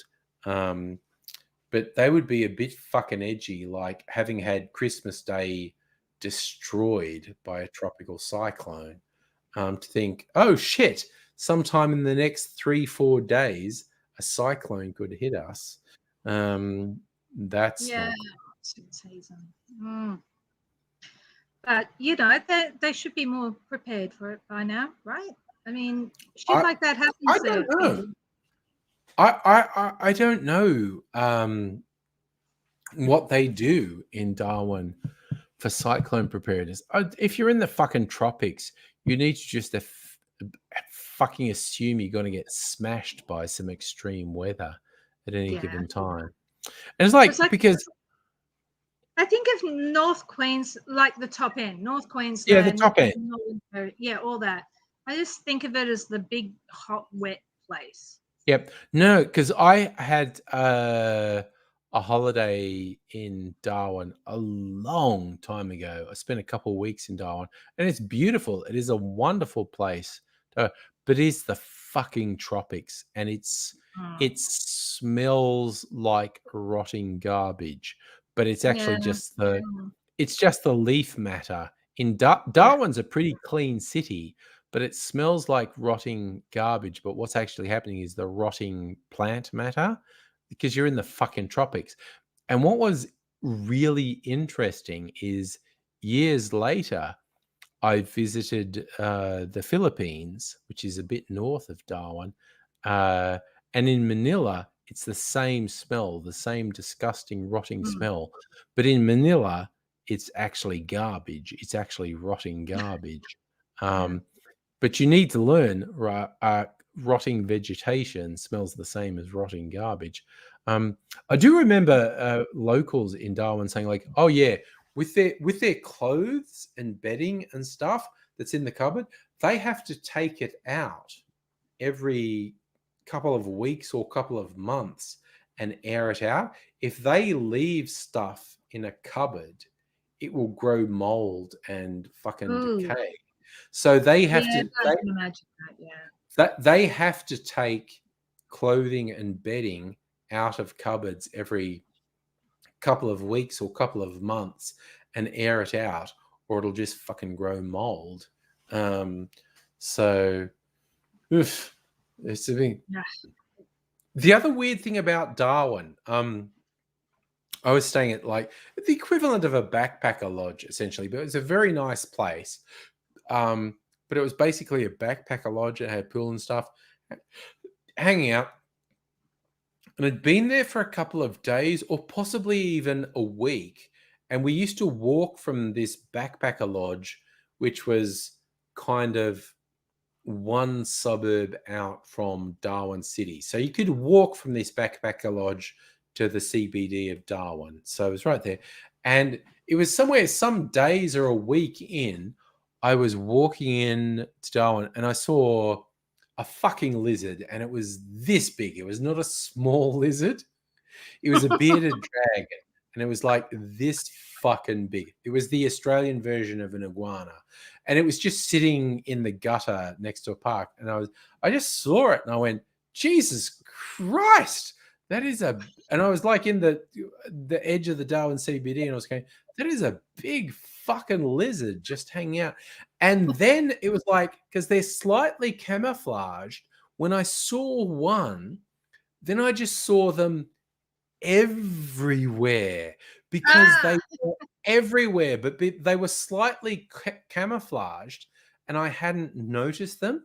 But as soon as I saw one and went, oh, there are fucking huge lizards around here, then I realized they were everywhere. There were these fucking huge fucking lizards everywhere.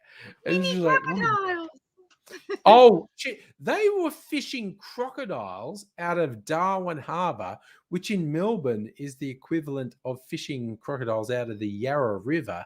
They were doing that every week. They were going, oh, yeah, a fucking saltwater crocodile ended up in Darwin, and it was like 2 meters long, and it would abso-fucking-lutely bite a big chunk out of you if you gave it a chance. And they would catch them and then take them off to Kakadu and release them in Kakadu. And it was like, my God, Darwin is mental. Darwin is just Can you Darwin's. imagine crocodiles hanging out in Sydney Harbour? It is that's what it's like. They're so common in Darwin. It's like there being crocodiles in Sydney Harbour. It's ridiculous. It's ridiculous how much wildlife there is in Darwin.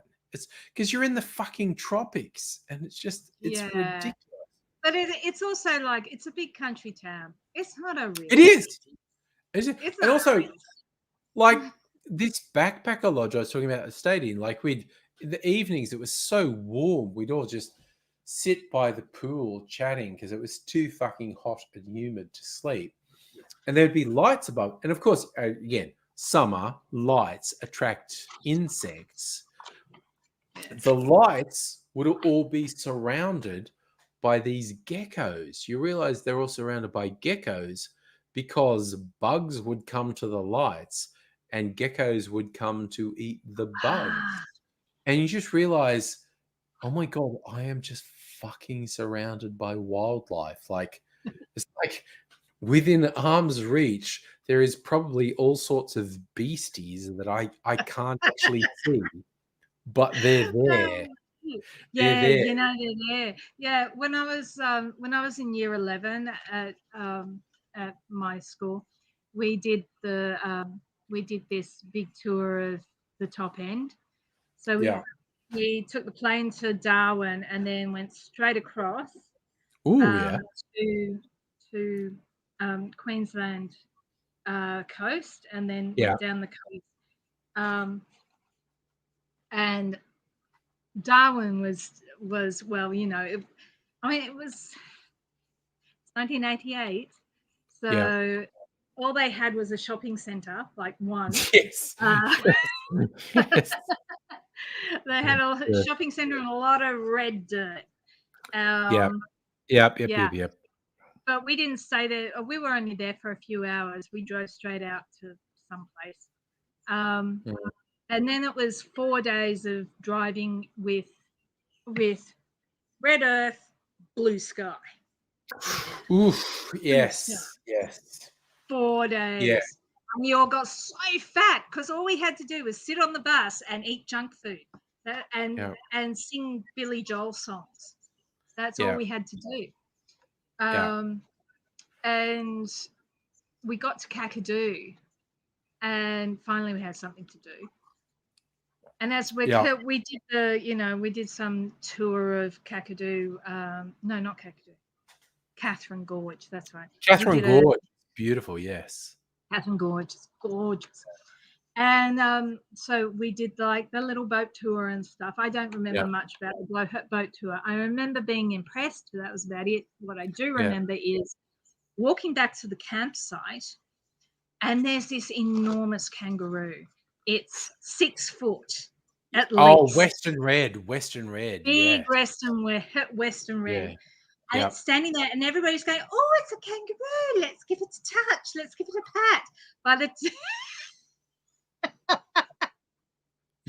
time I got to it, because I was like tagging along at the end, and by the time I got to it, it was going. Yeah. It was getting scary. No, don't fucking touch them. They're scary. And as we're sitting around the campfire, there was just like rustles, like. Yeah. Oh my God.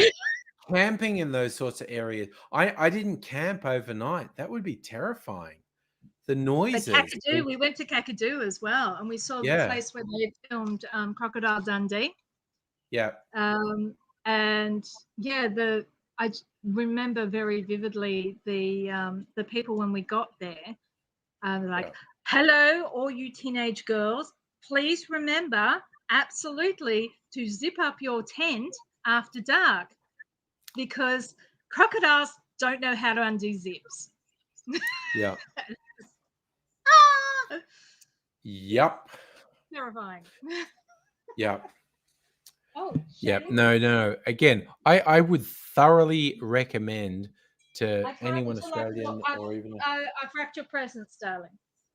My God, you're Oh not man. here. Sorry, my accountant. So, yes. I just came in here to say, take my friend's advice and go the fuck to sleep. I can't until I've wrapped your presents, so bugger off. Well, So I can wrap your presents. Quieter. Do it quietly, right?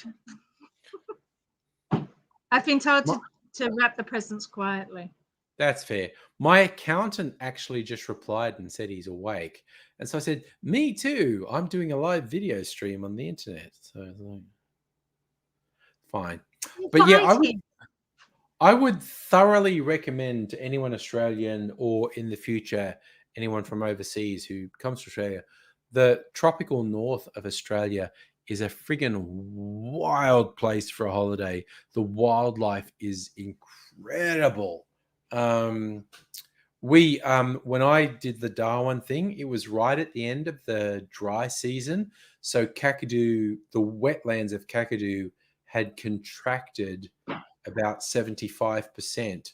And we did a boat tour around Kakadu, and the tour person said, look, okay, we get most tourists in the wet season at the end of wet because there's more water and it's more spectacular and whatnot. He said, but there's pluses to this time of the year because the wetlands have contracted. So all the animals are concentrated in a smaller area.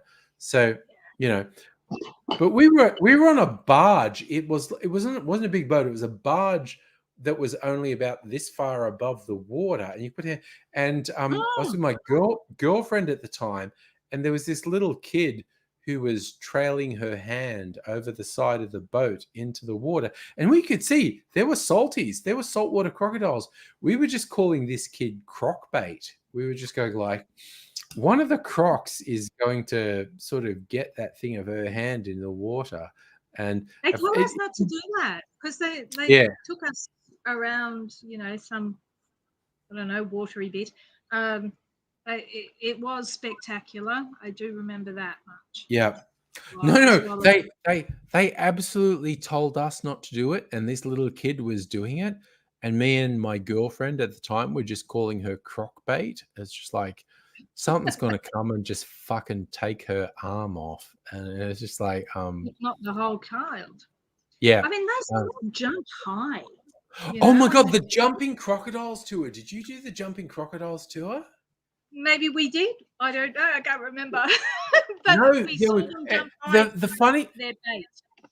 the funny thing about that is the Jumping Crocodiles sounds really cheesy, but we checked out, oh, there's Jumping Crocodiles. What is it's this river, it's an estuary that just has a fuck ton of huge saltwater crocodiles on it. And what they learned is they take a boat up and they put a big pole out the side of the boat and dangle a bit of meat off the side of the pole, and crocodiles come in and then they surge out of the water to grab the bit of meat. And I remember taking photographs at the time, seeing them. There were younger crocodiles that were from snout to tail. They were probably about 3 meters long, which made them look small. And they were so strong, they could do this thing where they snaked out of the water and pushed themselves up. And I had photos where only the tip of their tail was touching the water, which seemed impossible because they could surge themselves right out of the water and grab this meat.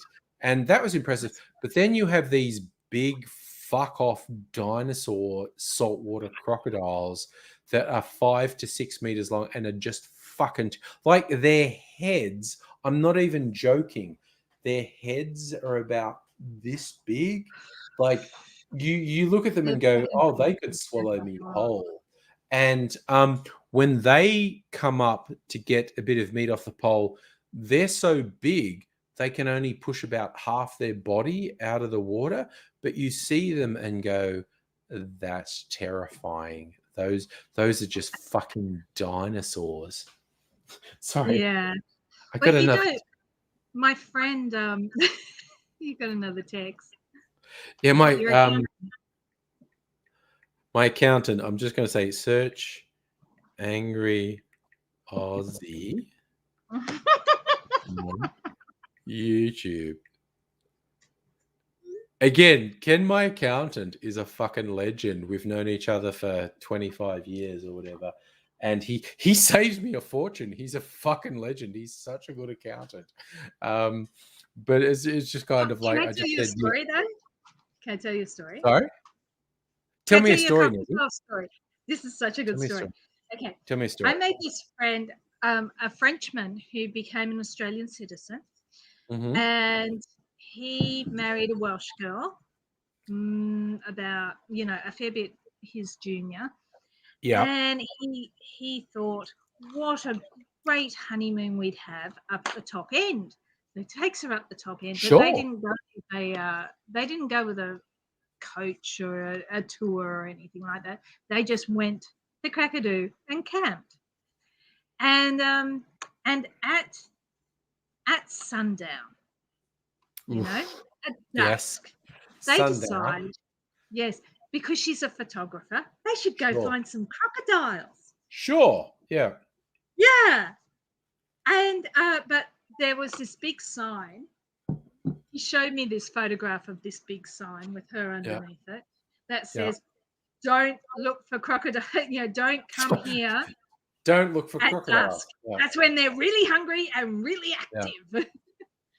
And so anyway, she sees this sign and he's like, oh, the authorities are always trying to make us afraid. Never mind. Let's go, my love. And so and the sun's coming down. And they're there with their torch. And one of them, I can't remember, it's probably Tony, turns and sees a crocodile going, rah. She grabs the torch and fucks off, screaming. Oh. And that's when they took the photograph, after he found her, after the crocodile and everything. Yeah. He finds her, they take this photograph of her with her eyes like saucers. Yeah. Don't No. go looking for crocodiles at No. dusk. No, because there are so many stories. Like I remember one from a few years ago when someone got fucking killed by a crocodile. And they're interviewing these People are always getting American, eaten. yeah, these American tourists because it was like a park and there's a river and there are all signs on this river saying, "Do not go in here. Crocodiles are in here." And there was a guy, and I think he was local. He was fishing in the river, but he was standing in the river about waist deep in water, and the water was very clear. And these Americans who were having a picnic in higher ground in a park, they could see the water. They could see a crocodile going straight towards this guy. And they were like, holy shit. And they're waving like, dude, get out of the water. There's a crocodile coming for you. And they were being interviewed on the news later. And they said, and he just kind of waved and said, and we went, okay, he's local. Maybe he knows what he's doing. And then 5 seconds later, he saw the crocodile that was coming straight for him. And he's like, ah! And it was too late. And the crocodile fucking got him.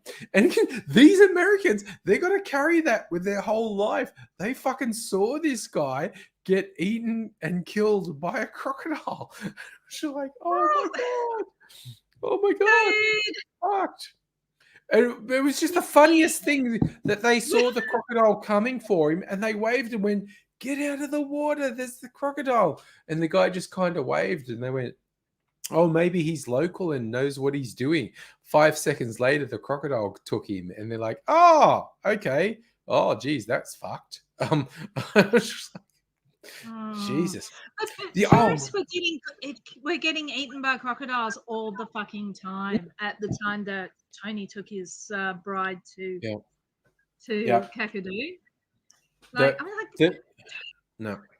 The two stories I remember from when I was up there, one was at one of the museums and whatnot. There was this skull of a huge crocodile. I forget what they called it. They had a name for it. And it had been a topic of legend for years that there was this huge croc that was like, I don't know. The good old NT News always has the big croc. There was like this 5-meter croc terrorizing people and whatnot. Yeah. And someone eventually caught it and killed it. And its skull was in this museum. But the big giveaway is this skull. And the skull was like this fucking big because the crocodile was like 6 meters long. The skull had all these little divots in it. And what they're saying is those are bullet impacts. Various fishermen over decades had been attacked by this thing. And they'd gone, oh my God. And they'd shot it in its head. And its skull was so fucking thick, it just stopped the bullets. And so this skull from this crocodile that someone eventually caught and killed had like 6 or 7 bullet holes in its skull, but they never penetrated. They're just like little divots in its bone. And it's like, oh my God, how many fishermen did this fucking thing kill over the decades? Because people had shot it in its head and it had barely slowed it down. It's just like, oh my God. It's fucked up. Think about. Oh, man. Yeah. No, it's fucked up. But crocodiles are fucked up. I remember being on the plane on the way to Darwin, and I was sat next to a local, a girl going back home for whatever reason. And I said, we're on a tour. I've never been up there. And she starts talking about, okay, you can swim here because there are freshwater crocodiles here. And then you do this and that. And then you go there, but there are saltwater crocodiles there. And the salties are worse than the freshies, or the freshies are worse than the salties. I can't remember now. No, salties are the worst. Yeah. Okay, don't go swimming. What you're saying is don't go swimming. Don't go swimming. Yeah, no. The only place you should go swimming in the Northern Territory are freshwater springs because the salties don't really like them.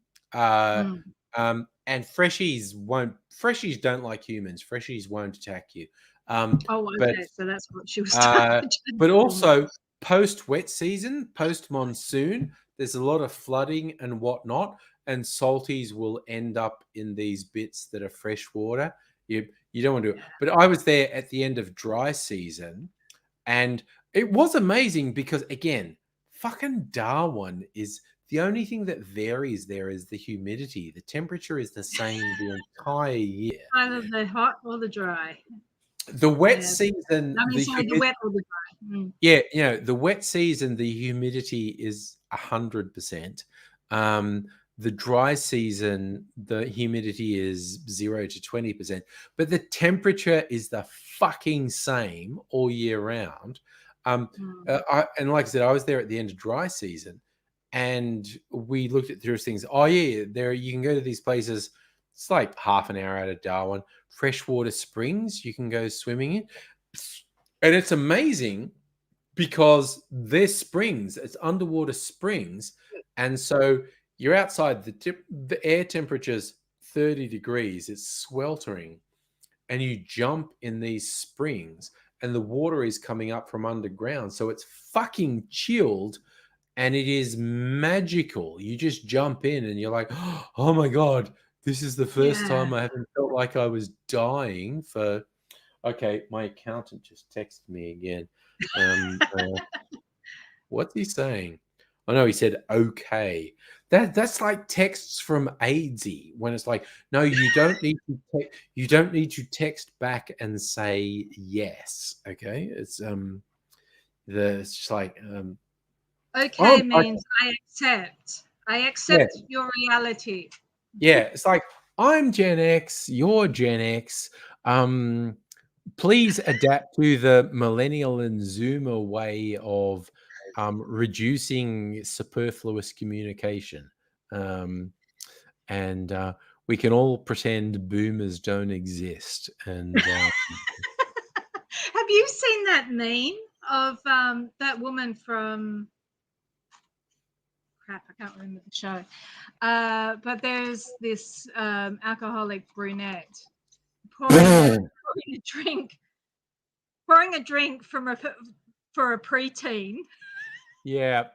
Oh yes, no. That's from Will and Grace. Yes, that's the one. Yes. Yeah. She's a Gen Xer saying to a Zoomer, just fucking calm down and we'll let the millennials and boomers fight. Yeah. It's like, yeah, you and me, mate, against them. Yeah. It's like, no, Gen X and Zoomers. Be quiet. Gen X and Zoomers will form a bond. Just let the millennials and boomers fight, and Gen X and Zoomers will just form a bond. And it's just like, have I told you that my daughter came out in the most Gen Z way possible? How was that? Yeah. Oh, using Instagram. Using Instagram, okay. Yes. She told me there was something she wanted me to look at that she had posted to her Instagram, and I'm like, oh, I'm not sure if I'm connected with your Instagram because I've changed my Instagram. Yes. Anyway, so I go to look her up, and I find the post, and that's great. And then I look at her name, and her name is Wow, a lesbian. This is at the tram stop. Oh my God. And I say to her, have you just come out? She goes, oh yeah, I did that last night. Yeah. No, I've had like so nonchalant. Yeah. No, I've had various things from my offspring over the years, and they go, "Oh, are you freaked out about this?" And I go, "No, that's like the least surprising thing I've ever seen." So that's Gen X and our Zoomer children. Yeah, It's just you got to try to say to Honey, was that the daughter you saw tonight? I think that's what we're talking about. No, actually, it's the other one. It's the other one. Okay, cool. Yeah. But it's the whole thing. I think Gen X and Zoomers can bond. Millennials and Boomers can fight, and we'll just fucking leave them to it. And they're both big influential generations, whereas Yeah. Zoomer and Gen X are smaller ones. So we're quiet and sneaky and drunk, Yeah. and we Yes. accept. At the moment, we're drunk. Yes. Yeah. Yes. So I mean, I thought it was awesome because when we did that, when we had the coming out stories, it was always Yes. dramatic. It was always over a family dinner. By the way, mum and dad, I'm gay. That's it. Out of the house. We do not accept. Yada yada yada. Onto the street with you. But no, Yeah. my kid just changes her name on Instagram and Yeah. whatever. But that was the thing. Like, there's a video from a few years back on the Angry Aussie channel with Aidsy where he talks about he only officially came out to his parents as by in his 40s, but he'd been queer as fuck since a teenager. But he said it's quite weird to come out to your boomer parents in your 40s, even though you've been super fucking queer since your teen years. But boomers are pretty good at if you didn't tell me, I didn't hear it. And it's just like Yeah. whereas again with my offspring have said various things, and it's like that is the least surprising thing I've ever been told. And it's like, really? And I said, no, it was super fucking obvious, quite honestly. But again, it's different generations, different things. Who knows? Yeah. I think the Zoomer generation, from what I've seen, particularly the younger Zoomers, not the ones who have just left school, but the ones who are. I've got one at early one end teens. and one at the other. Yeah. And they're so flexible and accepting, and it's wonderful. It reminds me of being that age as well, because we had George Bush. Okay.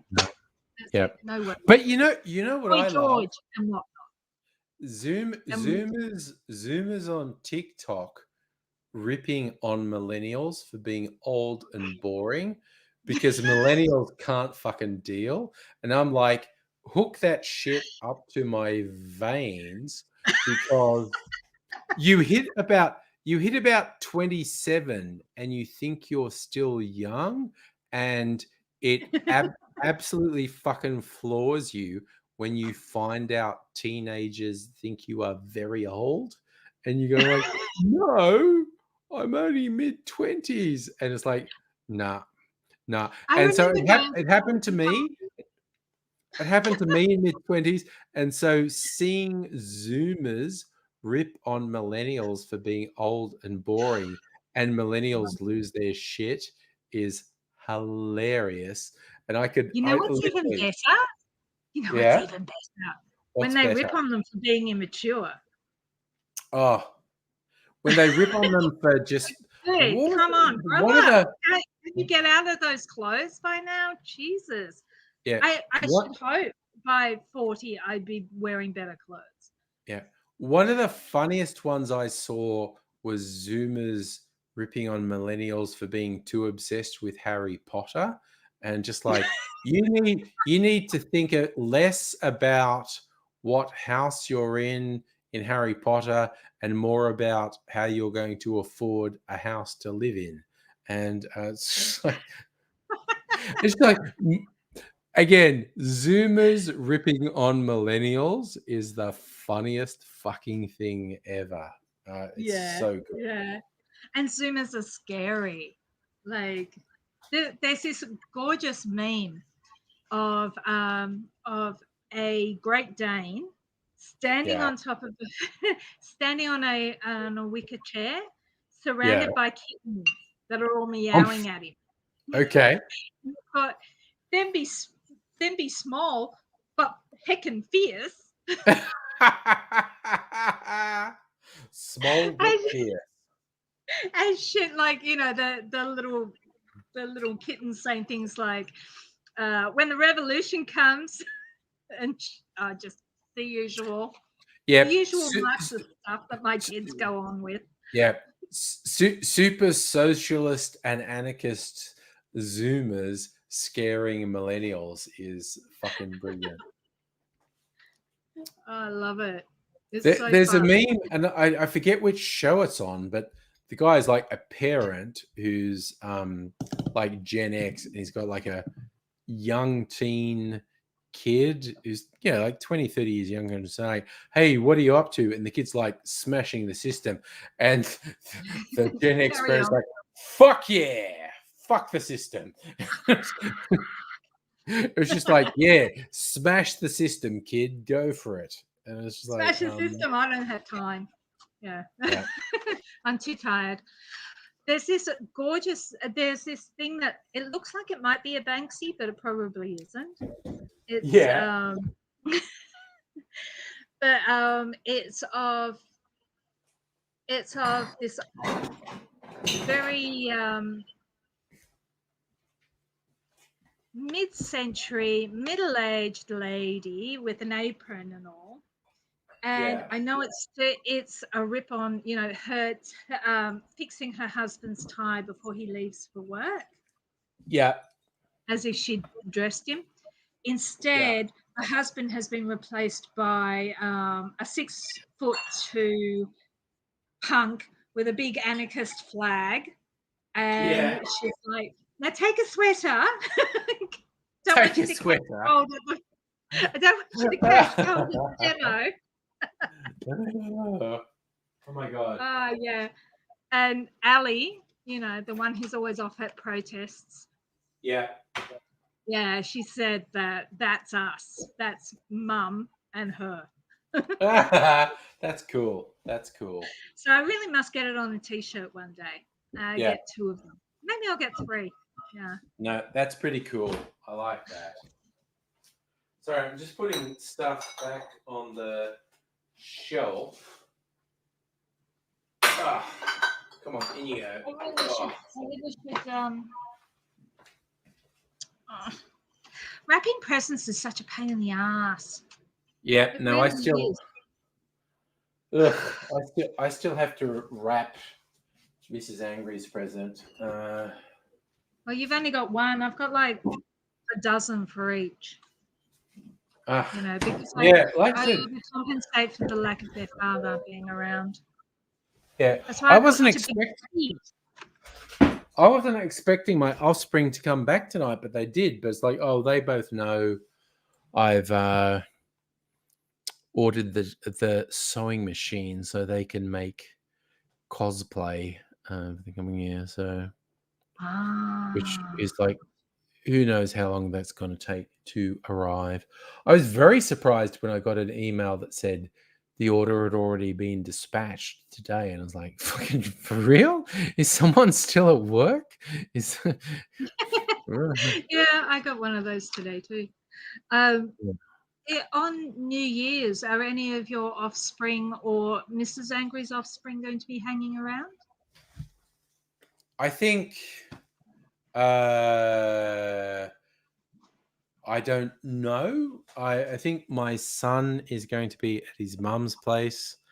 I think my daughter's going to be here.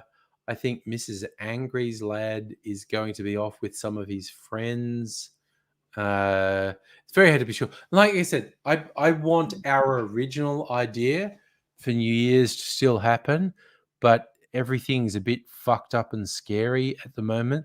So I think we need to see what happens over the next few days. Well, my friend's husband who caught the Omicron, he said it's, even though he's double vaxxed, Yeah. he still caught it, and it's like a fair hangover. That's what he reckons it feels like. Although some of that might be the sunstroke. Yes, exactly. If you're out in the sun all day. Oh my god, I've had sunstroke really bad once in my life. It's when I was in Queensland, and it's like, really bad sunstroke it's hallucinogenic. it is very hard to explain to someone who's never had sunstroke. Like, no, your brain literally overheats, and you can't trust anything. Anything that you perceive about the world could Ooh. be wrong because your brain has overheated and all Yeah. the sensory input is suspect. I was fucked for like a day. I was in a campground on Bribey Island, which is off Brisbane, and I got sunstroke, and I was fucked for like a day. I was hallucinating, and not during the day, overnight. It's kind of like you're out in the sun all day and you think this is all fine. And at that point, you get dehydrated and your fucking brain fries. And Yeah. then you try to sleep that night, and it's like your brain just goes, "Oh no, oh no, no, no, no, no, no, no, no. Oh. Nothing Oh. you think is real is happening right now." And I just had the weirdest fucking night of fever and sweat and feeling sick and hallucinating. Um, and also because no one else was awake, because no one else had sunstroke. So I was by myself. So I was feeling completely isolated and alienated as Ah. I stumbled around this campground, Ooh. fucking with a fever and hallucinating. Oh, And that's awful. no, it was shit. And I was only about Yeah. 16 or 17 at the time, and it was just shit. Sunstroke is very bad. And it's just like, Yeah. uh, Well, I don't know. Yeah. Okay. Well, maybe it's more the sunstroke that makes him feel like he's hungover and awful. oh And no, not. because what it is you are dehydrated, and Mm. your brain's just fucked. Your brain overheats, and it's just shit. But also, I've had serious flus. Like I had fucking stomach flu, like swine flu, a couple of years ago from VidCon. I went to this big convention, VidCon, and some fucker there obviously had swine flu and gave it to me. And I've told this story on streams before, but it's pretty funny because after the last day of VidCon, I was going to go out with some other people. We're going to a venue, going to have dinner and drinks, and we were going to have fun. I was going to get drunk. I was going to get fucked up, and I was with these people just going, "This does not feel right. Um, I'm just going to go home." And so I just left this venue on South Bank, and I said, "No, I'm just going home." And I went home and I went to bed as Miss Ingrid. Middle of the night, I was just like, nope, something's not right. And I'm in the bathroom and I'm just vomiting and it's coming out both ends. And in retrospect, I was like, holy shit, if I'd have gone out with these people and drunk a bunch of alcohol, and then this stomach flu had kicked in full scale when I was sort of in South Bank and drunk, I would have ended up in hospital because someone would have just Yeah. found me. Someone would have found me on the floor of a toilet in a bar with shit stuff coming out both ends. I would have ended up in hospital. And it's something in my brain had just gone, no, go home, No. go home. Don't do this, Yeah. go home. I remember And so this one time. Mm. I Sorry, had 12 continue. No, I had 12 hours of this stomach flu just being a nightmare, thinking I was going to die. And then I got past the acute thing and I had about a day, about 24 hours of just feeling terrible. And the dominant thought was, why didn't I die? Because that would be preferable. And then it took another 2 days after that to properly recover. So in terms of swine flu, that was actually comparatively mild. To be acute for about 12 hours and then to feel absolutely terrible for 24 hours and then to take it like another 2 days to properly recover. In terms of swine flu, that was comparatively mild. but Jesus, it was bad. I did not like it. I did not Yeah. like it. Ooh.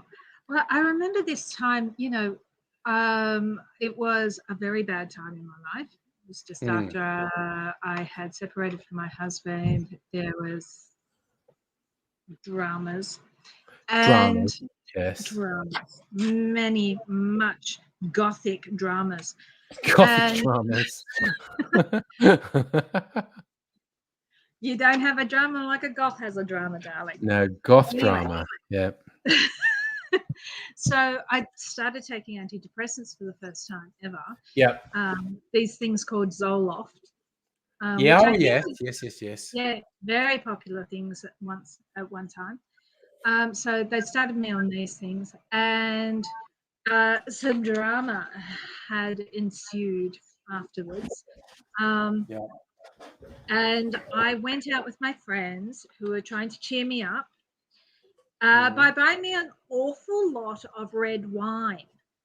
Oh shit. Red Okay. wine and brand new antidepressants called Zoloft don't go very shit. well together, especially if you No. haven't been eating because you're an absolute nervous wreck. Yep. And so Oh, it all shit. went straight to my head, and I thought best thing to do is to go home. And I was, sort of within walking distance of this club that we were at. So right, I should go home. I'm trying to be sensible, but it just clobbered me within about 2 streets of the club. Yeah. Yeah. It absolutely clobbered me. Red wine and Zoloft. And I was down. And there I was in my gothic tutu Yeah. and brassiere, and just on my side. And it was winter, okay, in Newtown. Winter in Newtown. Winter in Newtown. Shit. And it was this was a rather sort of surreal experience. This rather fancy, large, shiny car came along, and a window came down. Are you all right? Are you okay? And I go, ah. And she goes, you should go home. Goes. About I don't know how. There was no keeping track of time at this point. But there was this lovely camp gay guy with his doggy having a walk well after midnight. And he said, are you all right? He goes, if you're still here when I come back, I'm going to have to look after you. He walks off to see his friend, and he walks back. He goes, you're still here.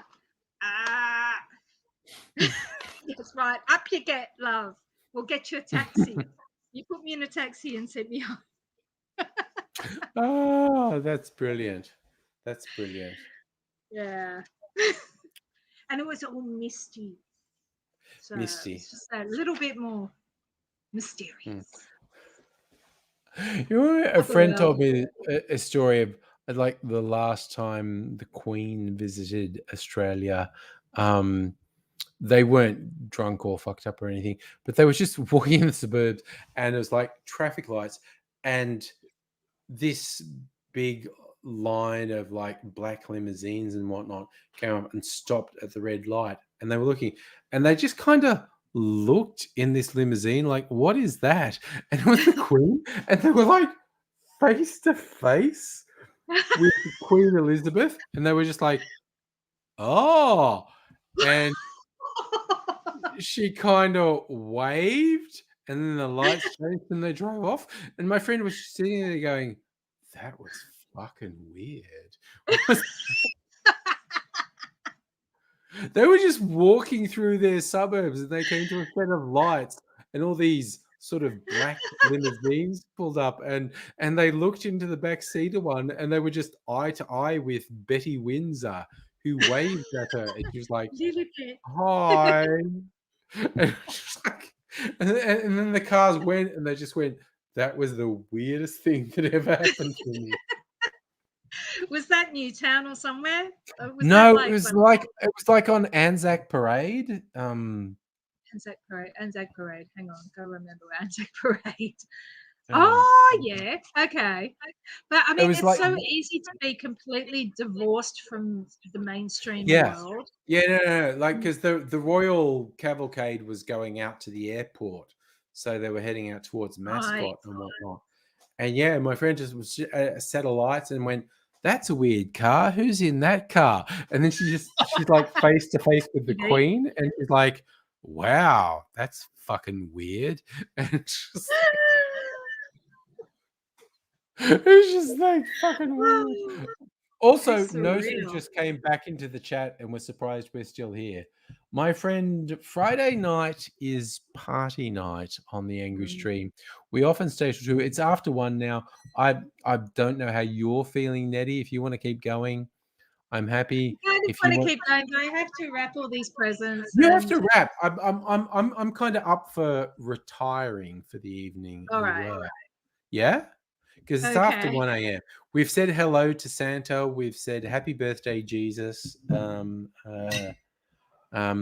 okay with retiring. You've got a, and I've so got a big pile of stuff.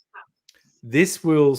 I thought, what's this doing? I was going to have a swig of the Starward Octave Barrel, and if I go to bed, that will stop me from doing that. So I'll just go to bed rather than drinking any more alcohol because I've drunk a reasonable, not the most.